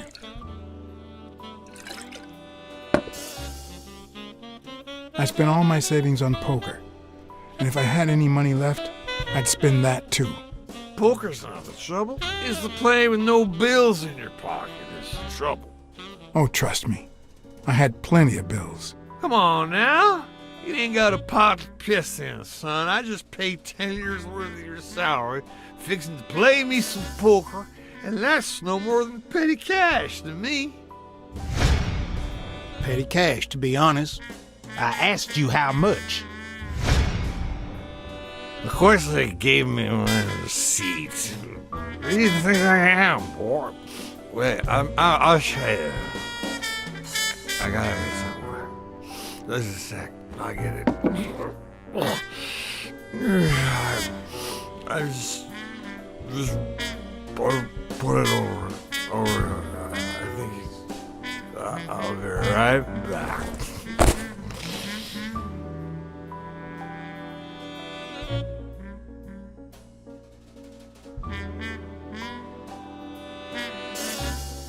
Ding Dong? Interesting name for a town.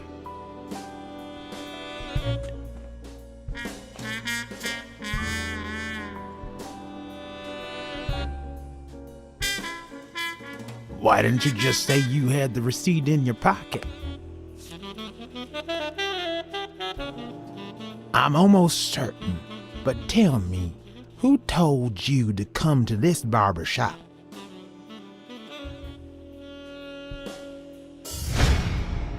Let me tell you a little secret about my first wife, sonny boy. When I met that woman, she had no manners, no money, Who in the hell?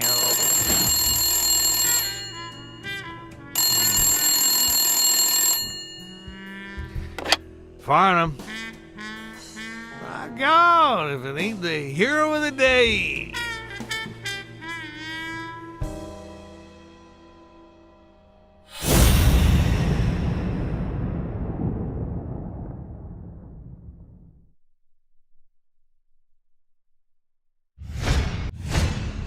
This'll surely imbue me with the Texan spirit.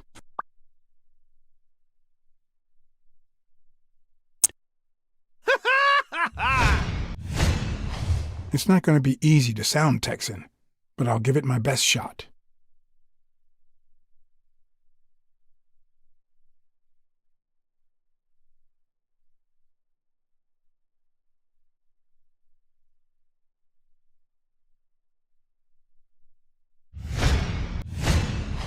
Nothing says Texan like a cowboy hat.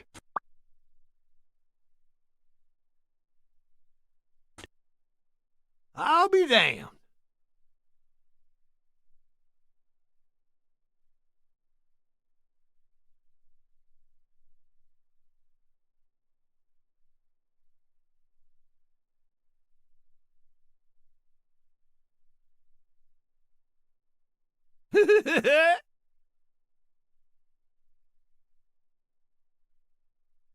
Yes, sir. New York City.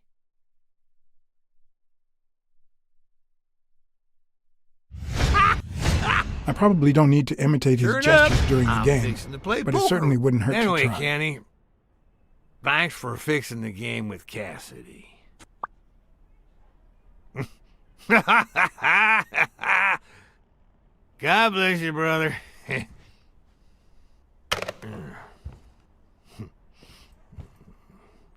Craziest goddamn Texan in New York. My good old friend Kenny, craziest goddamn Texan in New York. You know how many Kennys there are in New York? Kenny who? So besides when and where the game will be, the password, and the money Farnham dished out, what else do I need?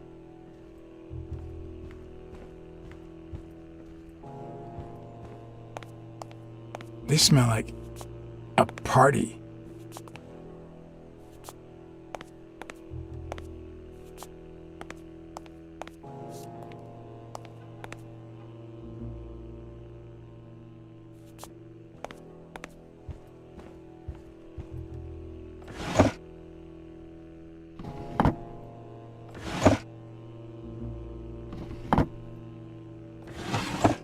Not even a Bible. At least it's comforting to know that when Farnham drinks too much, his female companions have less of a hard time.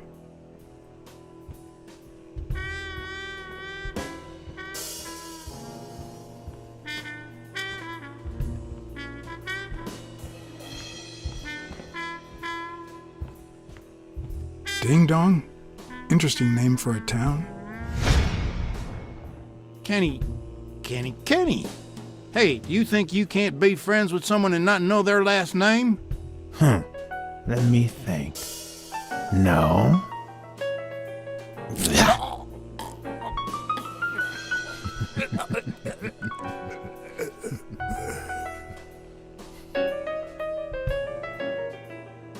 My good old friend Kenny, craziest goddamn Texan in New York. You know how many Kennys there are in New York? Kenny who? So besides when and where the game will be, the password, and the money Farnham dished out, what else do I need?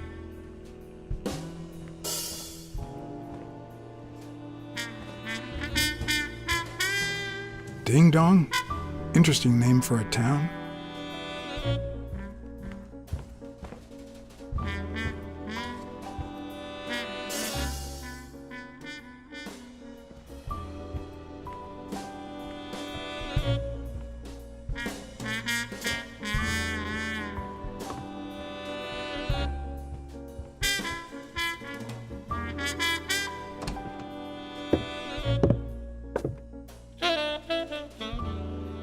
Luckily, there was only one Kinney in Farnham's address book, Kinney Eats, residing at...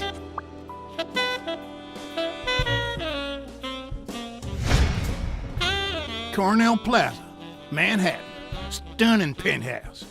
I'm not surprised. Mr. Eeks has excellent taste. Do you happen to know what he asked for the last time he was here?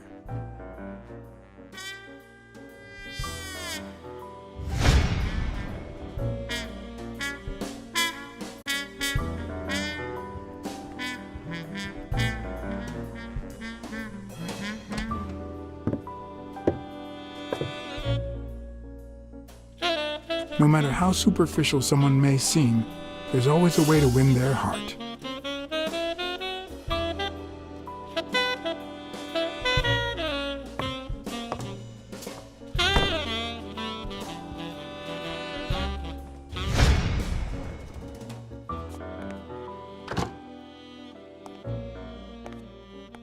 Don't tell me, Billy Bob. This here is my new friend Farnham. Am I right?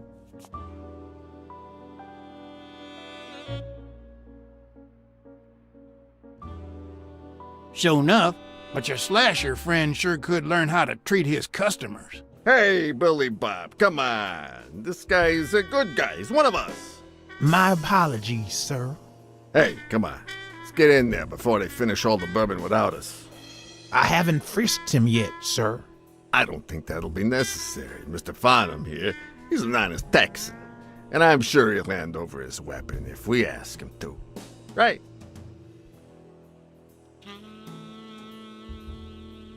Sure, but you better take good care of my girl. It'll be my pleasure.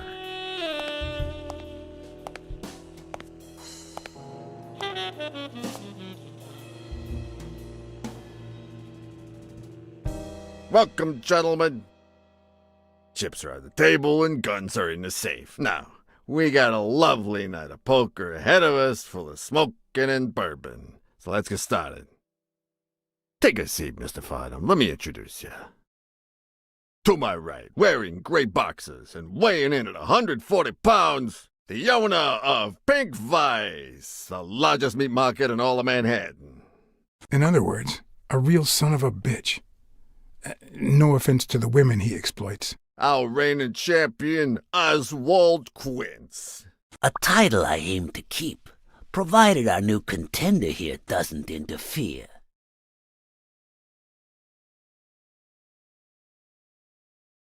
Well, I'll do what I can. Now you got me worried. Never trust a humble player. The truth is that our friend Farnham owns the largest and, I dare say, most entertaining establishment in Texas. Really? So we're colleagues then? Yeah, you wish, Quince. He owns a casino. Damn. And it's not even in Austin or Dallas. It's actually in a little town called, what was it? Darn it. I looked it up the other day. Had a funny ring to it. I hate it when this happens. I thought they moved all Texan casinos to Vegas, where gambling is legal. You mean Ding Dong, Texas? Ding dong! That's it.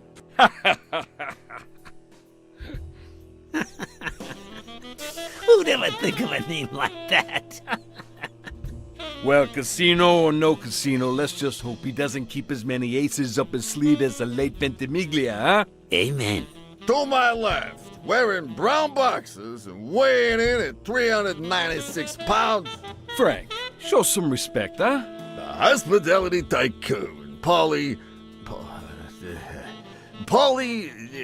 no. Tycoon? I just own a small bar with pool tables. Clients drink close to nothing and play even less, but certain business transactions just couldn't happen anywhere else. Damn it, Paulie. Why don't I know your last name? Because they took it away from me. You have no idea how good my ex-wife's lawyer is. Women, they even take our damn names.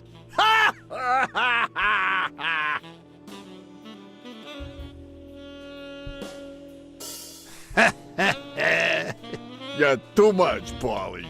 When you're done sightseeing, why don't you drop by La Iguana for a game of pool, and I'll buy you a drink.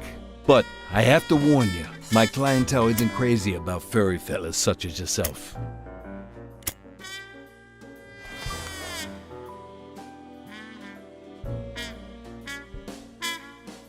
Thanks. I love me some pool. Perfect. It'll be my pleasure.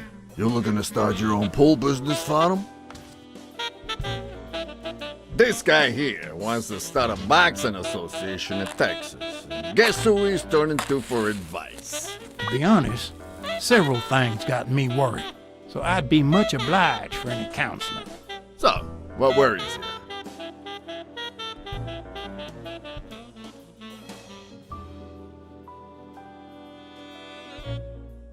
Rebel coaches like Joe Dunn.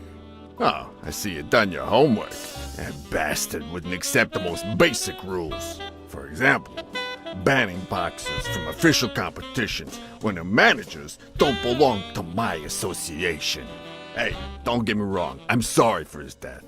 But if they ever find the murderer, I'd be glad to pay his lawyer fees. Billy, Ma, bring out the bourbon. We're drying up here. I'll deal with a fresh deck, of course. We respect traditions in this establishment. Poker is as boring as it is simple. All you need to do is read people's faces. And even the worst detective has that trick up his sleeve. The real issue is knowing what to play for when there's much more than just money at stake.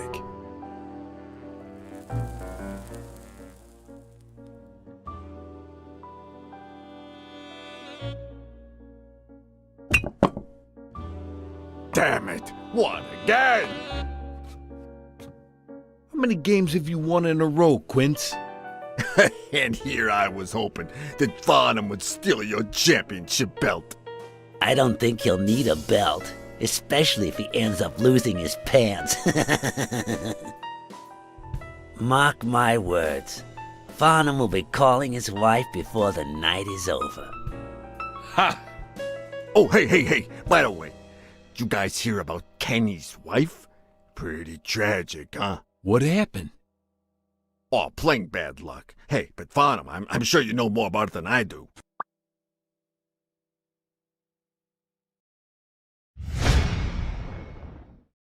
Anyway, Kenny, thanks for fixing the game with Cassidy. God bless you, brother.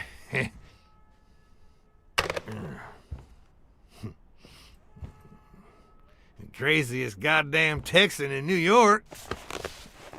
And the poor fella's already got enough on his hands now that his wife... Women just gotta have their vices. But she's in a rehab clinic now, hooked on tranquilizers and all that.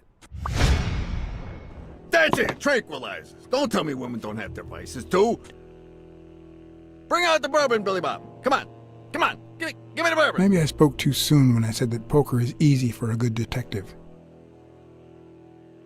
Even when you play to lose, it's best to win the occasional hand to avoid suspicion. But with Quince, it was just impossible. Well, I'll be damned! I don't believe this! See what we mean, Farnham? I still don't get why you keep coming for more, boys. I'm starting to think you all lose on purpose. In which case, you're about to have a blast. Poor Farnham. Came looking to make big bucks in the city with his boxing, and he's gonna lose it all with poker. I hope your counseling will make up for it. Yeah? So how can I be of help?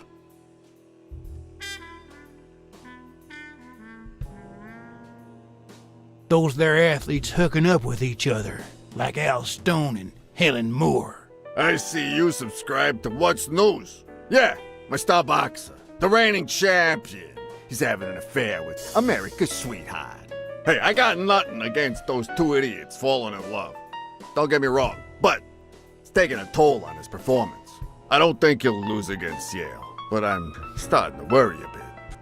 You happy now? Sure thing. Although, there is something else. Come on, spit it out. I want to play. Homicidal boxers like Bobby Yale. Ha! That's some piece of news, huh? Hey, I don't know if he did it, but the real problem is that the fight against my champ Stone might not even frickin' happen. The good news is that I've almost convinced the governor to let him out of prison on the day of the fight. Under police escort, that is. I bet you the audience gets a kick out of that. Come on, let's steal another hand before Quince accuses us of trying to break his winning streak. Ain't gonna happen. Gentlemen, I suggest you never tell your sons about this game, unless you want to lose their respect. Wait, you mean our sons actually respect us? I hear you. There's no way to set boys straight these days. They don't even respond to a good old beating.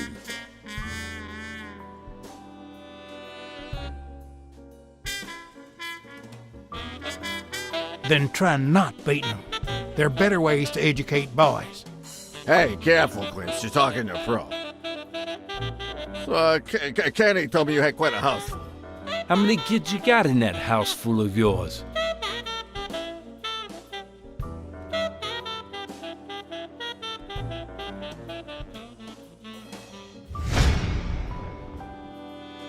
No, that son of a bitch was about to choke on his own vomit. Sure, the sight of a millionaire choking on his own vomit had a certain poetic quality. Even so, I couldn't just stand there and watch him die. Unfortunately, I didn't break a sweat trying to save him.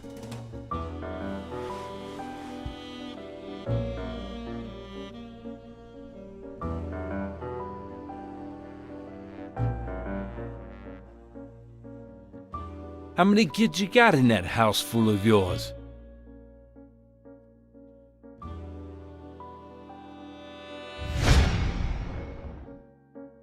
No, that son of a bitch was about to choke on his own vomit.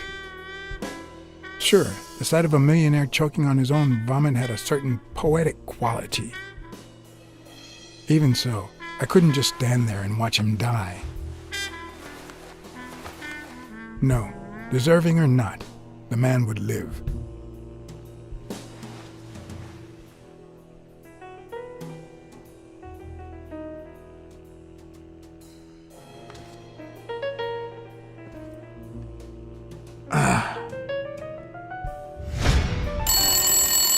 Six, well, that's something. I don't know how you deal with all of them. All boys? Does it have to be now? Oh, never let Quince near one of your daughters. Come on, Folly. Children are sacred. I won't lay a finger on them until they're 12. After that, well... let's just say... some men have needs that can only be met by a young girl that age, if you know what I mean. Are you all right, Farnham?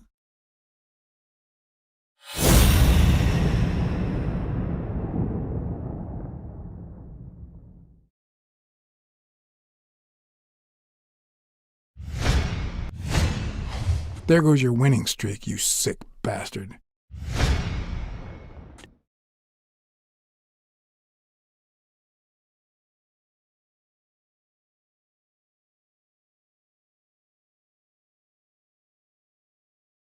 Yes, I'm fine.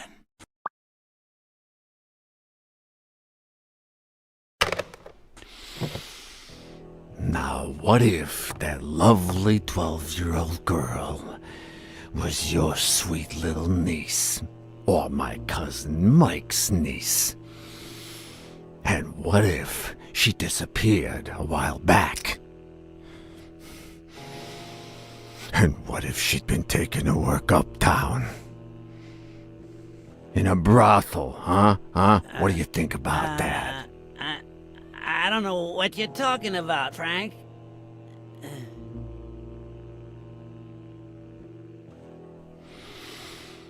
Don't you dare call me Frank. Billy Bob. It's 500 more. Huh. For washing up. It's a deal.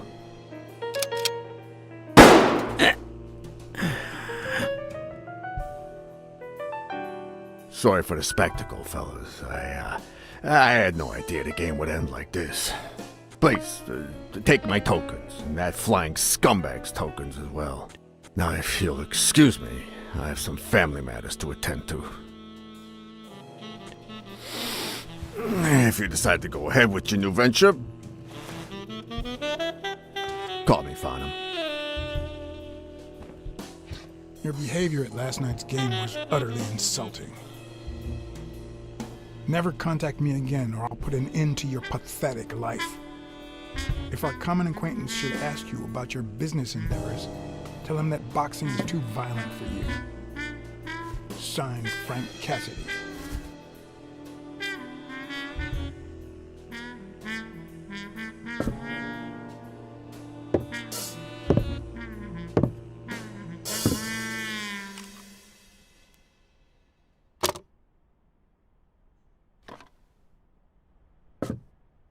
My own tracks would be covered the following morning when Cassidy read this note from Farnham.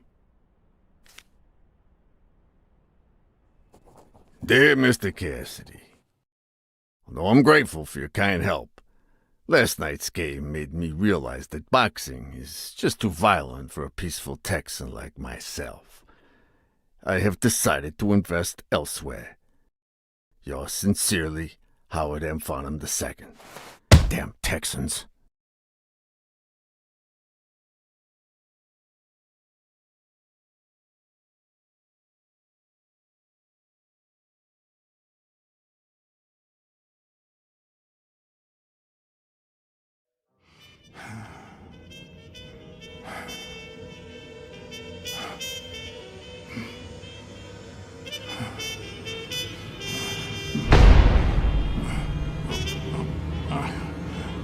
As for me, it was the first time in days that I had gone to bed without my daily beat.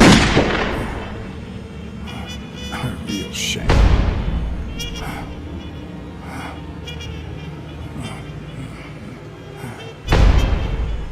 Nothing like a bruised body to help you to sleep like a baby.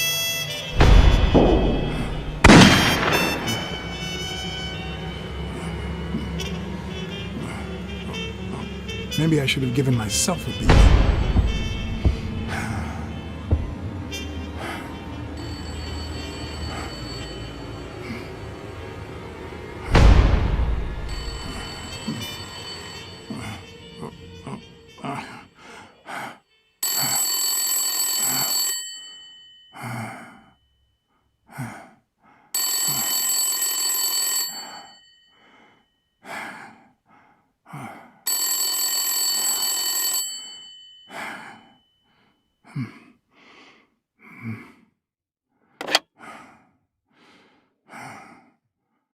Blacksad. Finally, I need you at the gym now, please.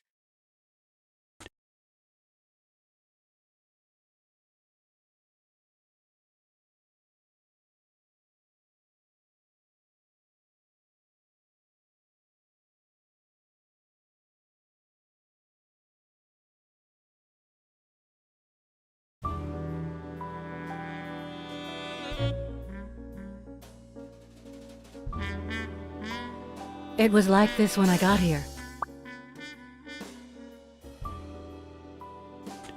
When did you get here?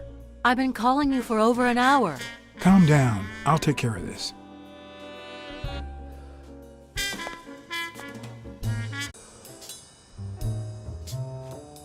Had you already finished looking through these papers? I wish. Well, I guess you'll enjoy sorting all this again.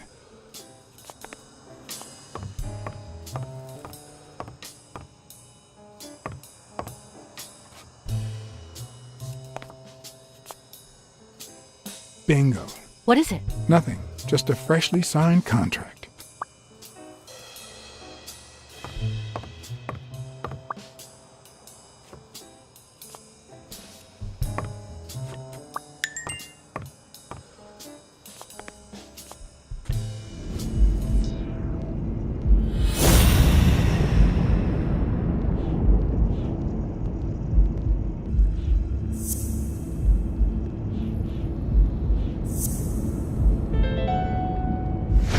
It's pretty clear that Helen Moore's cigarette case was a gift from O'Leary.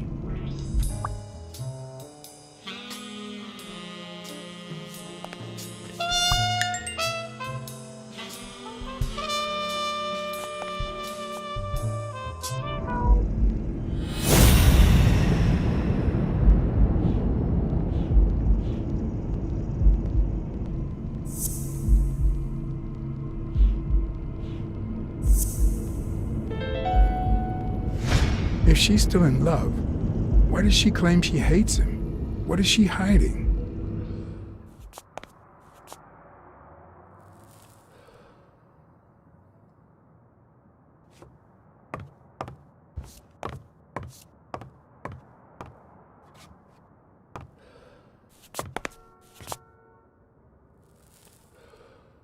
What are you doing? Do you like sardines? Excuse me? Do you like sardines? Ugh.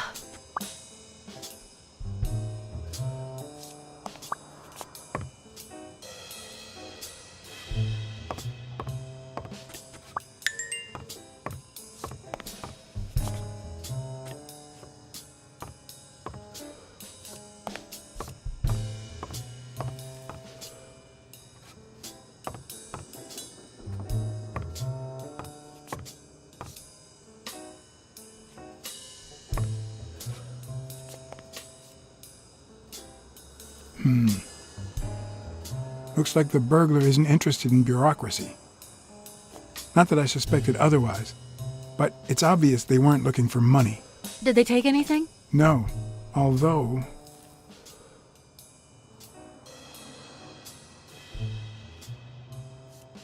When you went in the hospital room to get your purse, did you get the gun as well? Yes. Isn't it there?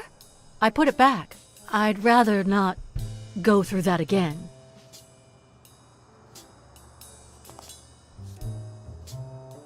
I see.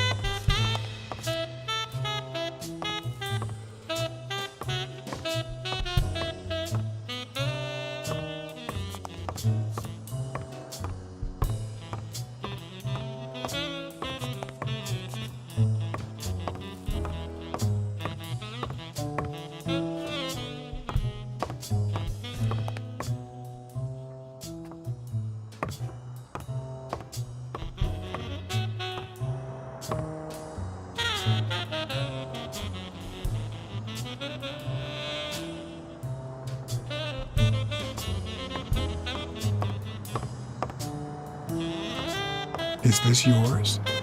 I think it belongs to the new cleaning lady. Mary just wasn't working out, so she left. Clarice Freeman? Yes. You think she did this?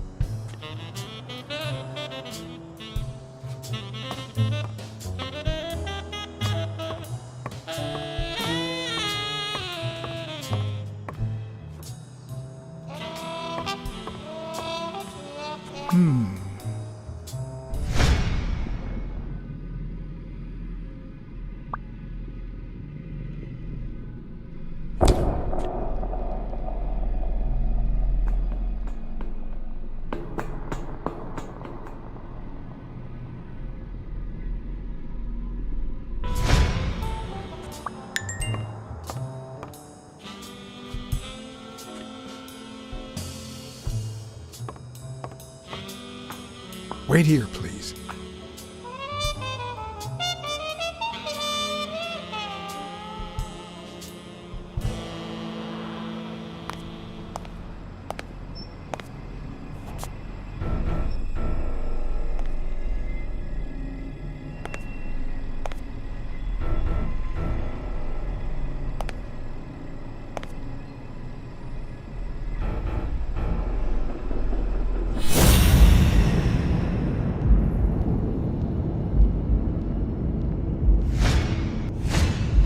Could be a knife wound.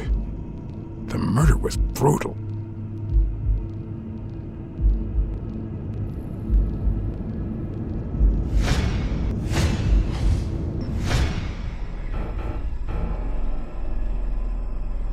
Ah, damn.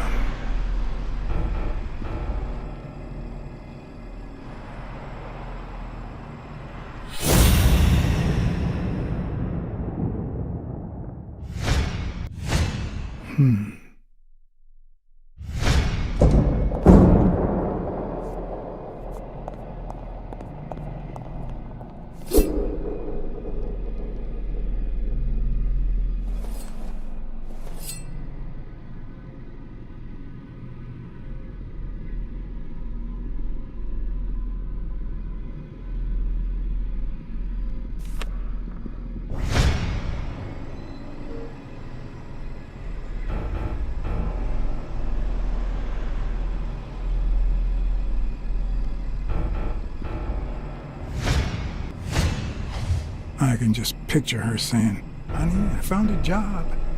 We're finally gonna make ends meet."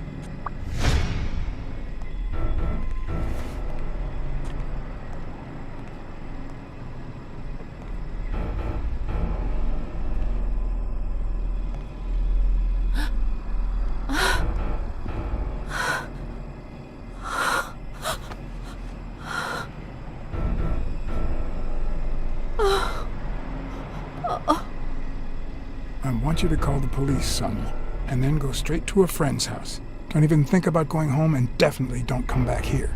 I'm staying at a friend's house. I haven't even set foot in my father's place yet.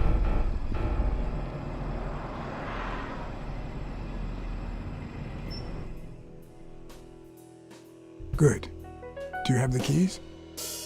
If the murderer didn't find what he was looking for, that might be his next stop, if he hasn't been there yet.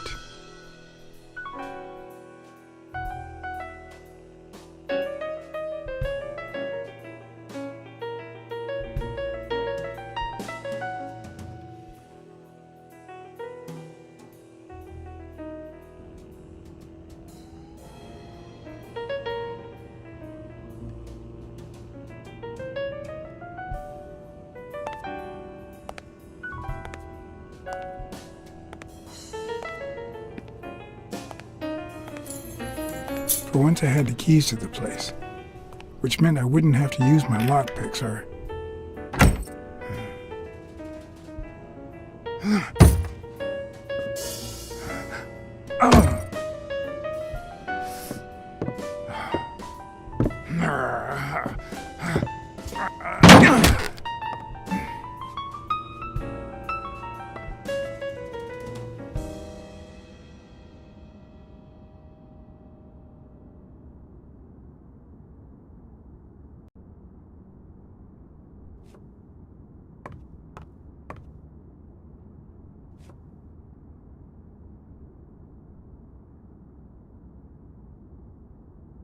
Look at that. The guy sure had good taste.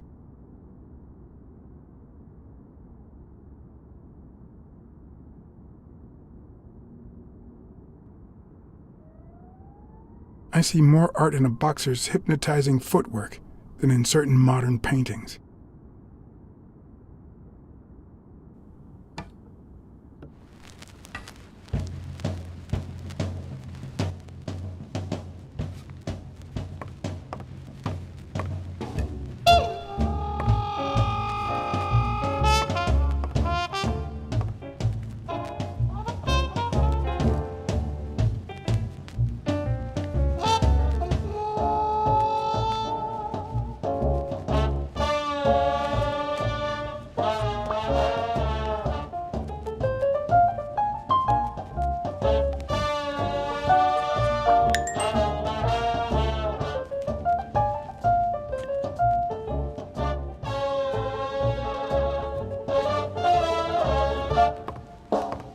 As I glanced at the telephone, I remembered the weekly password for O'Leary's illegal gambling operation. Even though I had rejected his reward for telling him about Colbert and his wife, I had managed to make my own dirty money after the Eagle pimp suddenly quit the poker game. How much damage could a small bet do?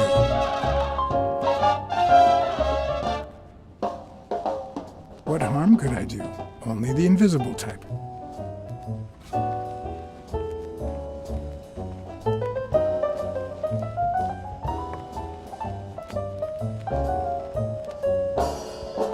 It's hard to believe that a pair of boxing fists could play something like this, although I'm sure he had the lungs for it.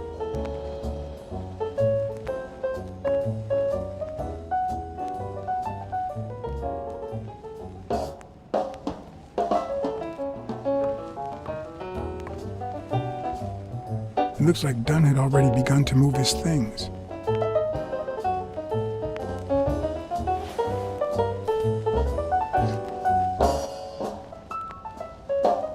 Dunn? Thorpe? No idea. And these two, they look familiar.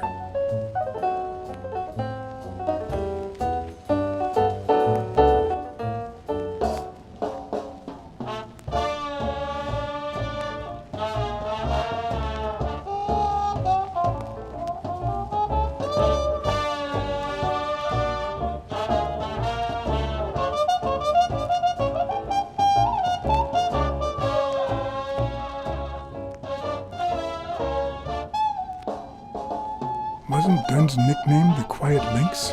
I'd swear I saw that on a poster at the gym.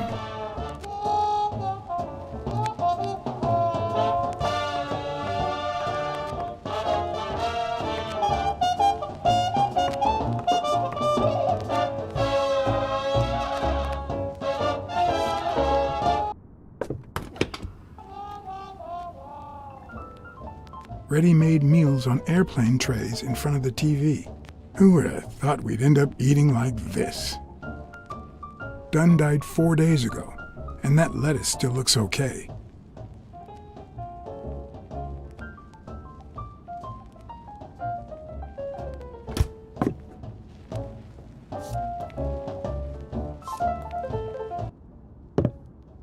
Sardines.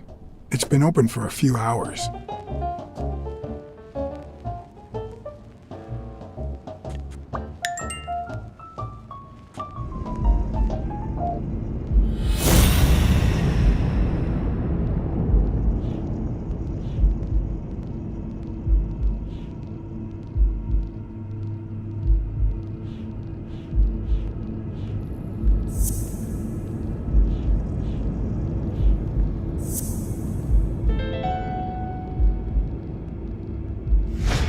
It's pretty clear that the burglar came by the house before heading to the gym, which means he probably didn't find what he was looking for in here.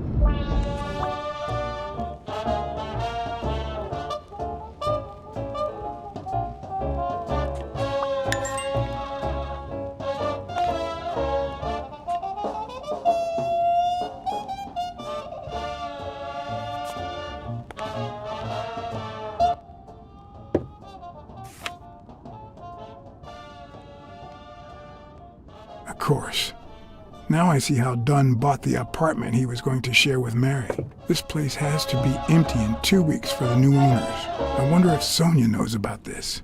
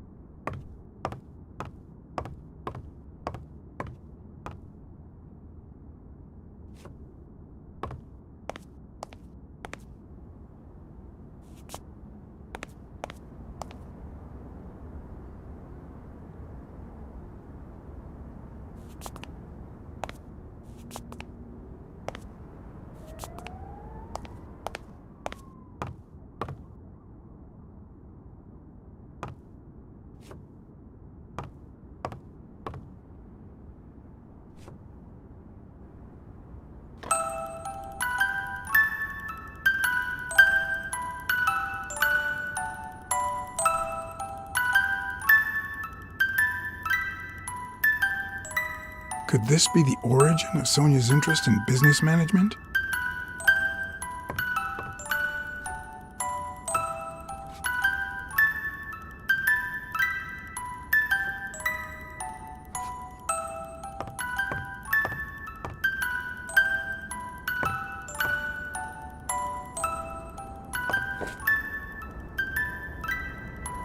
What's this doing here?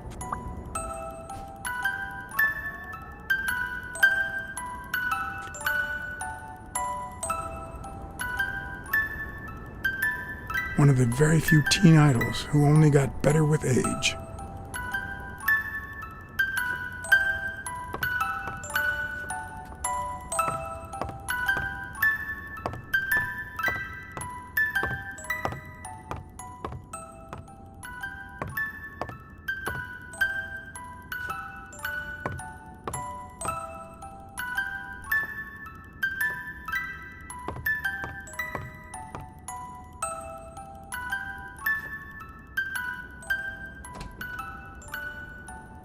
Another empty closet.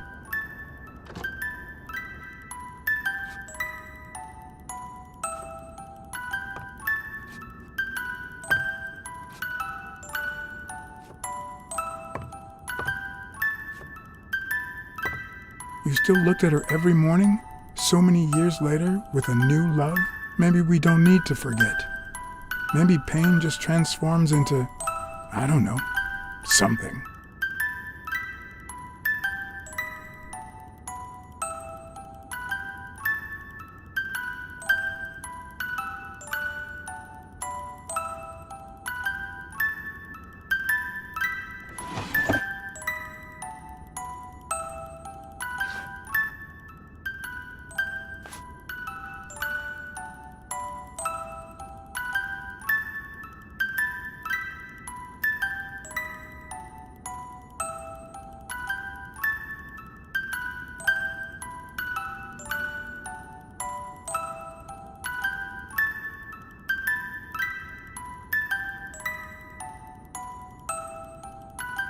This is too private.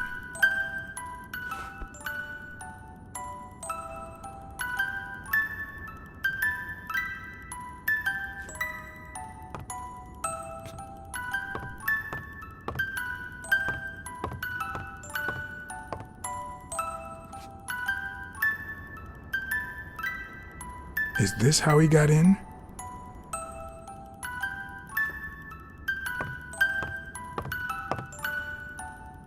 Elaine. I think that was Dunn's wife's name, according to Jake.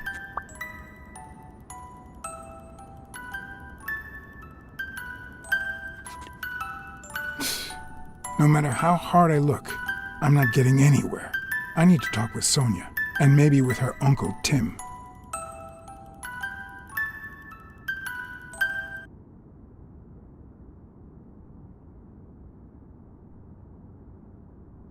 It brings back...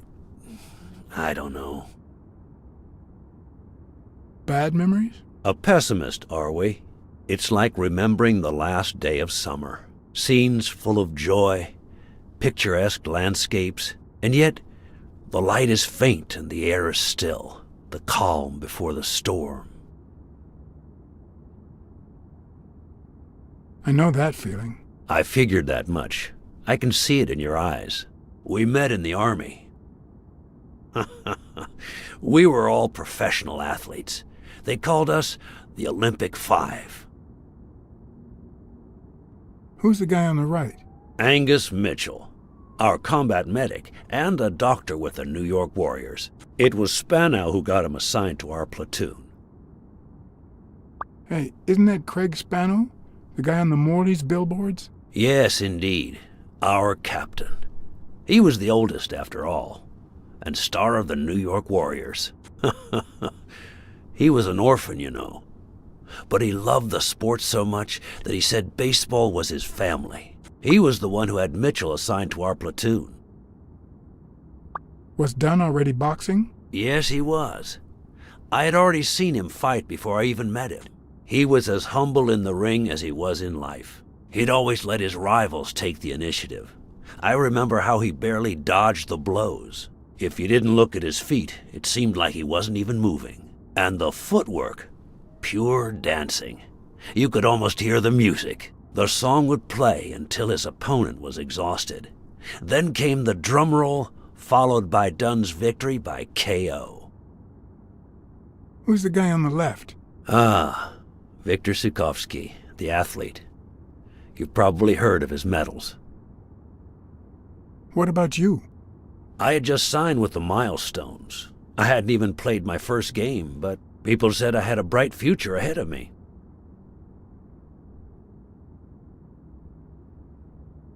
And you did. The cop at the hospital sure seemed happy to be the proud owner of a Tim Ironarm Thorpe autograph. Who would have thought that I'd end up becoming Tim Iron Legs Thorpe?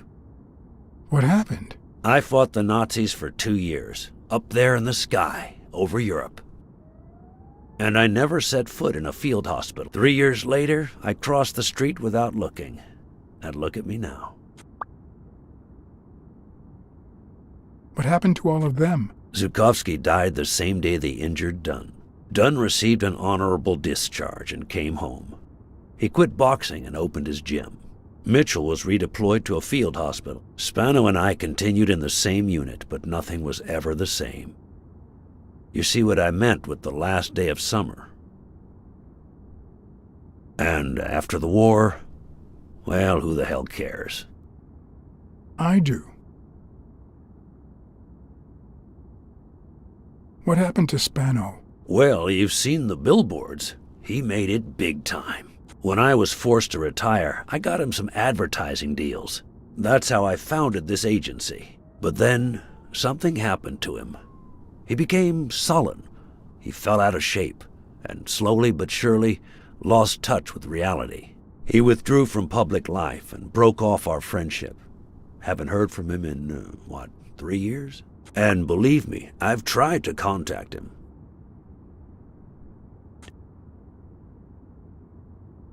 What happened to Mitchell after the war? Mitchell? Who knows? We lost touch. I hope he's doing well.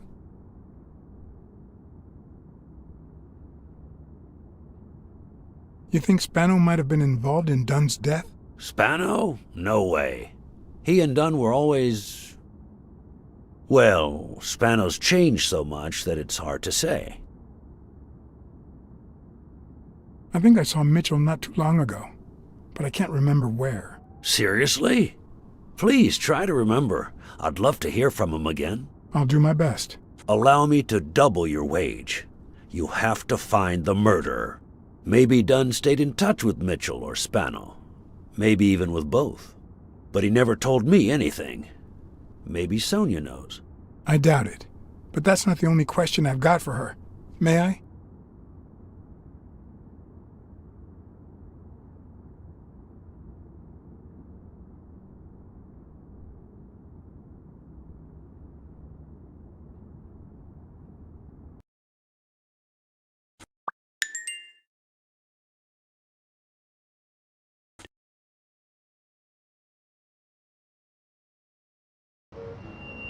Yes? Sonia? No, she's not here. Who's calling? Where is she?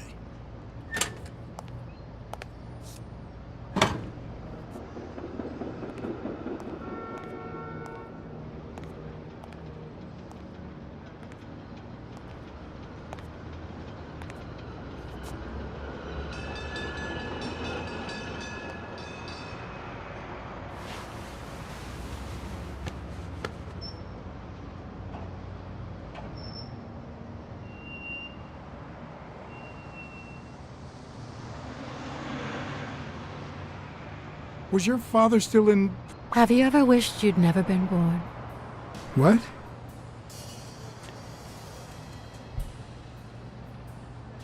Many times. Too many. Then we're both in the same boat. First time was right after moving to New York. I hated my mother. She was the reason we moved from the countryside and the smell of freshly mowed grass to this dirty city and the smell of medicine. Her medicine. The second time was after she died. I hated myself for having hated her before, for not having loved her enough. The third time was when my father shut himself off. I hated him for that, for abandoning me, for giving in to the booze. Now he's dead, so take a guess.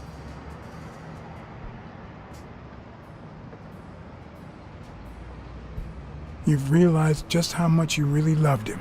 I guess so. But that's not the worst of it. The problem is I don't know how to live without hating him. Over the last few years, everything I've done was meant to push my father far away. To avoid being like him.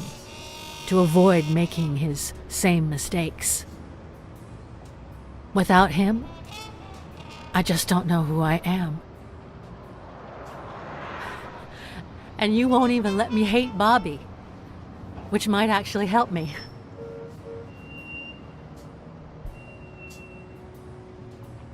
The more you hate, the worse you feel. You think I don't know that? I need someone to blame. Without that someone, I have only myself to hate.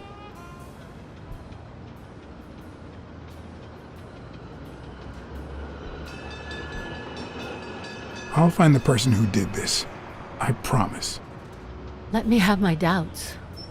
Although, you've already come so far. I'm sorry I haven't been a little more grateful. In any case, you shouldn't hate yourself. You are... No, you have such good qualities.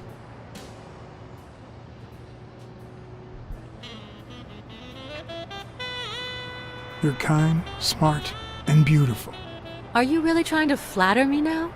No, seriously, I didn't mean to... Sorry. Anyway, can we just drop the subject? Did you go to my father's apartment?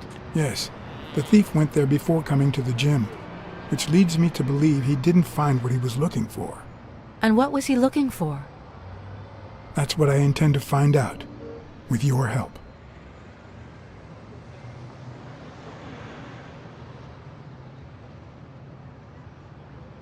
found a picture taken during the war. The Olympic 5. Did you meet any of them, besides your father and uncle? Well, Uncle Tim actually isn't my uncle. No? He and my father loved each other like brothers. Did he tell you that he saved his life?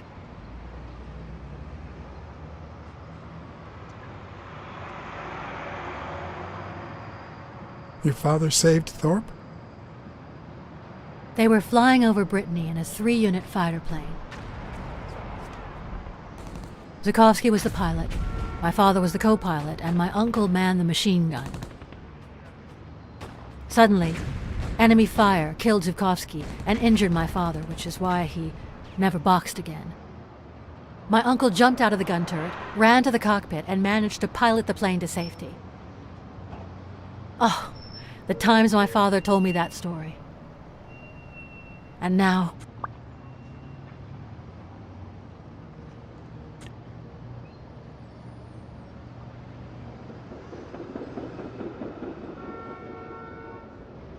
Did you ever meet Spano? What can you tell me about him? I think I saw him once, but I was just a little girl. I think my uncle turned him into a star. It was a long time ago. I found a baseball glove with Spano's autograph in your room. Oh, I've never seen it. My father must have put it there, although I don't remember him having a signed glove. Did you ever meet Mitchell, the doctor? Mitchell? The lizard? No, never. Why? Oh, nothing. I think I've seen him somewhere.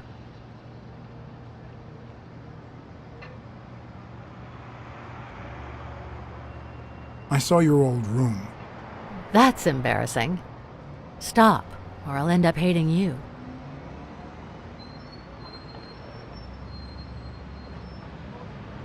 I'm also a fan of Frank Papalia. Oh yeah, the poster. I only liked him because my father thought he was too modern. It's odd that there are practically no toys or memories of your childhood in the room, except for a small music box. That box? It might just be my last happy memory.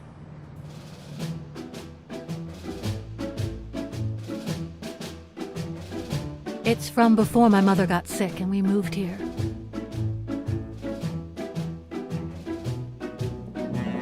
I loved reading stories about pirates.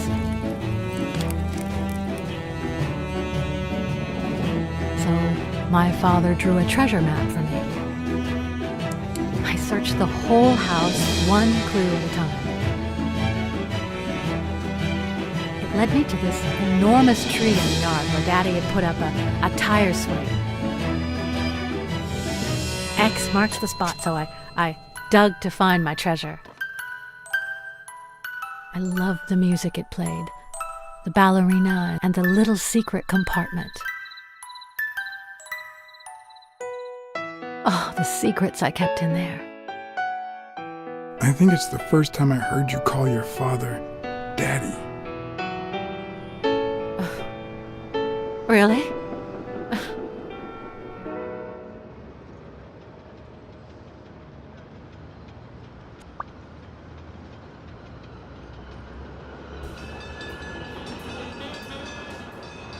Did the abacus inspire you to dabble in finances? The most useful gift anybody has ever given me.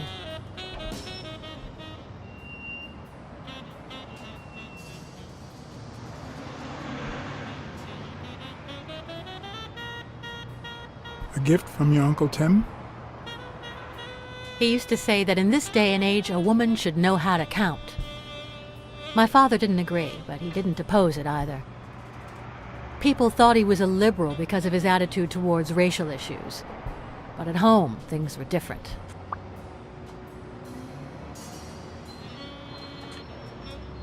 Your dad had great taste in music. So, better taste than I had as a child?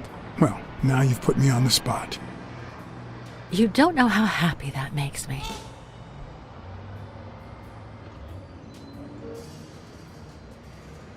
Are you cold? A little. Maybe I should go.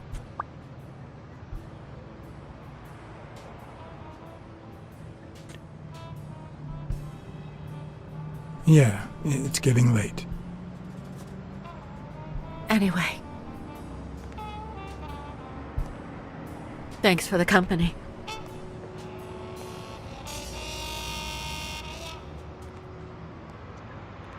Sonia, thank you. Aren't you coming?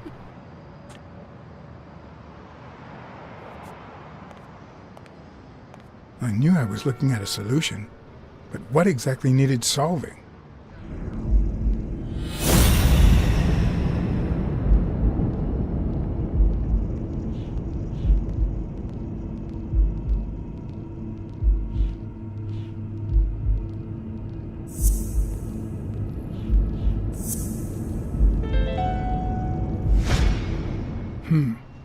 Maybe Dunn used the same hiding place once more.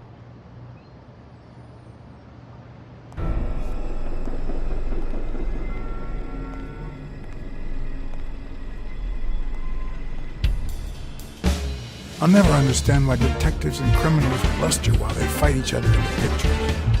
What a waste of breath, focus, and energy.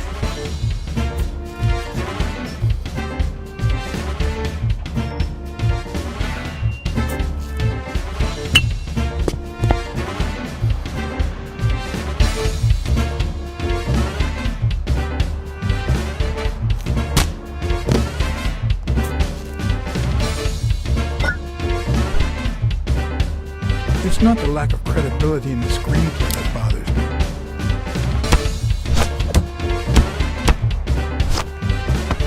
Plus, it's actually pretty handy.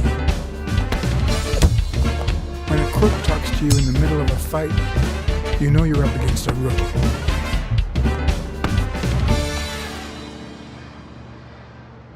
And if he doesn't even say, "Help me, please,"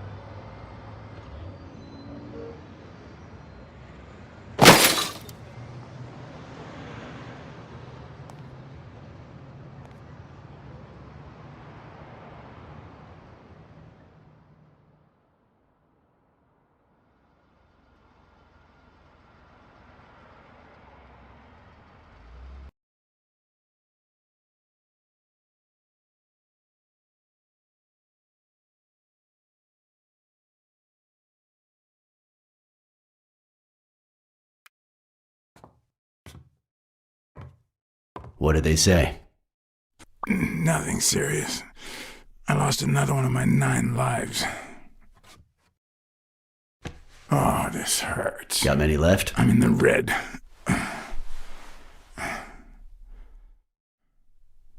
He hasn't woken up yet? Nope. We're gonna be here a while. Vulpine, 7 letters.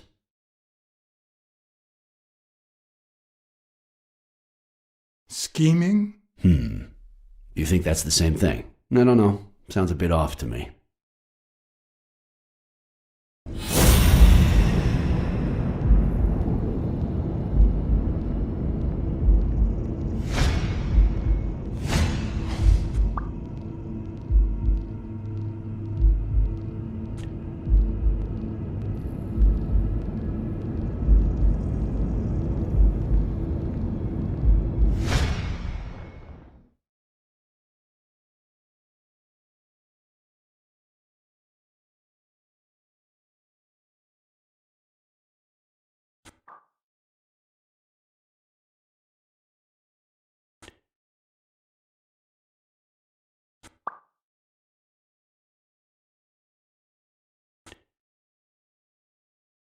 Wait, I know. Vulpine, 7 letters. Cunning. What are you looking for? Nothing. Will he live? He'll live. So what have you found out? Randall Lee. Apparently in love with our penitentiary system, judging by the frequency of his visits. Theft, assault, extortion, minor things of the sort. Any partners? Always works alone. He's never ratted out his employers, provided they exist. Did you find anything? Is this our man? Do you have proof?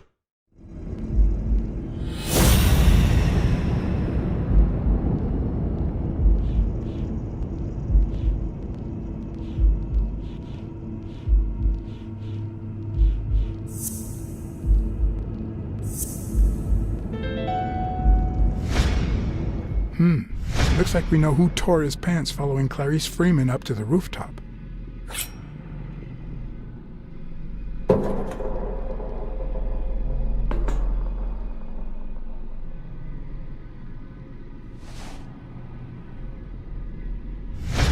His pants have a tear in them. I found a piece of that same fabric at the gym, on the stairs that lead to the rooftop where we found the second body. Makes sense, but how many pairs of ripped pants are walking around New York City? I don't call that evidence.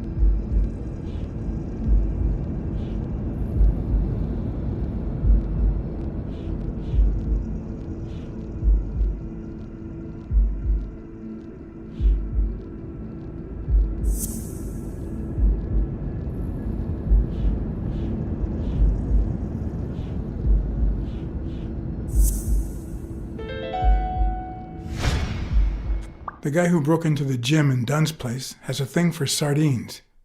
Did you smell his breath? Right, because there's only one sardine fanatic on this side of the Hudson. I need something more.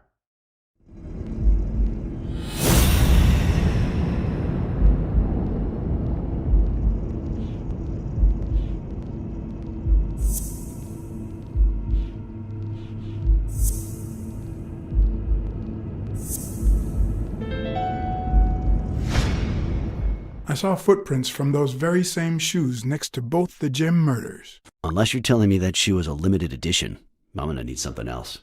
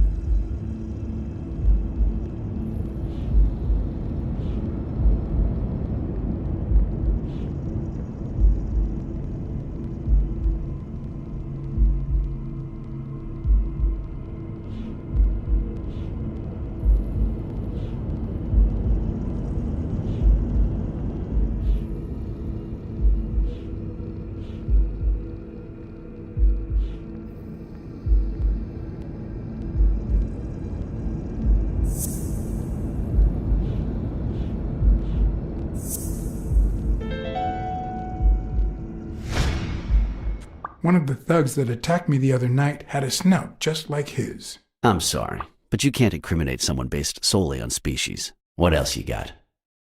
What more do you need? I've given you 4 pieces of evidence. None of which are conclusive. He tried to throw me off the rooftop. Yeah, you're right. I'm sorry. He's our man. No, he's not our man. Make up your mind. He's just a puppet. Someone is pulling his strings. Could it be Yale?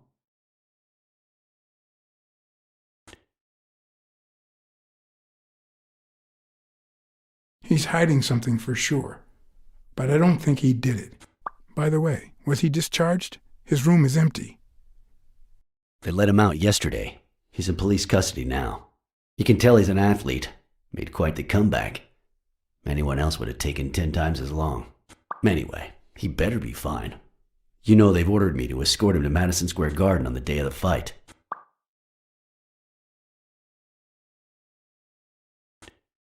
That's the first I hear of it. Quick, what do you want? Good cop or bad cop?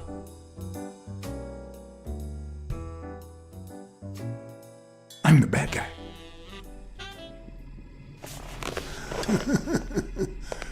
Good thing someone took out the trash. Good morning, Mr. Lee. I assume you're aware that you're about to be accused of murder, and that thanks to the witness testimonies of Mr. Blacksad and Miss Dunn, your future's not looking too good. Go to hell, you dog.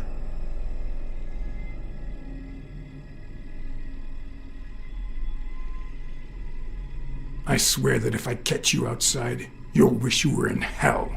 Blacksad, stay out of this. Remember who's the cop here. Maybe we can offer you a deal. We know someone hired you to kill Joe Dunn and Clarice Freeman. What do you have to say? I'll call your bluff. You ain't got nothing.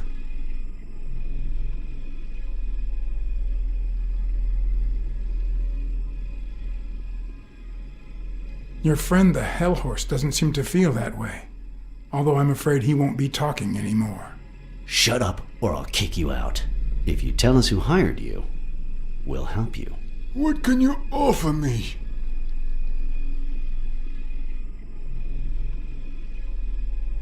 How much is your life worth to you? Don't pay attention to him, Mr. Lee. We aren't vigilantes. But we can significantly reduce your sentence. That's a start, but it's not good enough. I want in on the witness protection program. New city, new job, new identity, and a clean police record. That's the only way I'll talk. Meanwhile, I want police protection 24/7. I'm afraid that... Whoa! Watch out!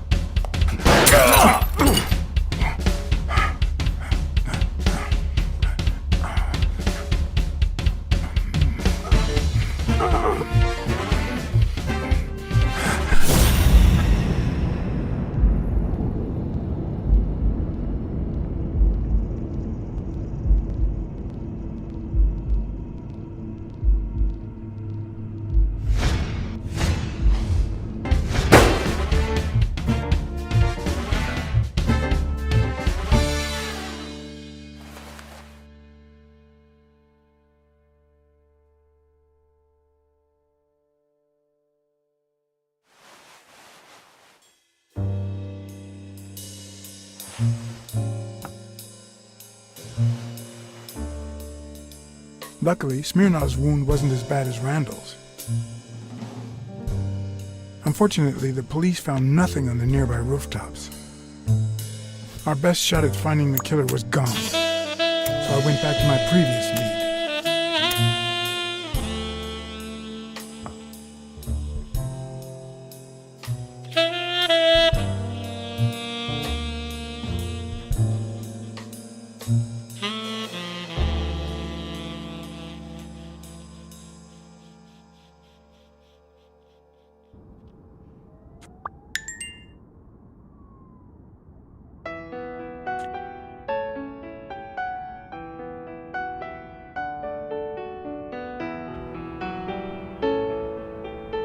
It's from before my mother got sick and we moved here. I loved reading stories about pirates, so my father drew a treasure map for me. I searched the whole house, one clue at a time. It led me to this enormous tree in the yard where Daddy had put up a tire swing.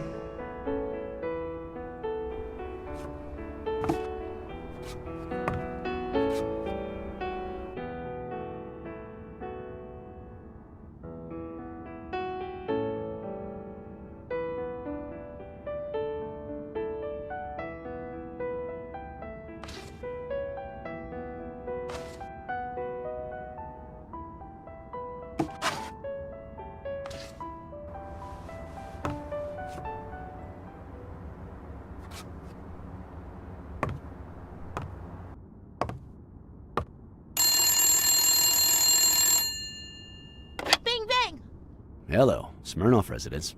You're dead! No, I got you with my lasso! Can you quiet down, kids? Dunn got killed for stirring the hornet's nest. And you confessed your crime! Kids, please. He'd been investigating athletes for months, including Helen Moore and Al Stone, among others. Dunn's notes aren't all that clear, and I'm not sure what he was after. But I'd say we're facing a widespread corruption case. Well, if you're right, that could be some dangerous evidence. Bring it here ASAP. Sure, but there's something important that I need to finish first.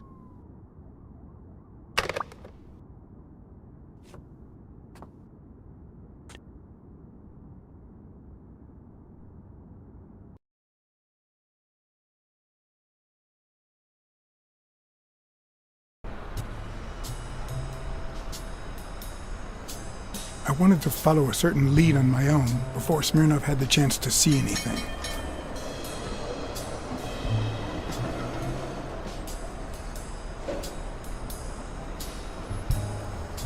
According to his notebook, Dunn had seen Craig Spano at Sam's Diner just 4 days before his death.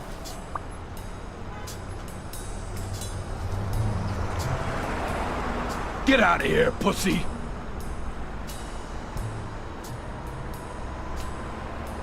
I have some questions for you. Oh, well, maybe I don't have answers for a pussy. It might have been easier to slap the information out of him, but I decided to trust in a universal truth. Everyone is guilty of something. You don't know who I am, right? Don't know and don't care. Come on, spit it out. I'm John H. Blackmore, Public Health Inspector.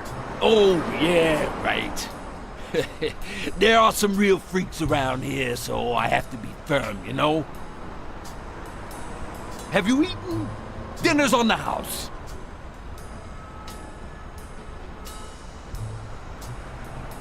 After you answer my questions. Sure, go ahead. Your call. Always at your disposal, Inspector. Ask away. Fear turned him soft and made him talk. Sure enough, Dunn had been there a few days back with a chimpanzee who matched Spano's description. Apparently, the guy still lived with his father. Dunn said he couldn't stay there a day more. For the time being, he would move into his place. Wait a minute. What does Public Health Services have to do with that chimp?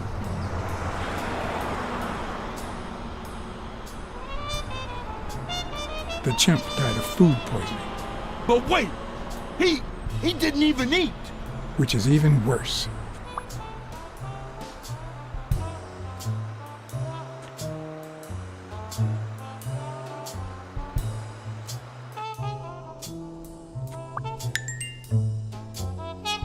Dunn had taken Spano to his place. I wanted to believe that when Randall Lee broke into the apartment, Spano fled to his former address. But where could that be?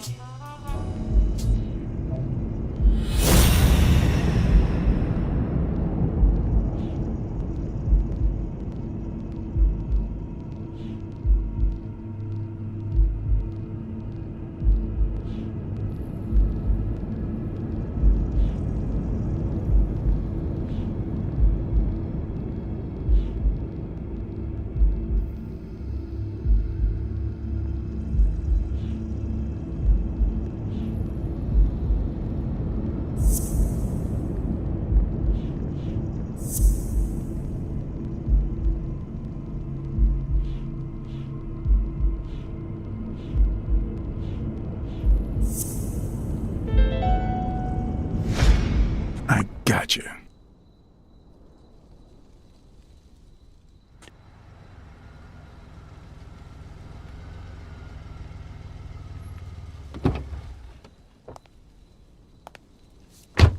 If the living have rich and poor neighborhoods, so do the dead.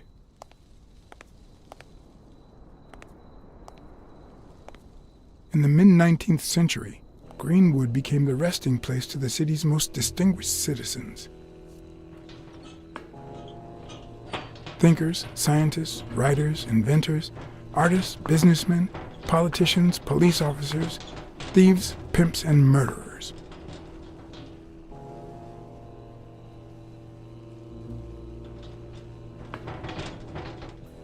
here lie the bodies of the soulless minds that raised New York from the ground up. Now you know where to go to become somebody in the Big Apple.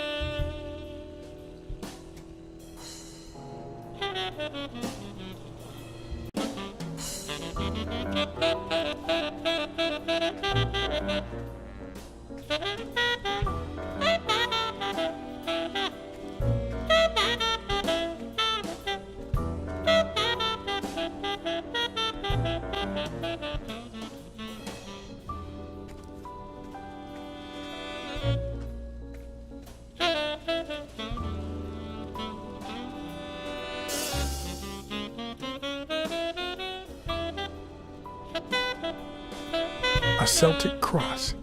Supposedly, the ring keeps the devil at bay by reflecting the sunlight. Really handy at this time of the day.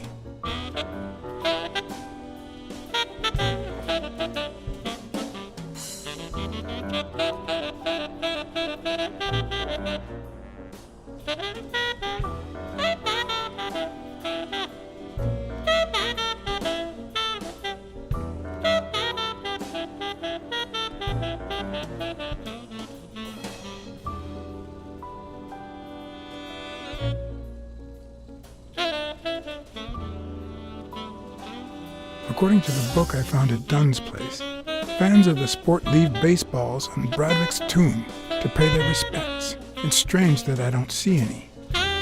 Maybe they're gone with the wind, or somebody claimed them as part of their inheritance.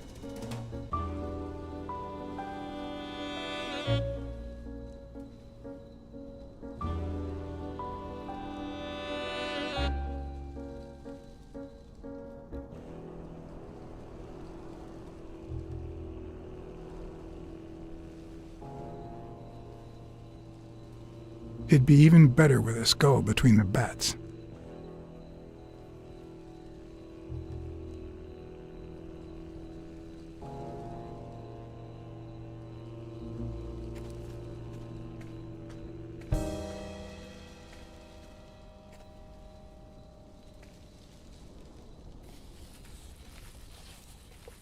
Still hot.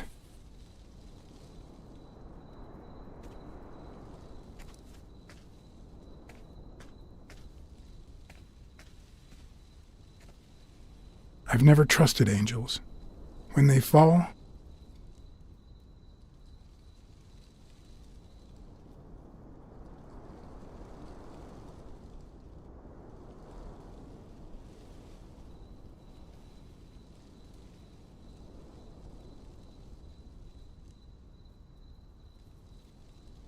they turn into demons.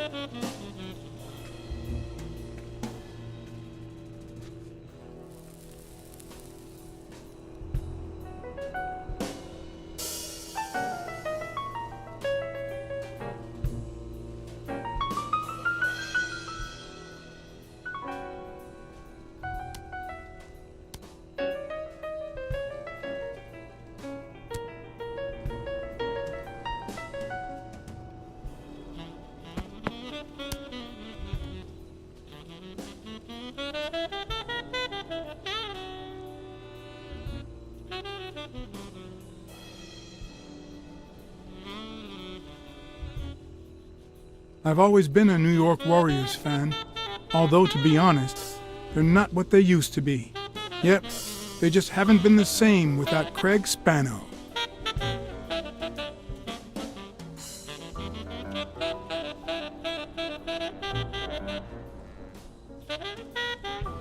I'm investigating a case of sports corruption.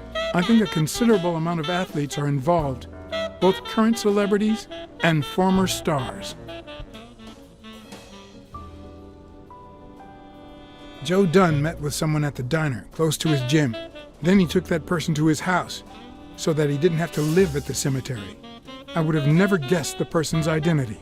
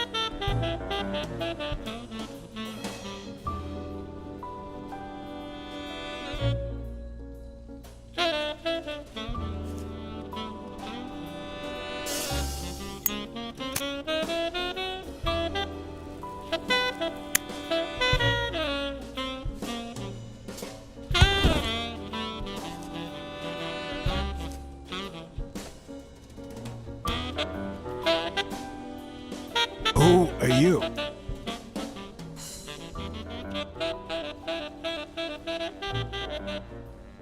I'm John Blacksad, private investigator.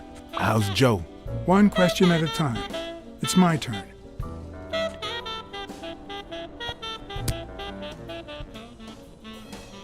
Your turn.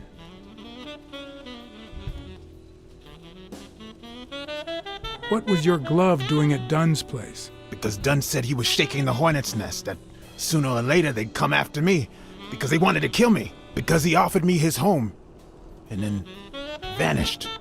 Because I waited for him for 2 days, and then they came to get me. Because I had no time to take my glove when I escaped through the window. What did he want from you? And who wants to kill you? One question at a time.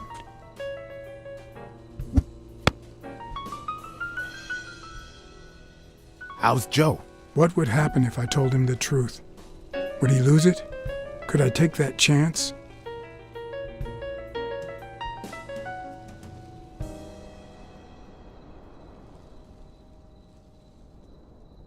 Joe Dunn is dead. Murdered. I told you, Joe. How did it happen?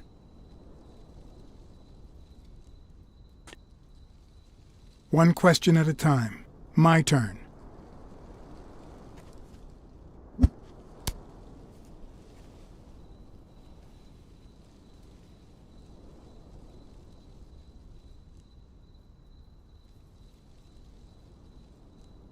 Why are you hiding here? Because I fear for my life. Because this is the only place where I feel safe.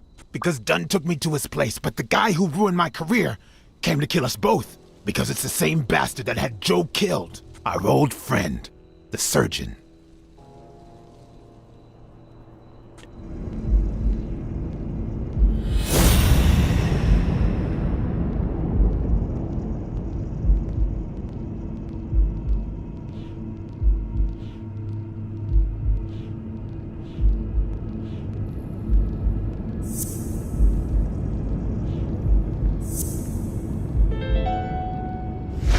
Is Mitchell the surgeon? Is he the person behind all of this? That surgeon you mentioned, is he... My turn.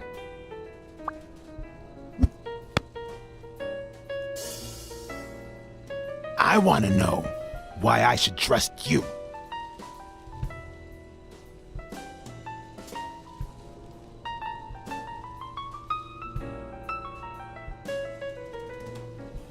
Because I take my job very seriously.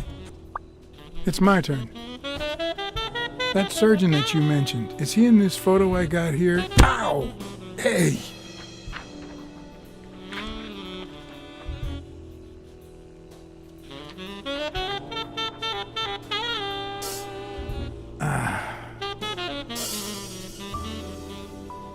Hey, that toss was...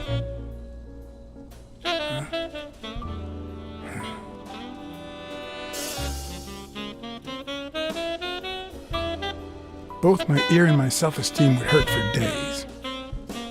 But at least I had a new lead to follow, the surgeon. The bastard had avoided my scrutiny by passing as a hospital doctor, but now all of my senses were on guard. No matter how good the disguise or how well he hid, I would find him.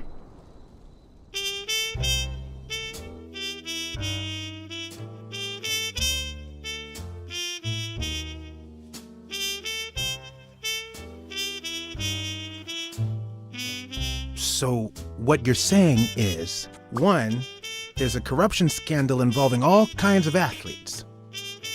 2, our puppet master is a surgeon named Mitchell, a man who happened to fight in the war with Dunn, right?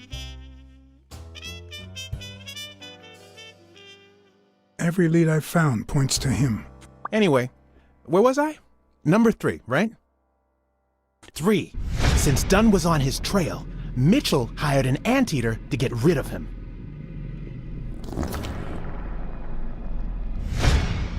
Then, since you were also shaking the wasp's nest, he went after you. But the anteater made a mistake, and Mitchell killed him to cover his own tracks. And, wait, 4.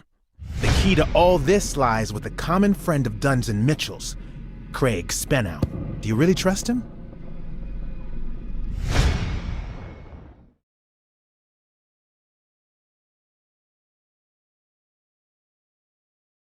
You should know that I don't trust anyone. Except for your friend Weekly, that is. 4. 5. Dunn was murdered 4 days after taking Speno to his house.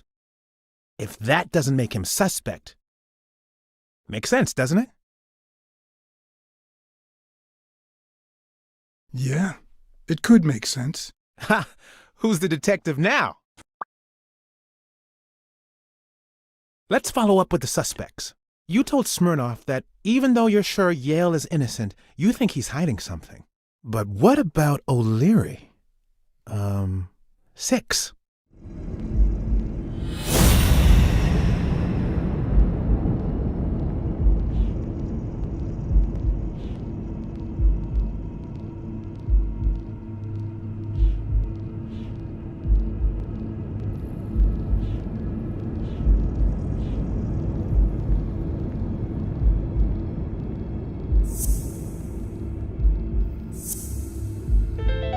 O'Leary wouldn't have sent Randall to kill Dunn. He would have dragged him to his basement, given him his little speech, and then killed him himself. Nah, I know O'Leary, and he wouldn't have sent a hitman. He would have taken matters into his own hands. What about Cassidy? 7, right?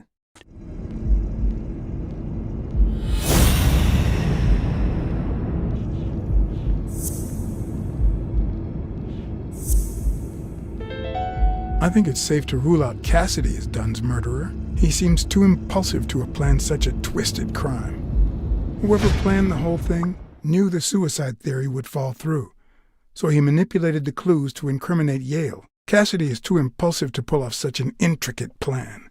So, you're right. Mitchell is the one pulling the strings. And you know why? Because in novels, the murderer is always someone the detective knows from the beginning. Well, that could be the case in British novels. You know, where everyone in the mansion where the murder took place is a suspect. But this might just be an American whodunit, where the detective doesn't even meet the culprit until the last scene. You mean we still don't know who's pulling the strings? I didn't say that. How did it go with Helen Moore? I didn't get anything, even though it started out really well. I asked to interview her along with her boyfriend, Al Stone. Since I'm a big shot, they were happy to oblige. Perfect.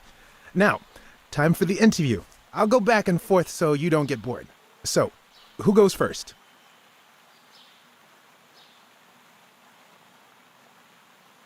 Here's one for Helen.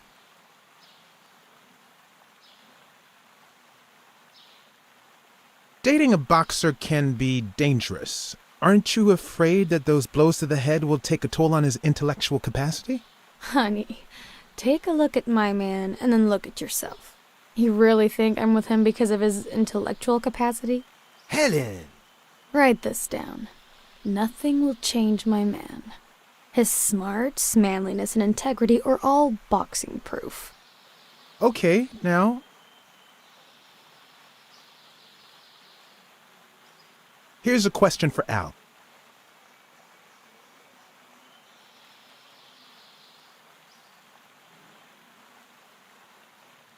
In just 12 days, the contender will try to steal your belt. Any thoughts on your fight against Yale? Yeah, sure. My Al is going to kick that thug's behind. Isn't that so, honey? Yeah, well, we'll see. No such thing as a weak rival. Nonsense. You are and will be world champion. Next question. Moving on. Here's one for both of you.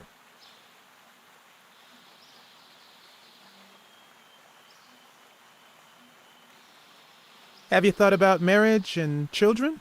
Well, the truth is, we haven't talked about it, but maybe it's too soon. Maybe... Of course we thought about it.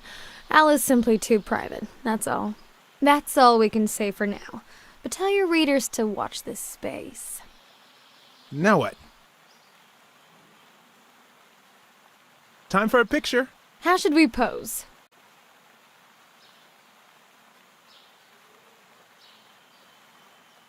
Okay, how about a hug? I want to feel the love.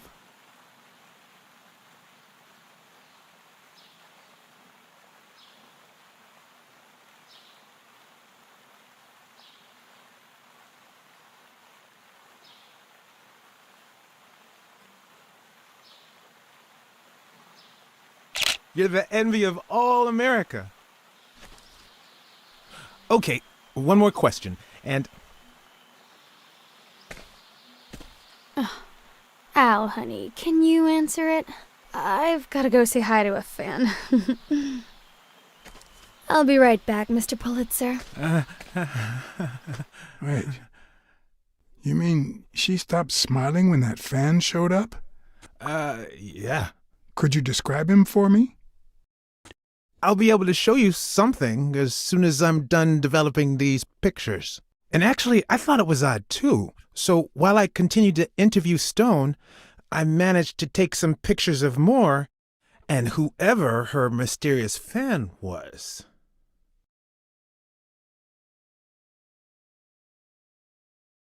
All right, so where were we?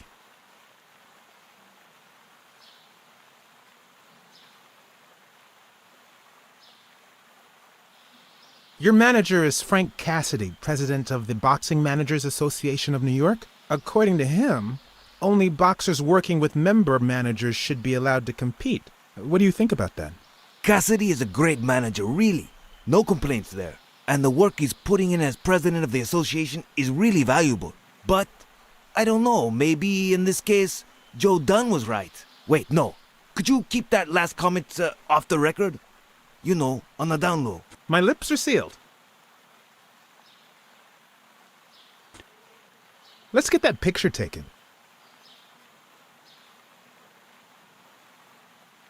Let's get that picture taken. Turn around and show me those biceps from behind. Like that? That's it. Wait, I accidentally moved. Stand still. I'll take another one. What's with me today? Don't move, please. Now we got it. Should we keep at it? I'm going to take one more, all right? Okay, now raise your head and your arms up like you were celebrating a victory. Like these? Exactly. What's up with me? Stand still. I'll take it again. I can't seem to get it right. Don't move. It's about time. Finally, we're all set.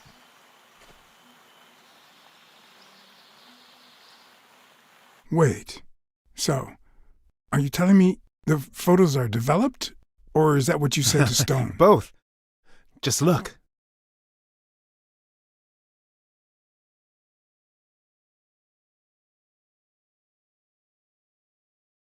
Look at his hand. Is he pulling something out of Moore's purse? Or putting it in?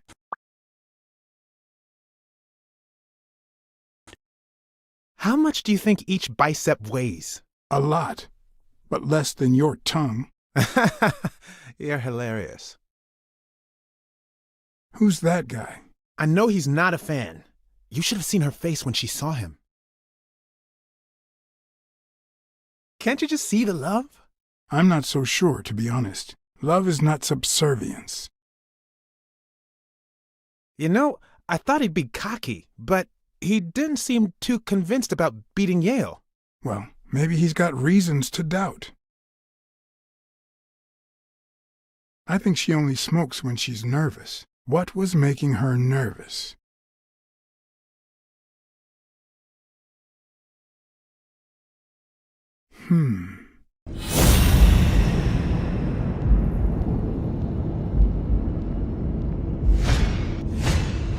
Wait, that's him. Who? Mitchell, the surgeon. Seriously? We got him. Not yet.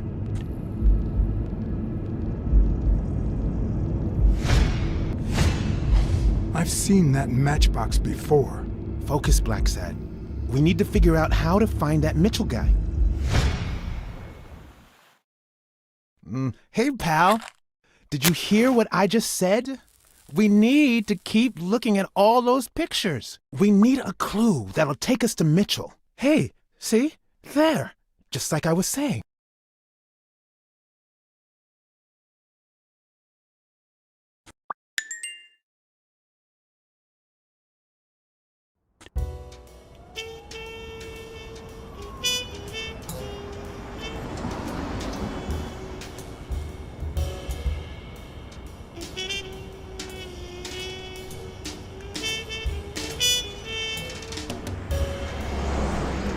Brawls aren't even the worst part of my job.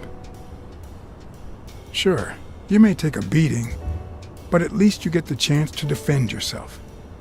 But when you're sitting in your car all night, there's no way out.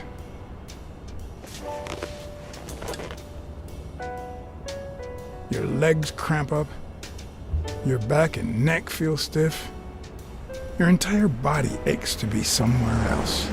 It's boring and repetitive.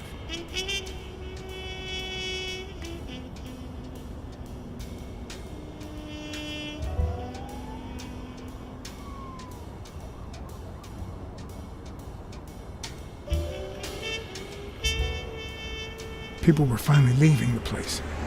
The bar was about to close. And I hadn't seen Mitchell go in or out.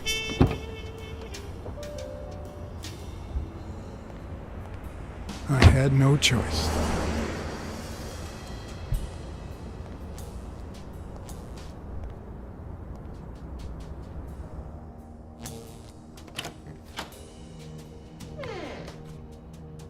I see you took me up on my invitation. And you're smart. You knew not to come until my anti-fur regulars had all cleared out. I can't say no to good advice. Or good bourbon.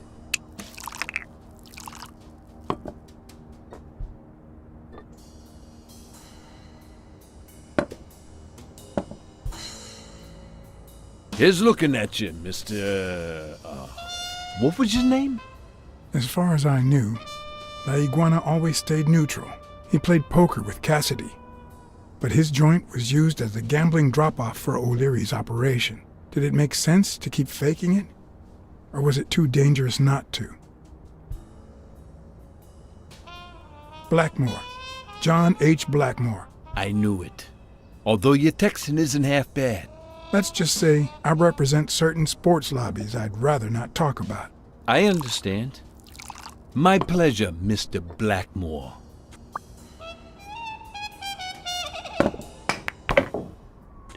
You're natural. That sure beats your poker game. This is much easier. No one can cheat. Ha ha! You barely flinched when Cassidy decided to teach that ego a lesson. What do you want me to say?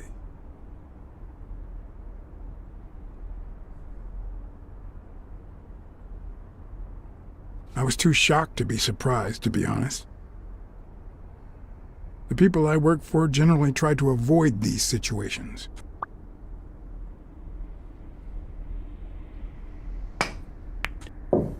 Damn it. Well, nobody's perfect. Tell me, what do you really want with Cassidy? I just don't understand your motives. You know how a scout goes out to Little League games in search of young talent?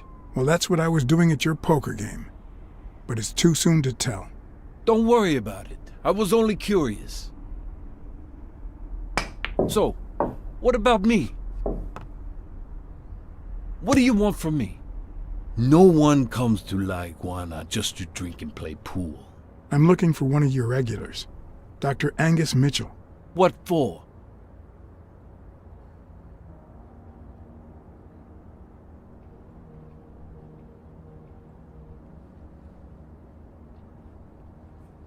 We fought together during the war. I just want to say hi. Sure. Tell you what, I'll talk to Mitchell. Come back tomorrow night. You don't understand. I have to talk to him, or else. Or else what?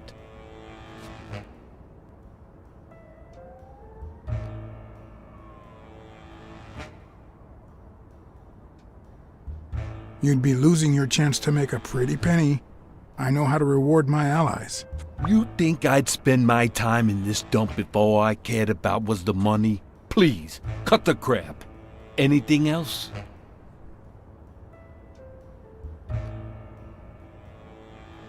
I've got friends in high places. Friends you don't want to meet. Oh, and you don't think I do? You think this dump would still be open otherwise? Please, cut the crap.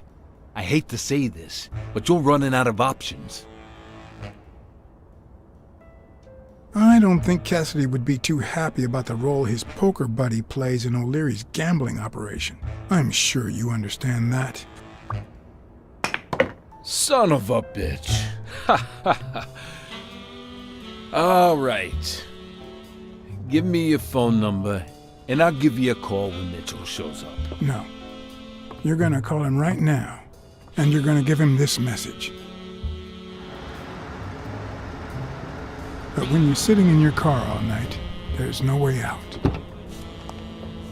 Your legs cramp up, your back and neck feel stiff, your entire body aches to be somewhere else.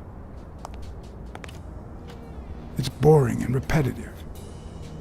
It's so bad that your thoughts spiral in a never-ending loop. Like when you're stuck in your car, on surveillance duty.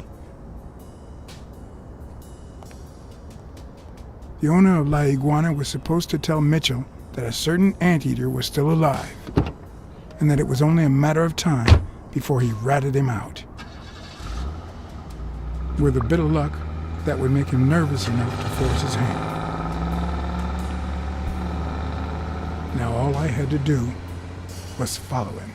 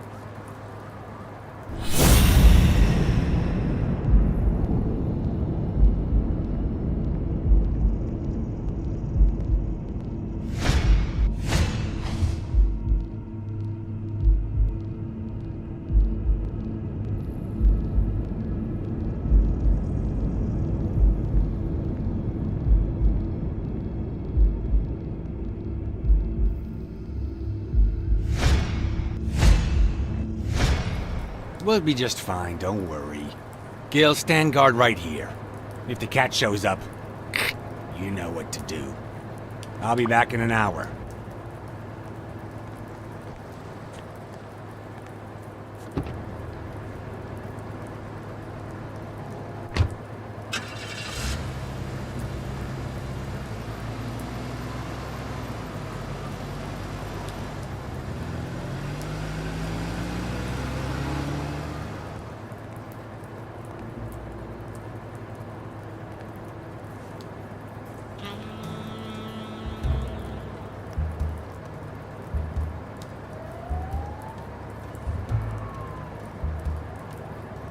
Could I take him by surprise from over there?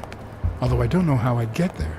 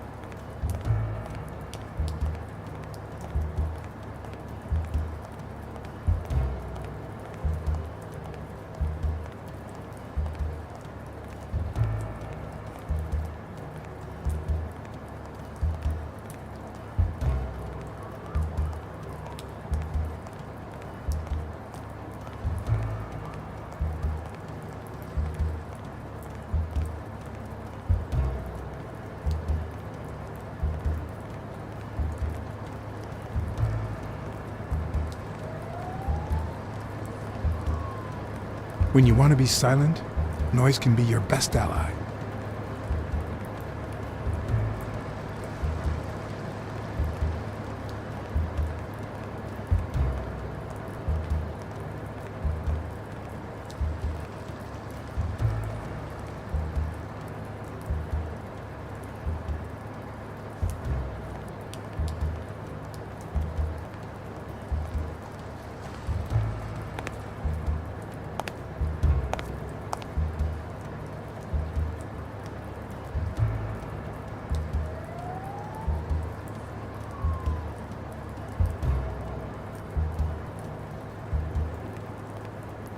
Smells like liberty and oil spills.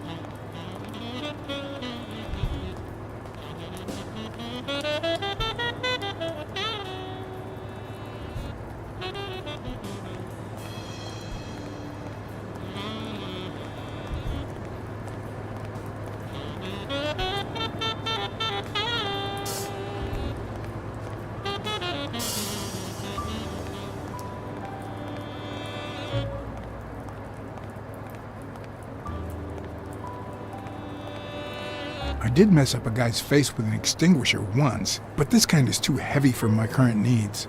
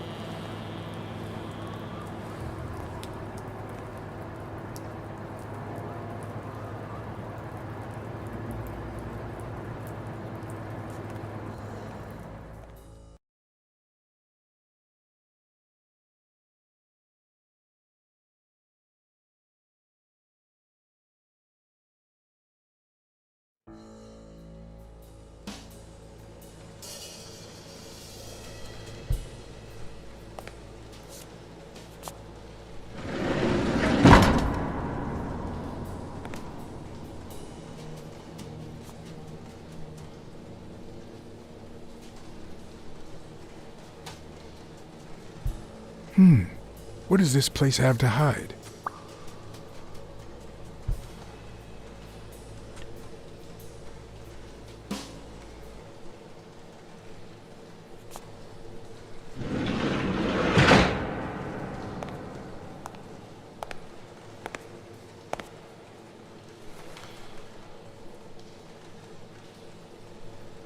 Don't you even think of screaming.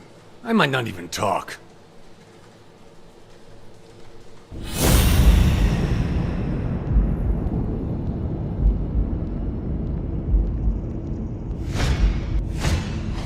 It looks like an arrowhead.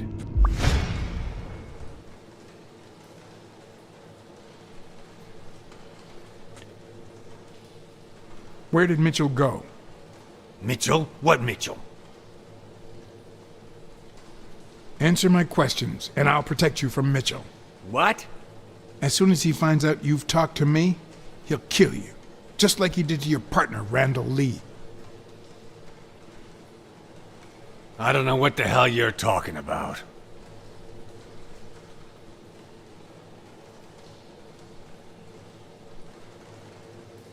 What's this warehouse for?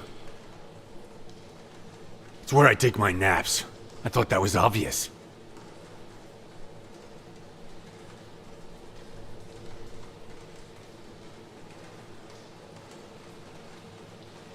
If you don't answer my questions, you'll spend the rest of your life in Sing Sing. Only if I don't answer? Come on.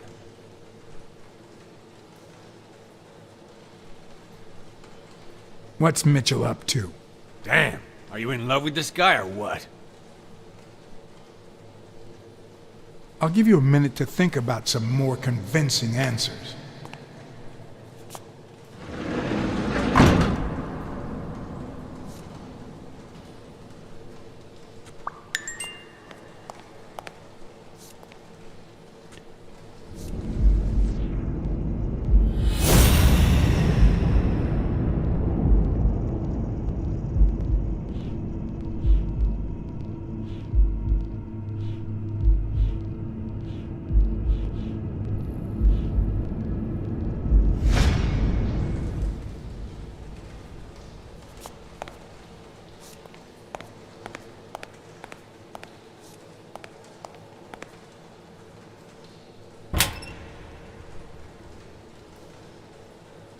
Hmm.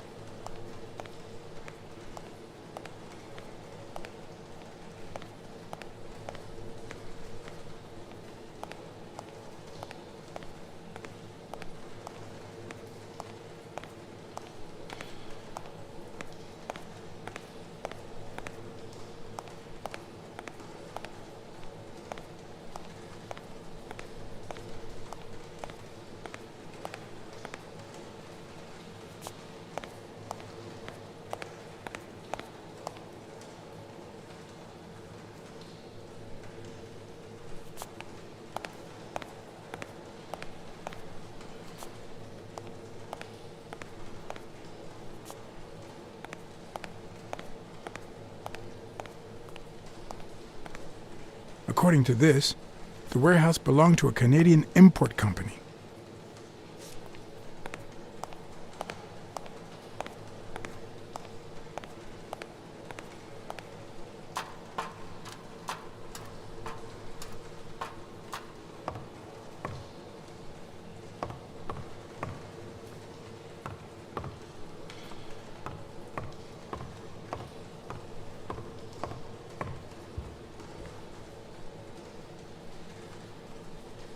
It could be an Ojibwa totem pole, in which case the top animal would be a crane.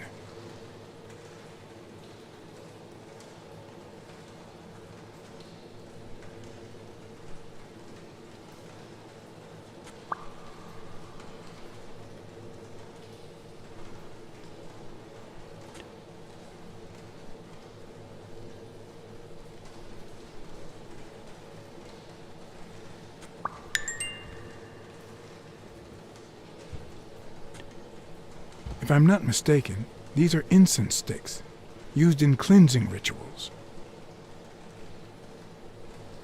A dream catcher. It's supposed to protect children during the night, trapping all evil in its spider web.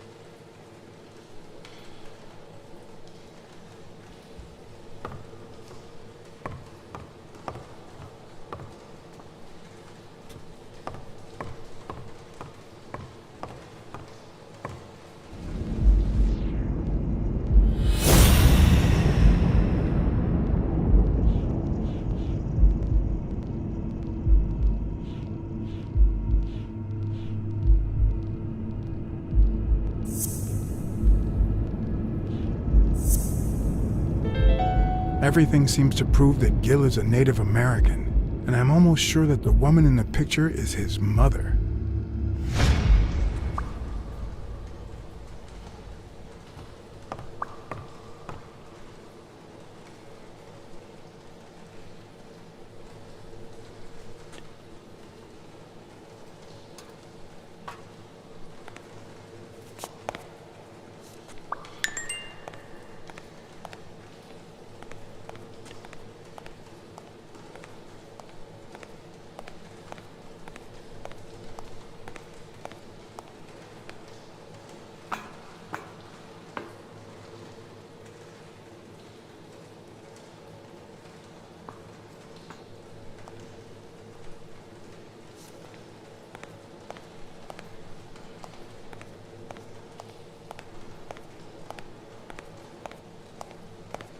Will I need help? Who would I call?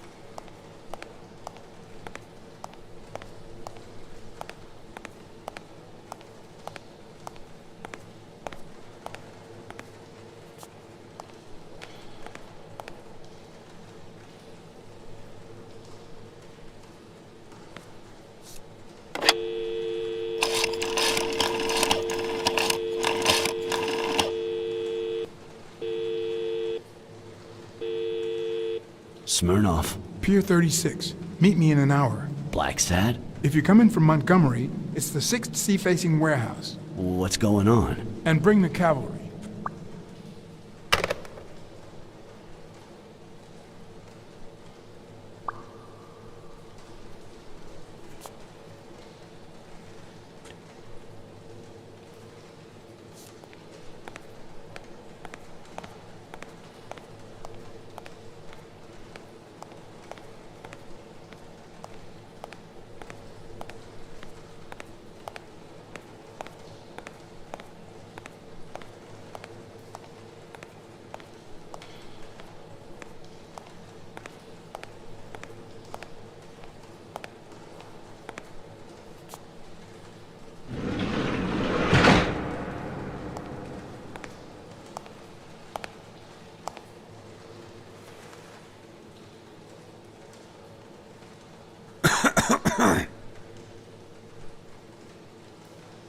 You know who'll always believe in you?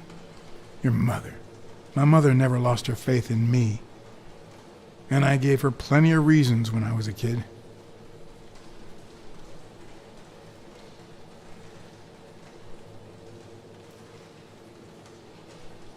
It all started with something as stupid as keeping the change when she sent me for groceries. Then I started stealing fruit from the street stands. And finally, I turned to pickpocketing. Somehow, my mother managed to keep me in school until I got into college.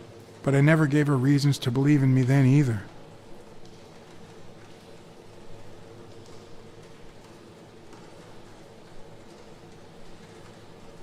I made new friends. The type of friends that convince you to do things that wouldn't make a mother proud. Then Pearl Harbor happened. I got drafted and sent to Europe.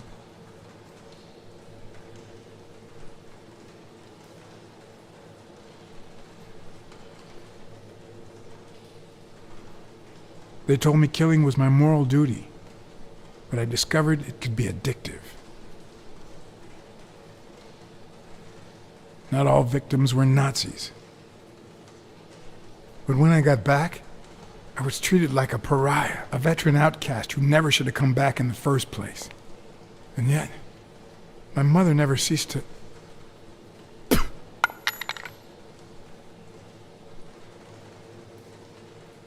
I also fought in the war. That's where I met Mitchell. They used me, like many of my people. And then they just tossed us aside. The first time Mitchell offered me to do this, I told him to take a hike. I wanted to get my act together, but I ended up begging him. I don't like Mitchell. I don't like the things he makes me do. I don't like that German rat either. But what I like least of all is myself. I don't like what I did during the war, and I don't like what I'm doing now. Do you know what it's like to kill a friend for the sake of the mission? Huh. But my mother, she always thought I'd make amends and start anew.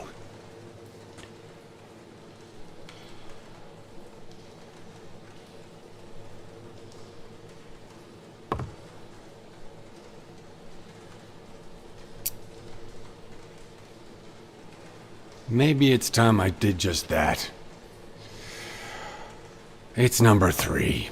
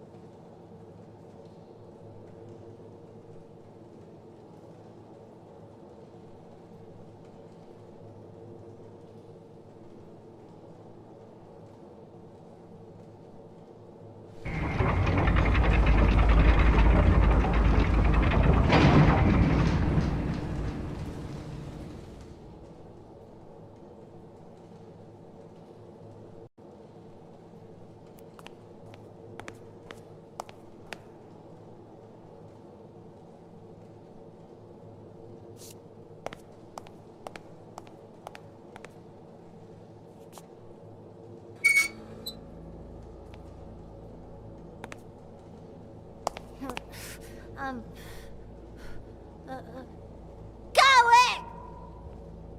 Hey, You back! it's all right. Don't be afraid, little girl.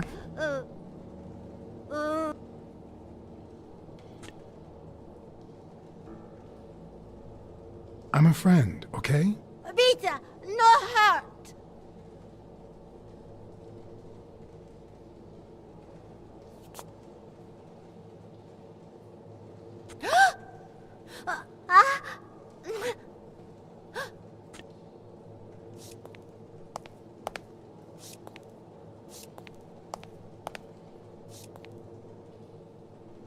Hey, Vita, no hurt!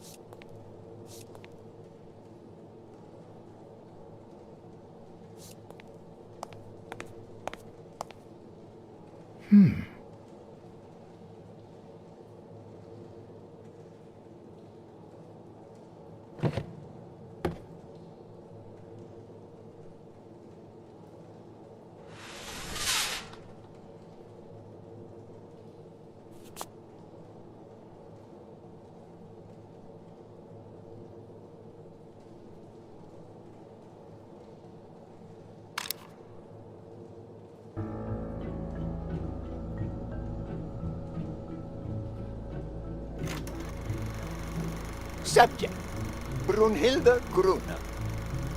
Treatment, day 1514. The patient's ability to speak continues to diminish. Now she can only pronounce the occasional word in German. It's as if she had gone back in time, not only due to her declining cognitive function, but because she appears to have forgotten everything she learned since her arrival in America. Tissue degeneration persists, and yet, perhaps due to drastic reduction of benzylproline dosage and an increase of anupropion, we have observed a 3% of deceleration of said degeneration. Furthermore, and perhaps this is the best finding so far, the subject exhibits a mild recovery of her speaking function. It's not a lot, and yet we are on the right track. All hope is not lost.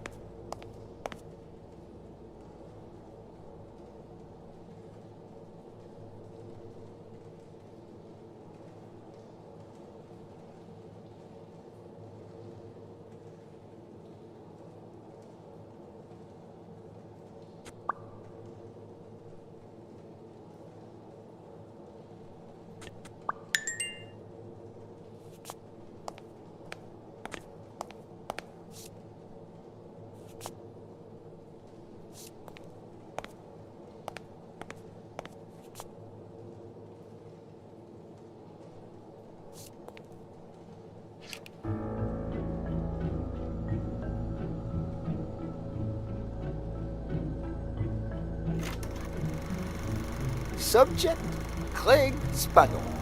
Treatment, day 0. The subject is a veteran baseball player who has lost speed, strength, and agility due to the regular aging process.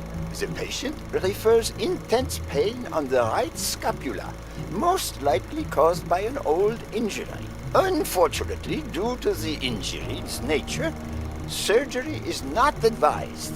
The goals of our medical approach are twofold: to relieve pain caused by the prior injury so that the subject can play without symptoms, and to help the patient regain the physical condition lost in the aging process, thus allowing him to perform at elite levels. To that effect, he will receive daily administration of strong opioids along this treatment. Day 128.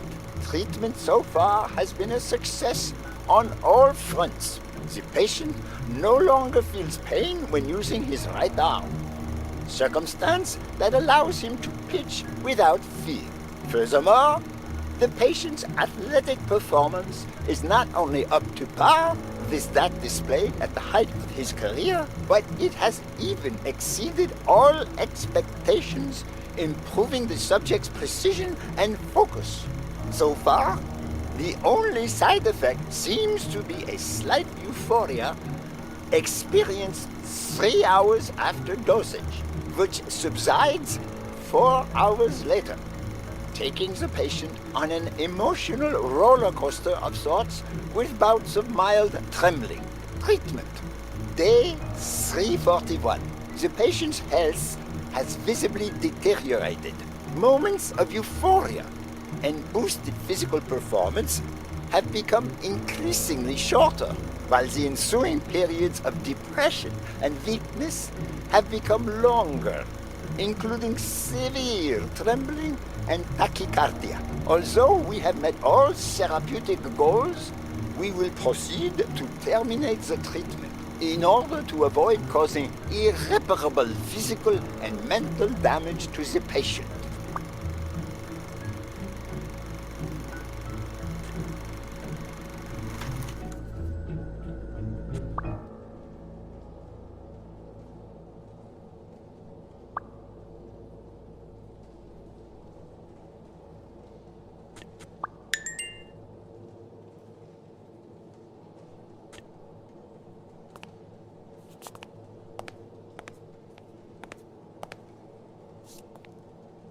A list of names, somehow related to chemical agents?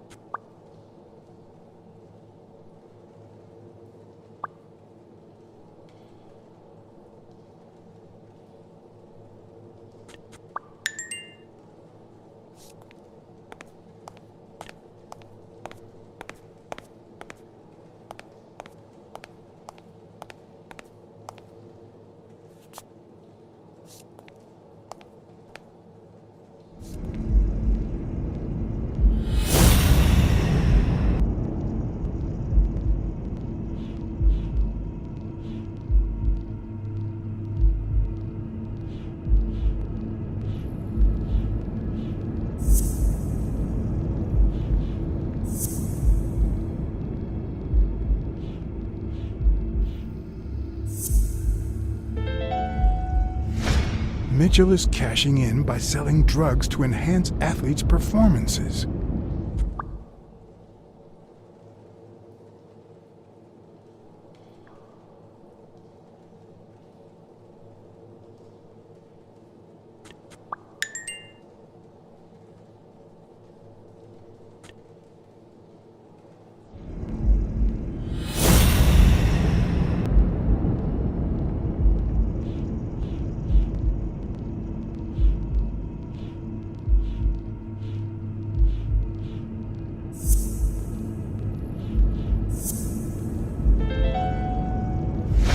The worst part of Mitchell's scheme isn't that it's illegal or unethical, it's that he didn't even care about compromising the athlete's health.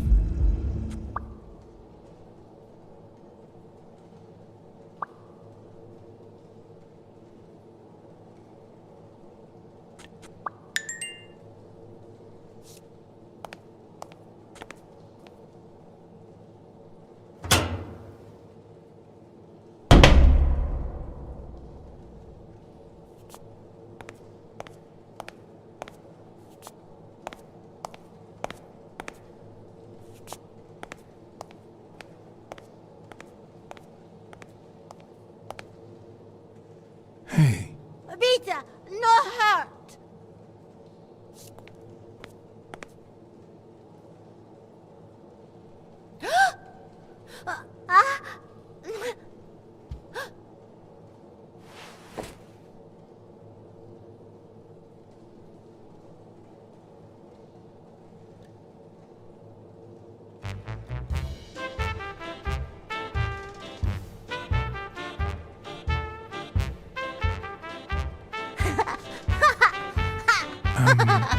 Once upon a time...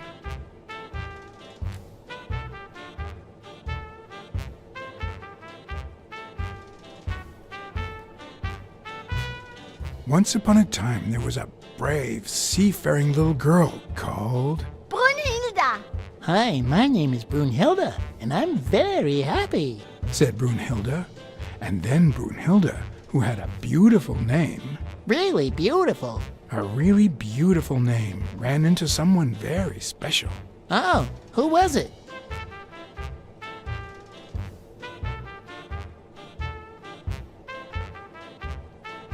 A sea cat called John. I'm a sea cat. My name is John. Hi, John the cat. I really like sea cats. Hi, Brunhilda. I'm going to use my seafaring wisdom to help you.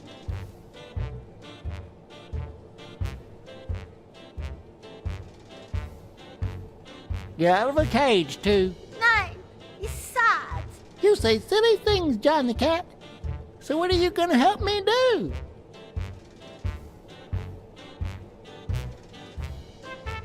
Bake some delicious pies. Ha! love pies. Which is your favorite? Wow, that's a very hard question. But John the Cat, it's the easiest question in the world. Let me show you how easy it is. My favorite pie is...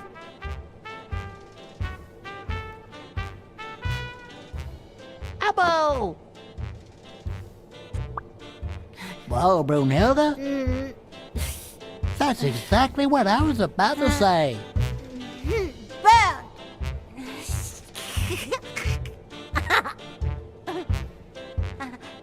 Bernd, John, Brunhilde, Fund.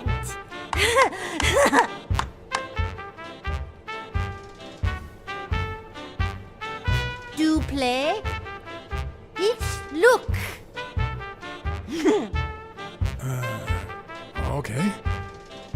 Hi, Bird. Why are you wearing that mask? Well, gas. Well, maybe we should get out of here. What do you think, Bernd? And what about you, Brunhilde? Don't you think that?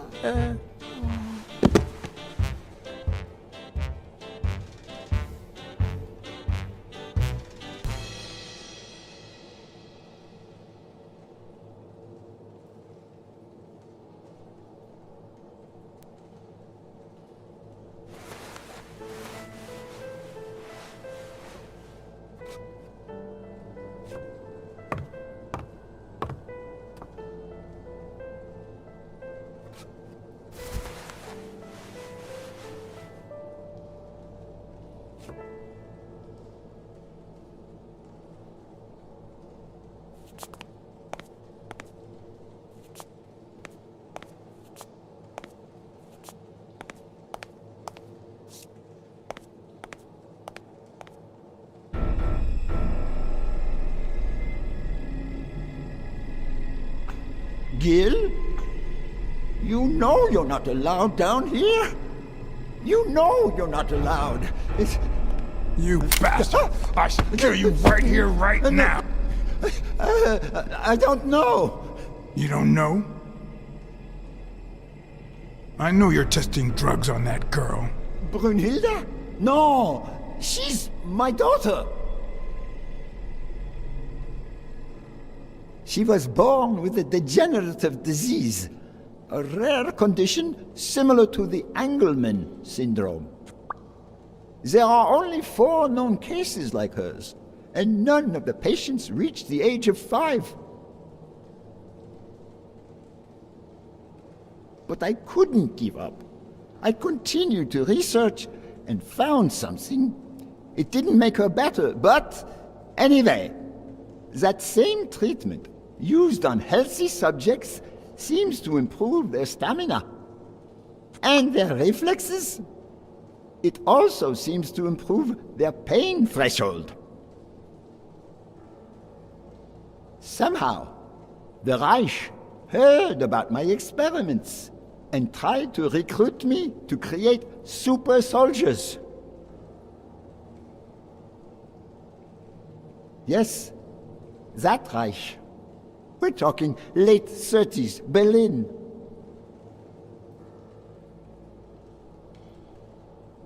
I escaped with Brunhilde and came to your country. But the American military also heard about me. I spent the entire war experimenting with drugs on soldiers. Some were highly effective, I must say. When the war was over, my experiments were discarded. I was forbidden all access to the drugs, and Brunhilde got worse. But then God sent me Angus Mitchell. We had met during the war, and he came to offer me a deal. I would make drugs for athletes, and he would sell them. With my earnings, I could pay for Brunhilde's treatment.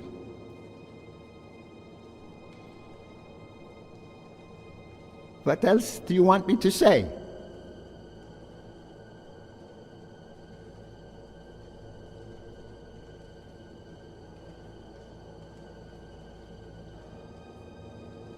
So you're keeping Brunhilde alive, but the price is high. A price I'm more than glad to pay. You're not a father, are you? Look, I'm not proud of what I do, but I don't have a choice. About those pills.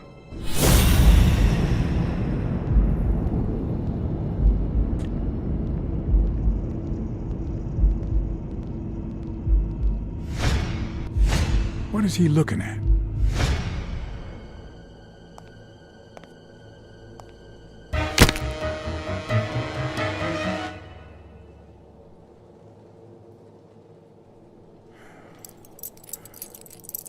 Don't dwell on it, Josh.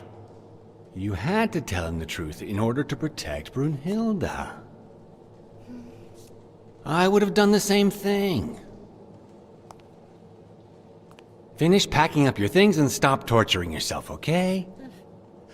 Thanks, Angus. I won't be long. Oh, honey. You like living here? Yeah, me too.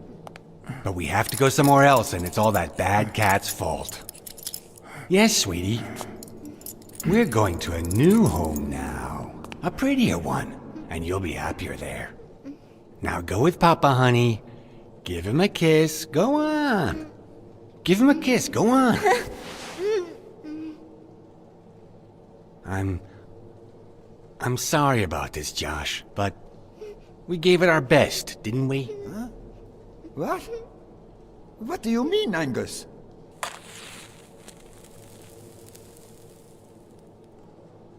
I wish it hadn't come to this. Angus, what's wrong? Goodbye, Josh.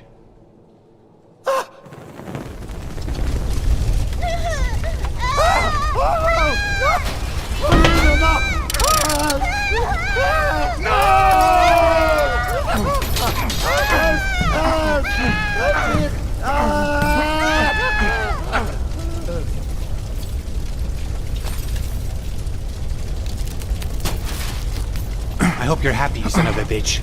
They were good people.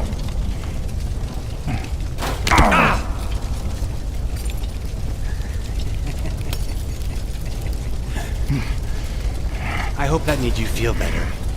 I like it when you smile.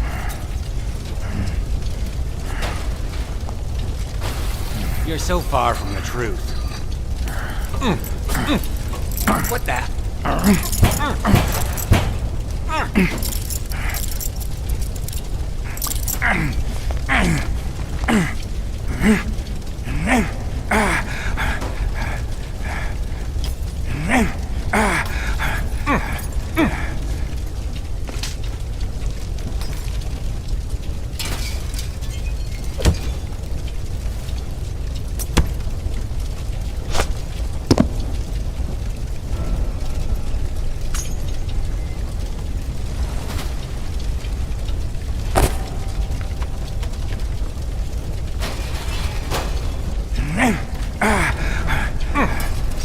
The mask would buy me a bit of extra time. The question was, how much?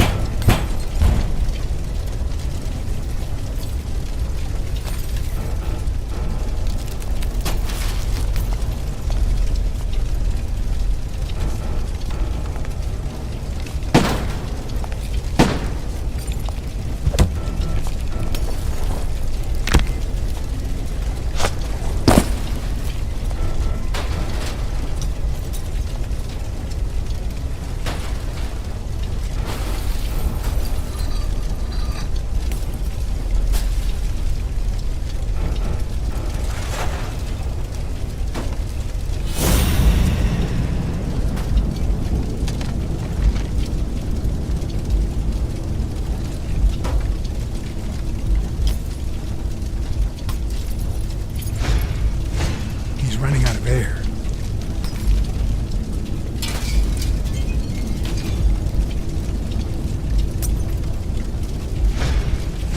Spano? Spano just ran out that way.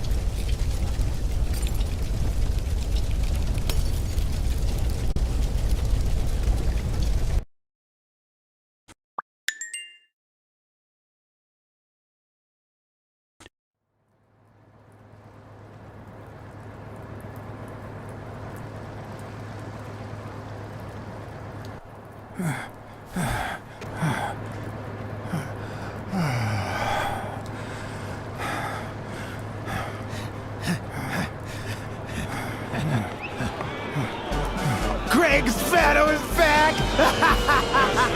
Did you miss me? Who wants to see a home run?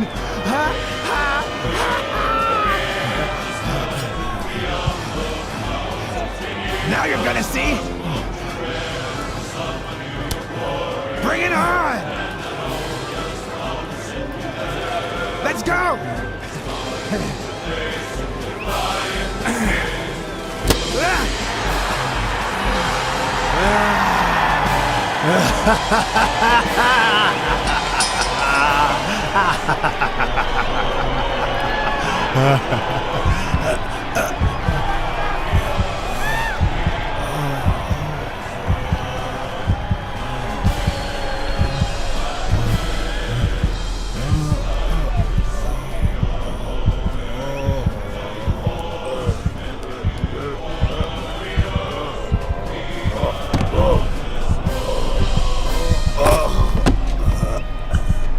No.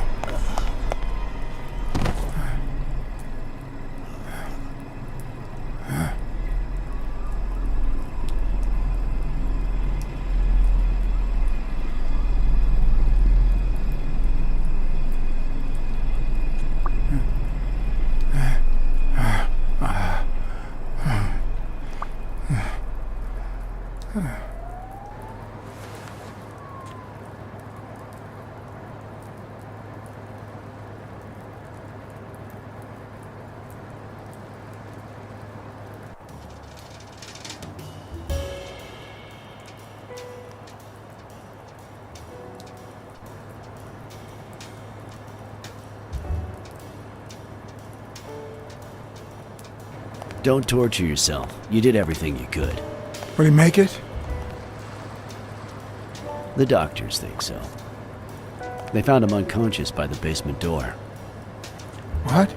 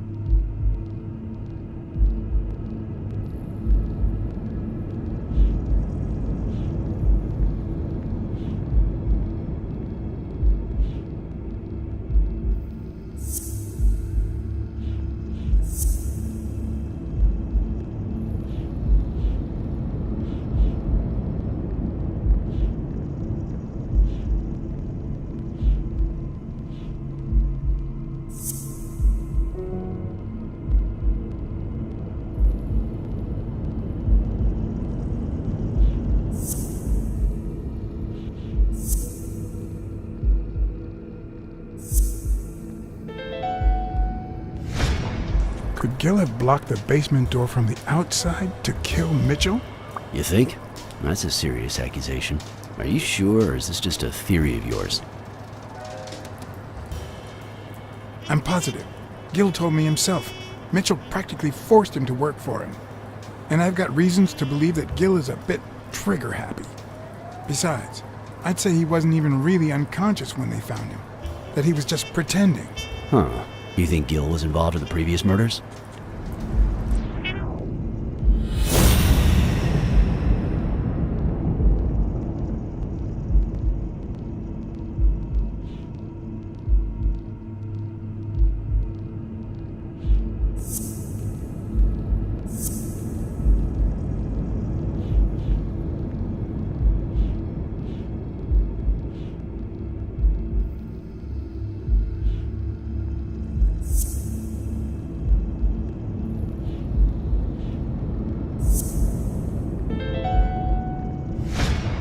What if it was Gil who killed his partner Randall Lee under Mitchell's orders?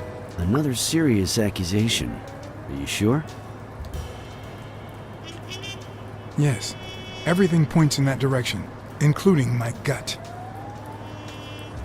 Wait, couldn't Mitchell be Randall Lee's murderer?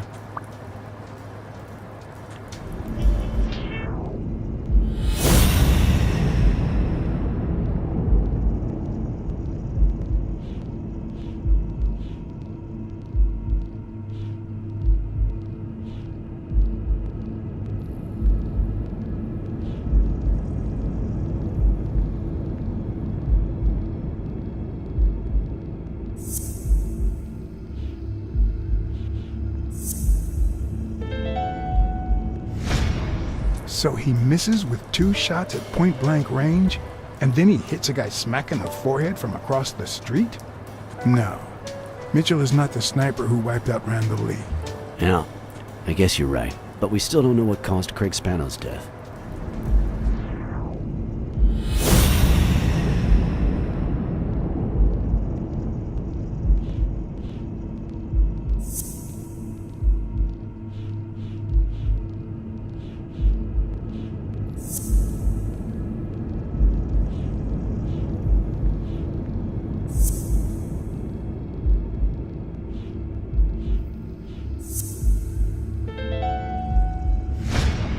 There's no doubt about it. Spano took drugs from the lab, and they killed him. But if that were true, how many more athletes are in danger? And most importantly, who are they? Is Bobby Yale involved? I didn't see them all, but write down these names. Peter Lowe, Xavier Chains, Helen Moore, Bill Goldman, Miles Benton, Alexander Wood, Jacob Ziegler, and yes, Bobby Yale. Thanks. Saving lives for a change, huh? In any case, thanks for the call. I was starting to think you'd never trust the police again.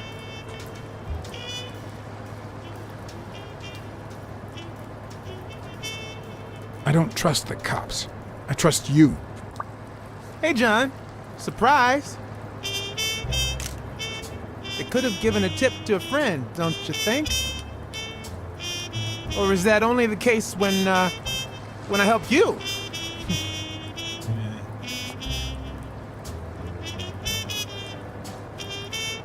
Get that guy out of here.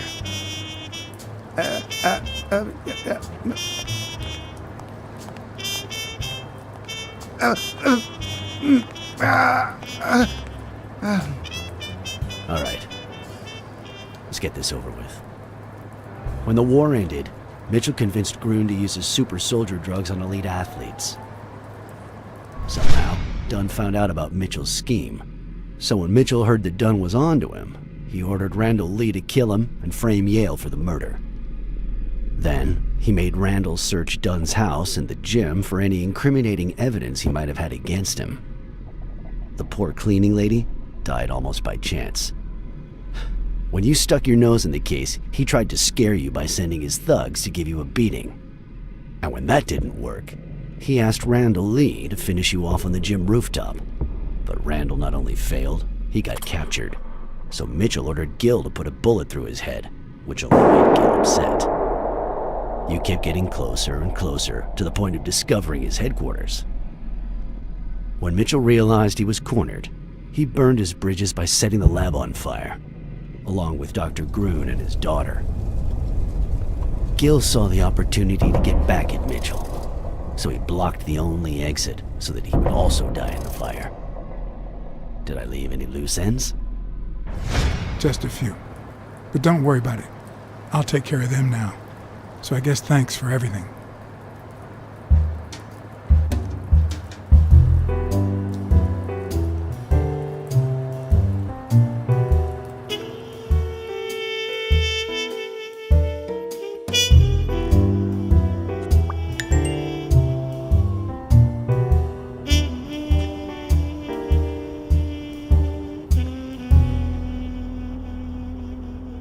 In your classic noir films and novels, solving a case never amounts to a happy ending. the detective is always left with a sense of bitterness. A feeling that, before he took the case, the world was a better place. That he was a better person. Come on, now spit it out! Sometimes I just let my character get the best of me. What do you want from me? I told Stone what I knew. That he was going to let Yale win. That if he didn't, O'Leary would destroy Helen Moore's career. And that Moore was doomed either way. Or would be, as soon as America discovered her sweetheart was on drugs. I don't believe you. No way. Who sent you? Today? Nobody. And what if I did believe you? What would that change? If I don't do this for her, how could I ever look her in the eyes?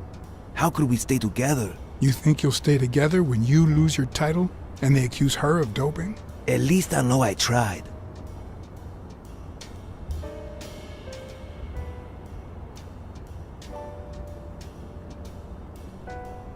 I came to convince you otherwise, but I think you might be right.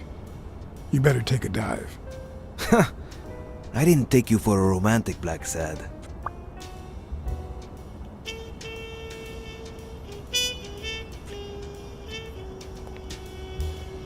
I feel you.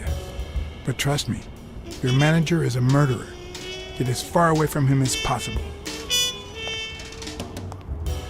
Hey, Blacksad! Thank you.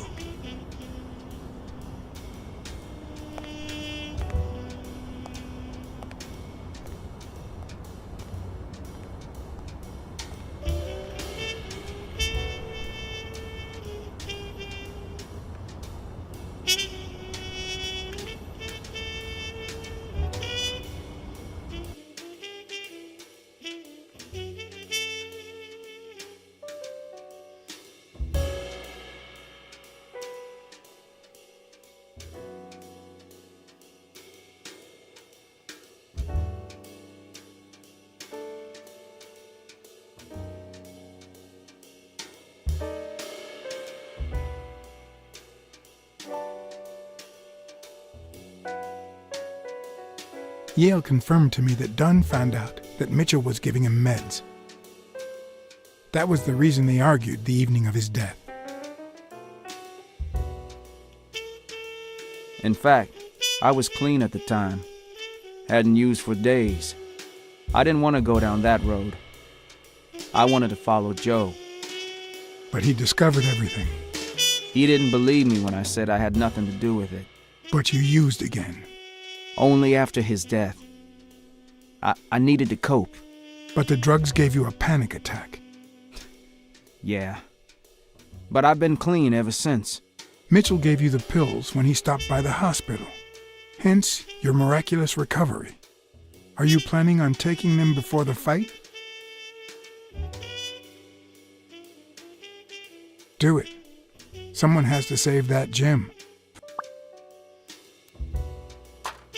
But they'll be your last pills.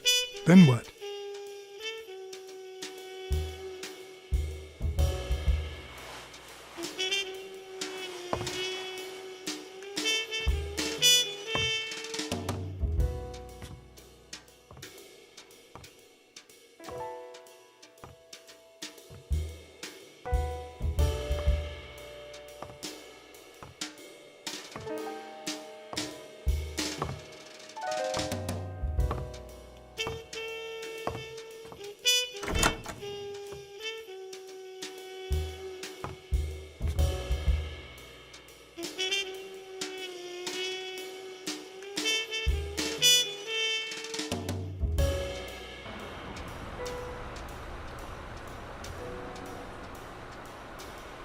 Stone and Yale hadn't taken away the bitterness I felt. I needed a friend. He was outraged that I hadn't given him the tip, but he let it go as soon as I bought him a milkshake. After the perfect storm of corruption and murder, only friendship could reconcile me with the world. Only that could make me believe in mankind again. Only that could cleanse my soul. Only that, and money.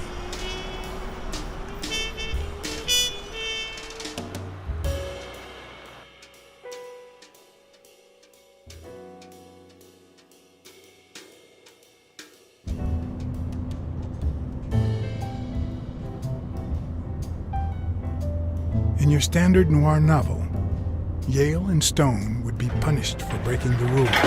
There would be justice for Sonia, the victim. But this was the real world. As the detective who had cracked the case, I just had to get my paycheck and be on my way. Nice to meet you, Mr. Blacksad. Mr. Thorpe is on his way. Care to take a seat while you wait?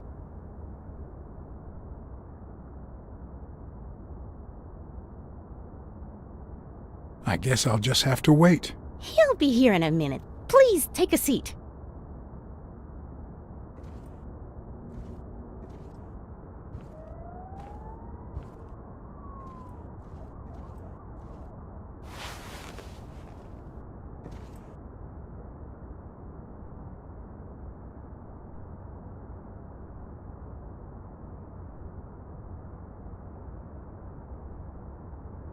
No matter how many curveballs destiny throws his way, he always manages to land on his feet. When he was a rising sports talent, the war put an end to his career, so he became a war hero. After the war, he didn't end up like Gil or like me. He became an elite athlete, a Hall of Fame football star. When an accident left him in a wheelchair, he went on to succeed in advertising.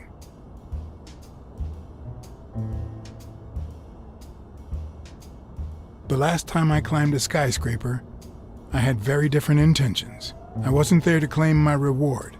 I was there to punish someone.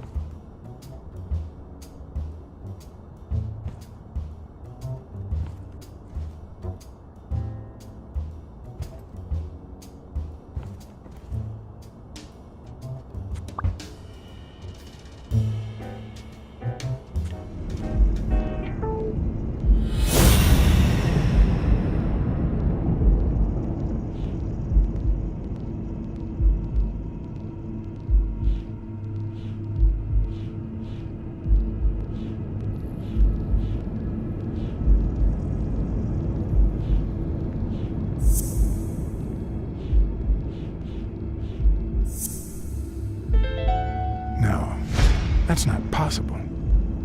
But what if Tim Thorpe was somehow involved in Mitchell's operation?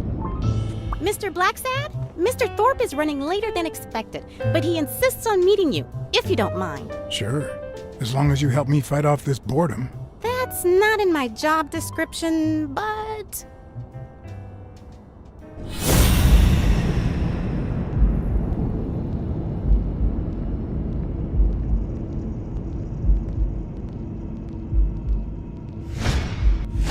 If I had her markings on my skin, would I be the same person? Would my name be different?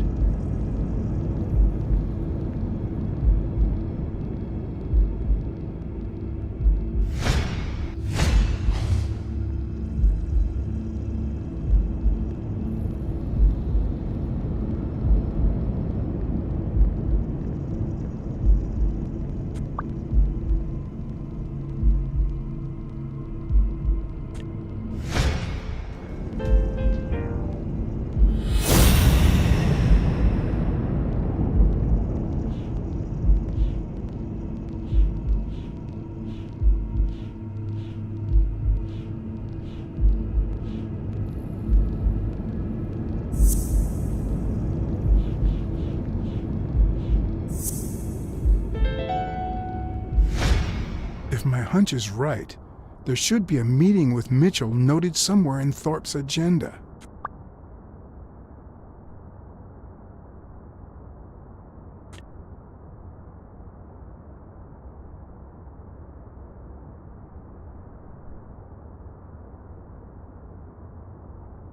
Well, you see, I've got a problem.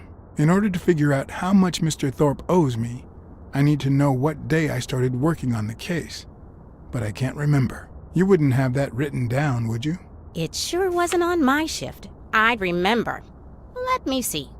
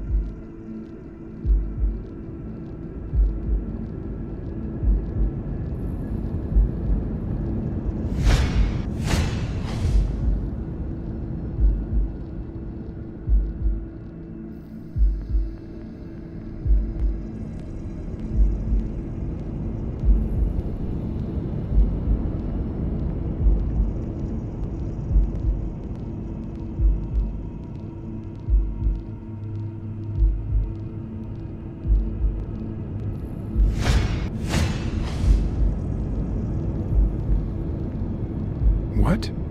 Dunn was here 2 days before he died? Why didn't Thorpe ever mention that? I'm sorry, but your name's not on here.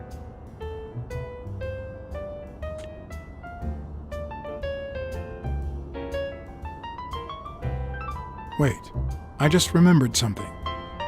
The day I came, Joe Dunn had just walked out the door. Well, no. You don't have any appointments. Although, I guess I could have forgotten to write you in. Mr. Dunn, who's usually very kind, left in a flurry. He even slammed Mr. Thorpe's door. Okay. Now I know I have to get into Thorpe's office. And he didn't even say goodbye. Yes, that was the day. You don't recall me because the minute I saw Dunn stomp out, I followed him. I never actually came in. Of course. That explains it. No doubt. So, since it looks like Mr. Thorpe won't be here soon, I think I'll go take a walk down the hall. Gotta stay in shape.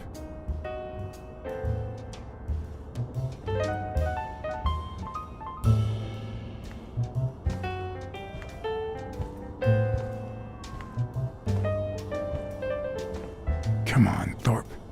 Tell me there's a back door to your office.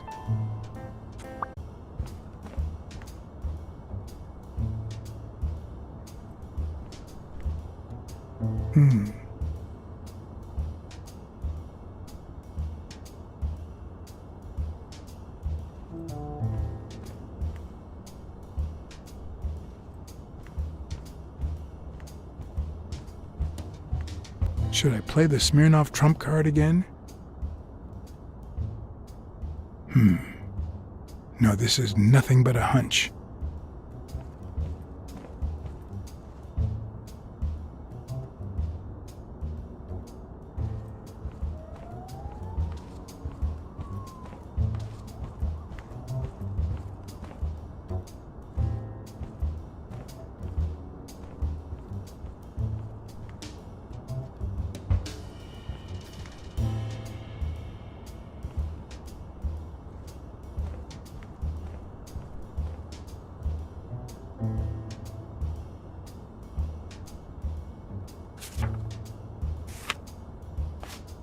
So, you had something to do with that chest expander after all.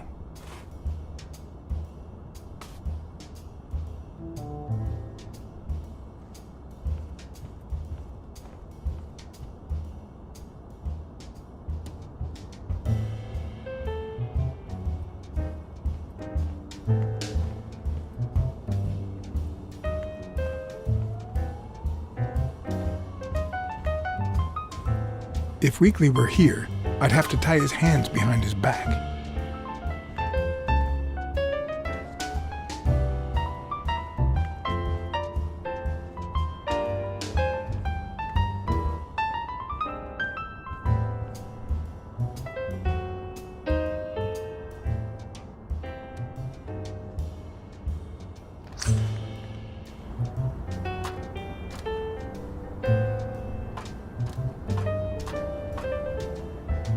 Cats aren't afraid of heights. That's why I've never felt vertigo.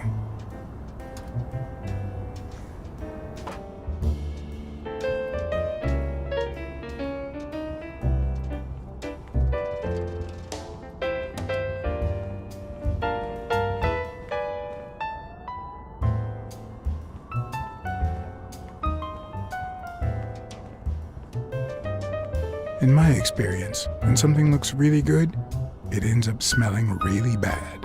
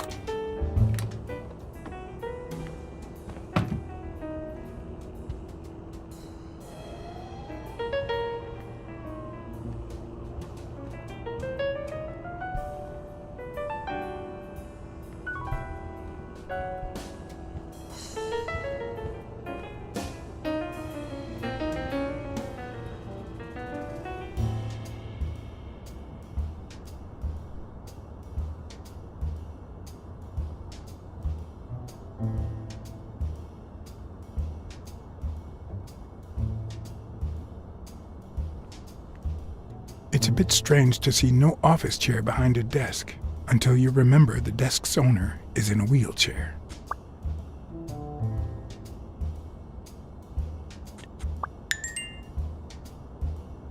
But one of the strengths, the accuracy of his throw. I earned the nickname Iron Arms. I used to throw the ball in 50 miles, and yeah, when whatever it wanted. And my coach, the great Joffrey Sachs, and so I worked hard. Pearl Harbor. I enlisted immediately. After losing a partner in combat, a serious injury, I asked to be relocated. I became a sniper. I know I shouldn't say this, but I was one of the best in the Army, and it was all thanks to my accuracy. No, it was all thanks to Jeffrey Sachs. I wonder how many Americans that man saved with my arm. After these words, Tim Thorpe is moved almost to tears and asks me to take a break. It's shocking to see how an athlete and soldier, a man whose aim and skill won him a Medal of Honor and the nickname Surgeon among his brothers in arms. That can't be. I mean, it could be a coincidence, but no.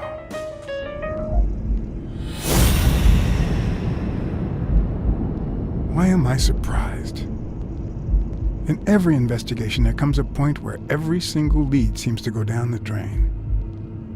And you have to retrace your steps to get back on the right track.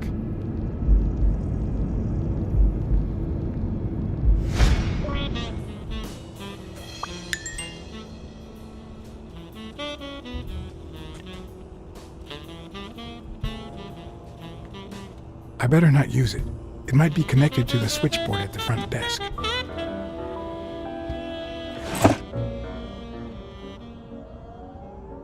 Oh, crap. Of course.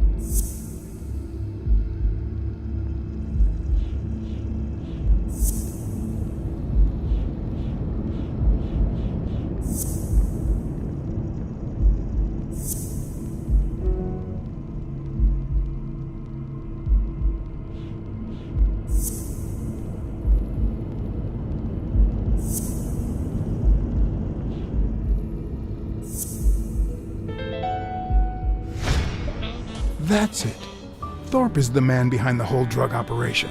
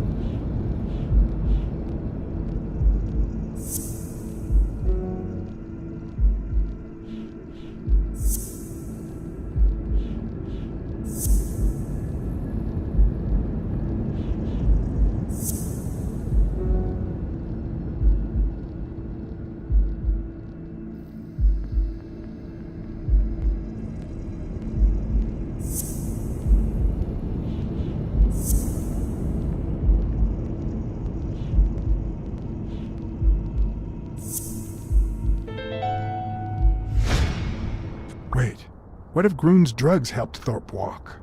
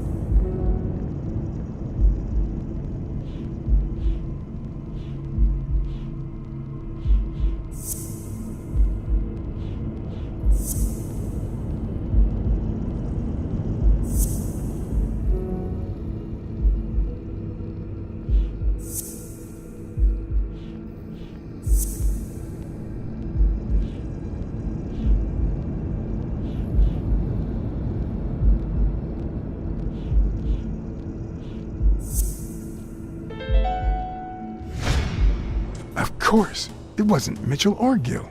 It was Thorpe who shot Randall at the hospital. Everything adds up now. And yet I can already hear Smirnoff telling me I have no conclusive evidence. What if I set a trap for Thorpe? But how?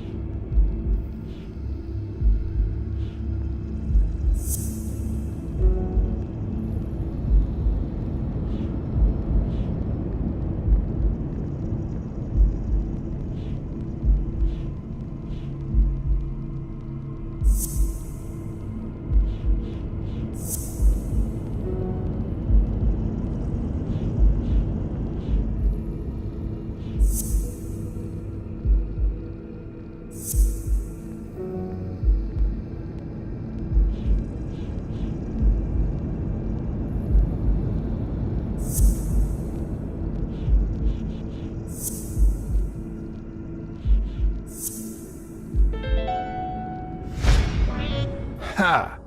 What if I place Thorpe's gun up there and corner him so that he has to stand up to get it?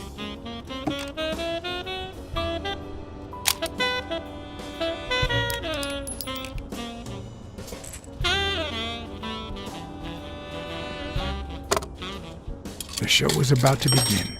All I needed was an audience and some patience.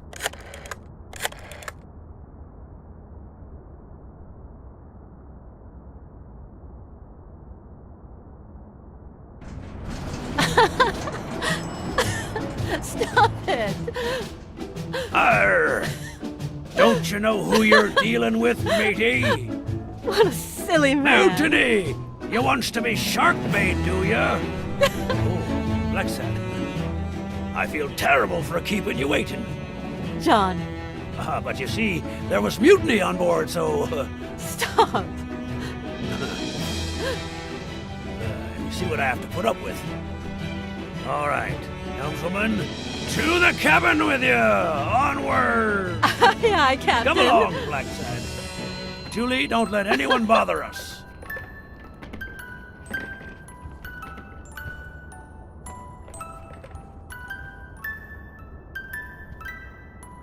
Honey, will you wait in the boardroom for me, please? But... I'll just be a minute, then. I think you've already suffered enough. Okay.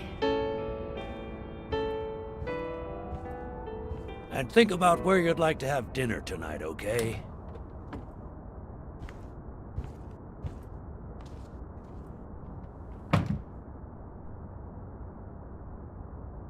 You see, I'm not gonna pay you for solving the case.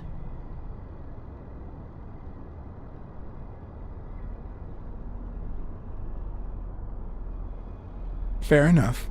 The truth is, I didn't solve it. No, it's not that. You'll get every penny we agreed on, and more. But not because you solved the case, but for her. 2 days ago, she wanted to end it all. Drop out of college, sell the gym. Too many wounds to heal. But through your incredible work, you managed to heal them. Well, perhaps not completely. It takes time to get over something like this. But at least, thanks to you, Sonia wants to be happy. She has hope. I'm going to help her make Dunn's gym the best in the city. Who would have ever guessed it, huh? I'm happy for her. She's been through a lot, and honestly, I wasn't sure she'd make it. Well, she hasn't just yet. But she will in time. Anyway, back to the case. All those people you confronted. Gil, the German doctor, even Mitchell. Huh. I would have never suspected him. Did they say anything? Why did they do it? Did they mention any accomplices?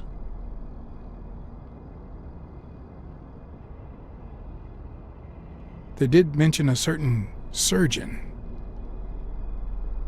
Surgeon?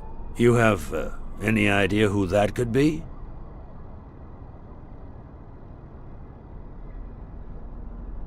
A journalist told me. Ring a bell?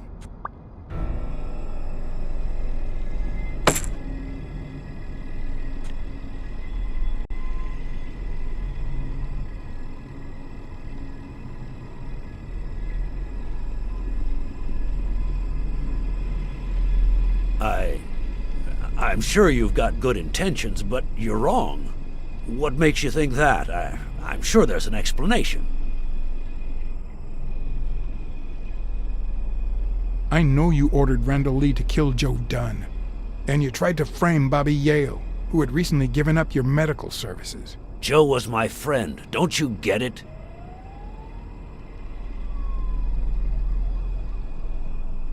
Don't deny it. I know Mitchell gave him to you. People see a wheelchair and think, poor guy, he can't walk. But there's so much more to it than that. Some nights I can't even sleep from the pain. That doesn't explain why you didn't tell me you knew about those drugs. I hired you to solve this damn case.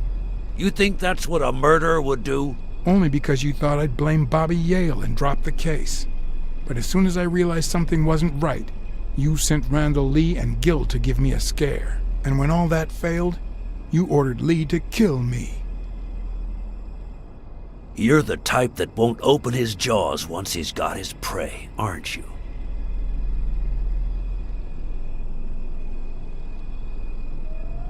I think I've made that clear enough by now.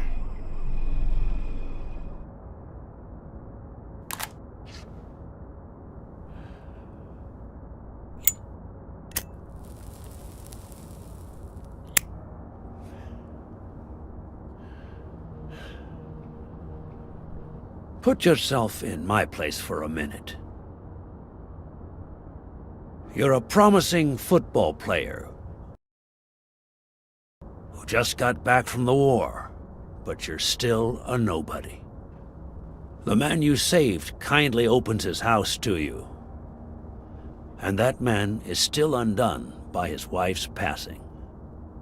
He works all day at his gym, and he drinks himself to sleep at night. So you practically end up raising his daughter. You give her her very first abacus. You encourage her to further her education. You comfort her when she misses her mother and her father.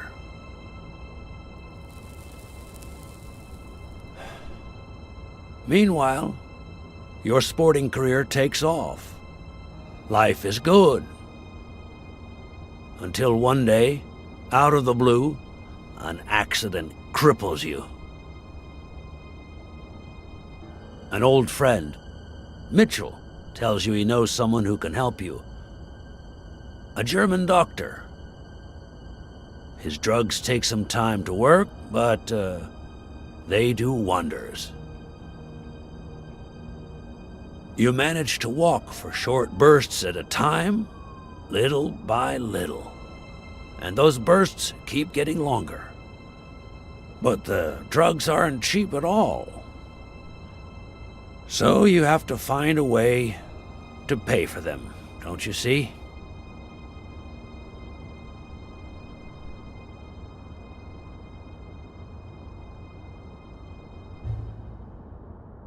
So you started by selling drugs to athletes. Then you decided to start an advertising agency to hire those same athletes. Drugs would help them excel, and you'd get better ad deals. The perfect business model. Your first client? Craig Spano. His career had hit a rough patch, so...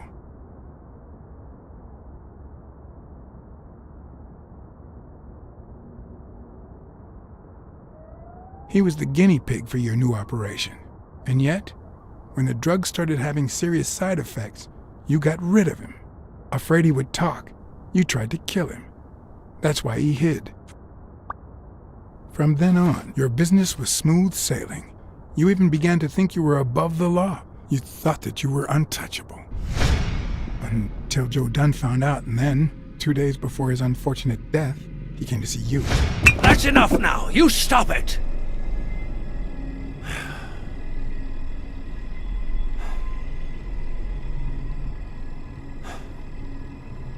Now, I don't know if I'm above the law, but I am sure as hell not beneath it. Do you know how much power I have? The kind of people I eat with every day? I could shoot you right now, and nothing would happen to me. With that gun you keep in your drawer? I'm afraid not.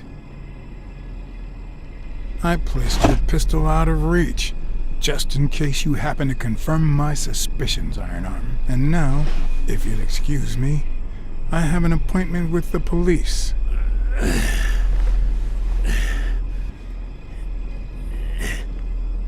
I won't let anyone wreck my life again. Sonia and I, we deserve a future. You can come in now, Smirnoff. Timothy Wilson Thorpe, drop your weapon. You're under arrest. You have the right to remain silent. Anything you say can and will be used against you in a court of law. You have the right to an attorney. If you cannot afford one, the state will provide one for you. Mr. Thorpe. Huh?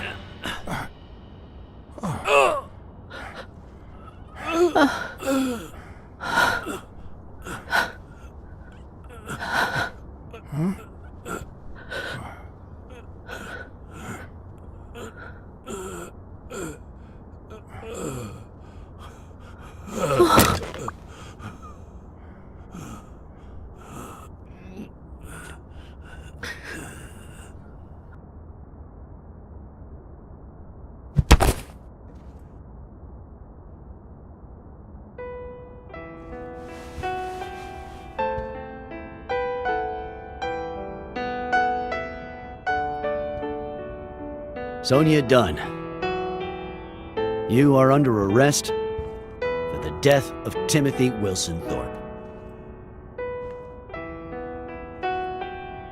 You have the right to remain silent. Anything you say can and will be used against you in a court of law. Just shut up.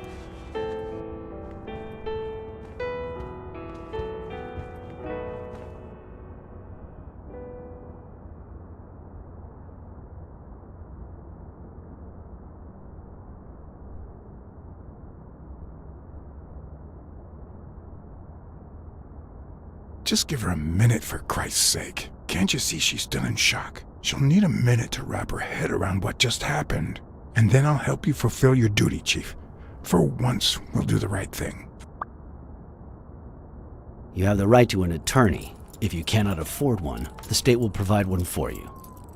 Do you understand these rights as I have just read them to you? With these rights in mind, do you wish to speak to me? Watch your step.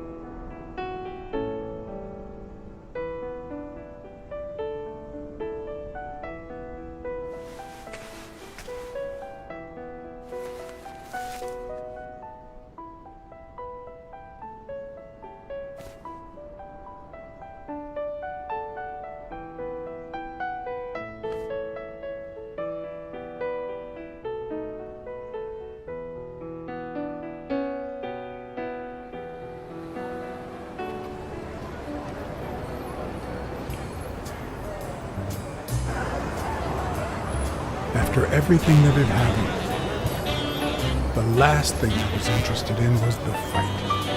Did Yale take drugs before the fight? Did Stone let him win?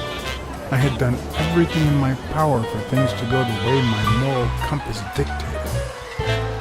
Whether anyone would listen to me, that was another story.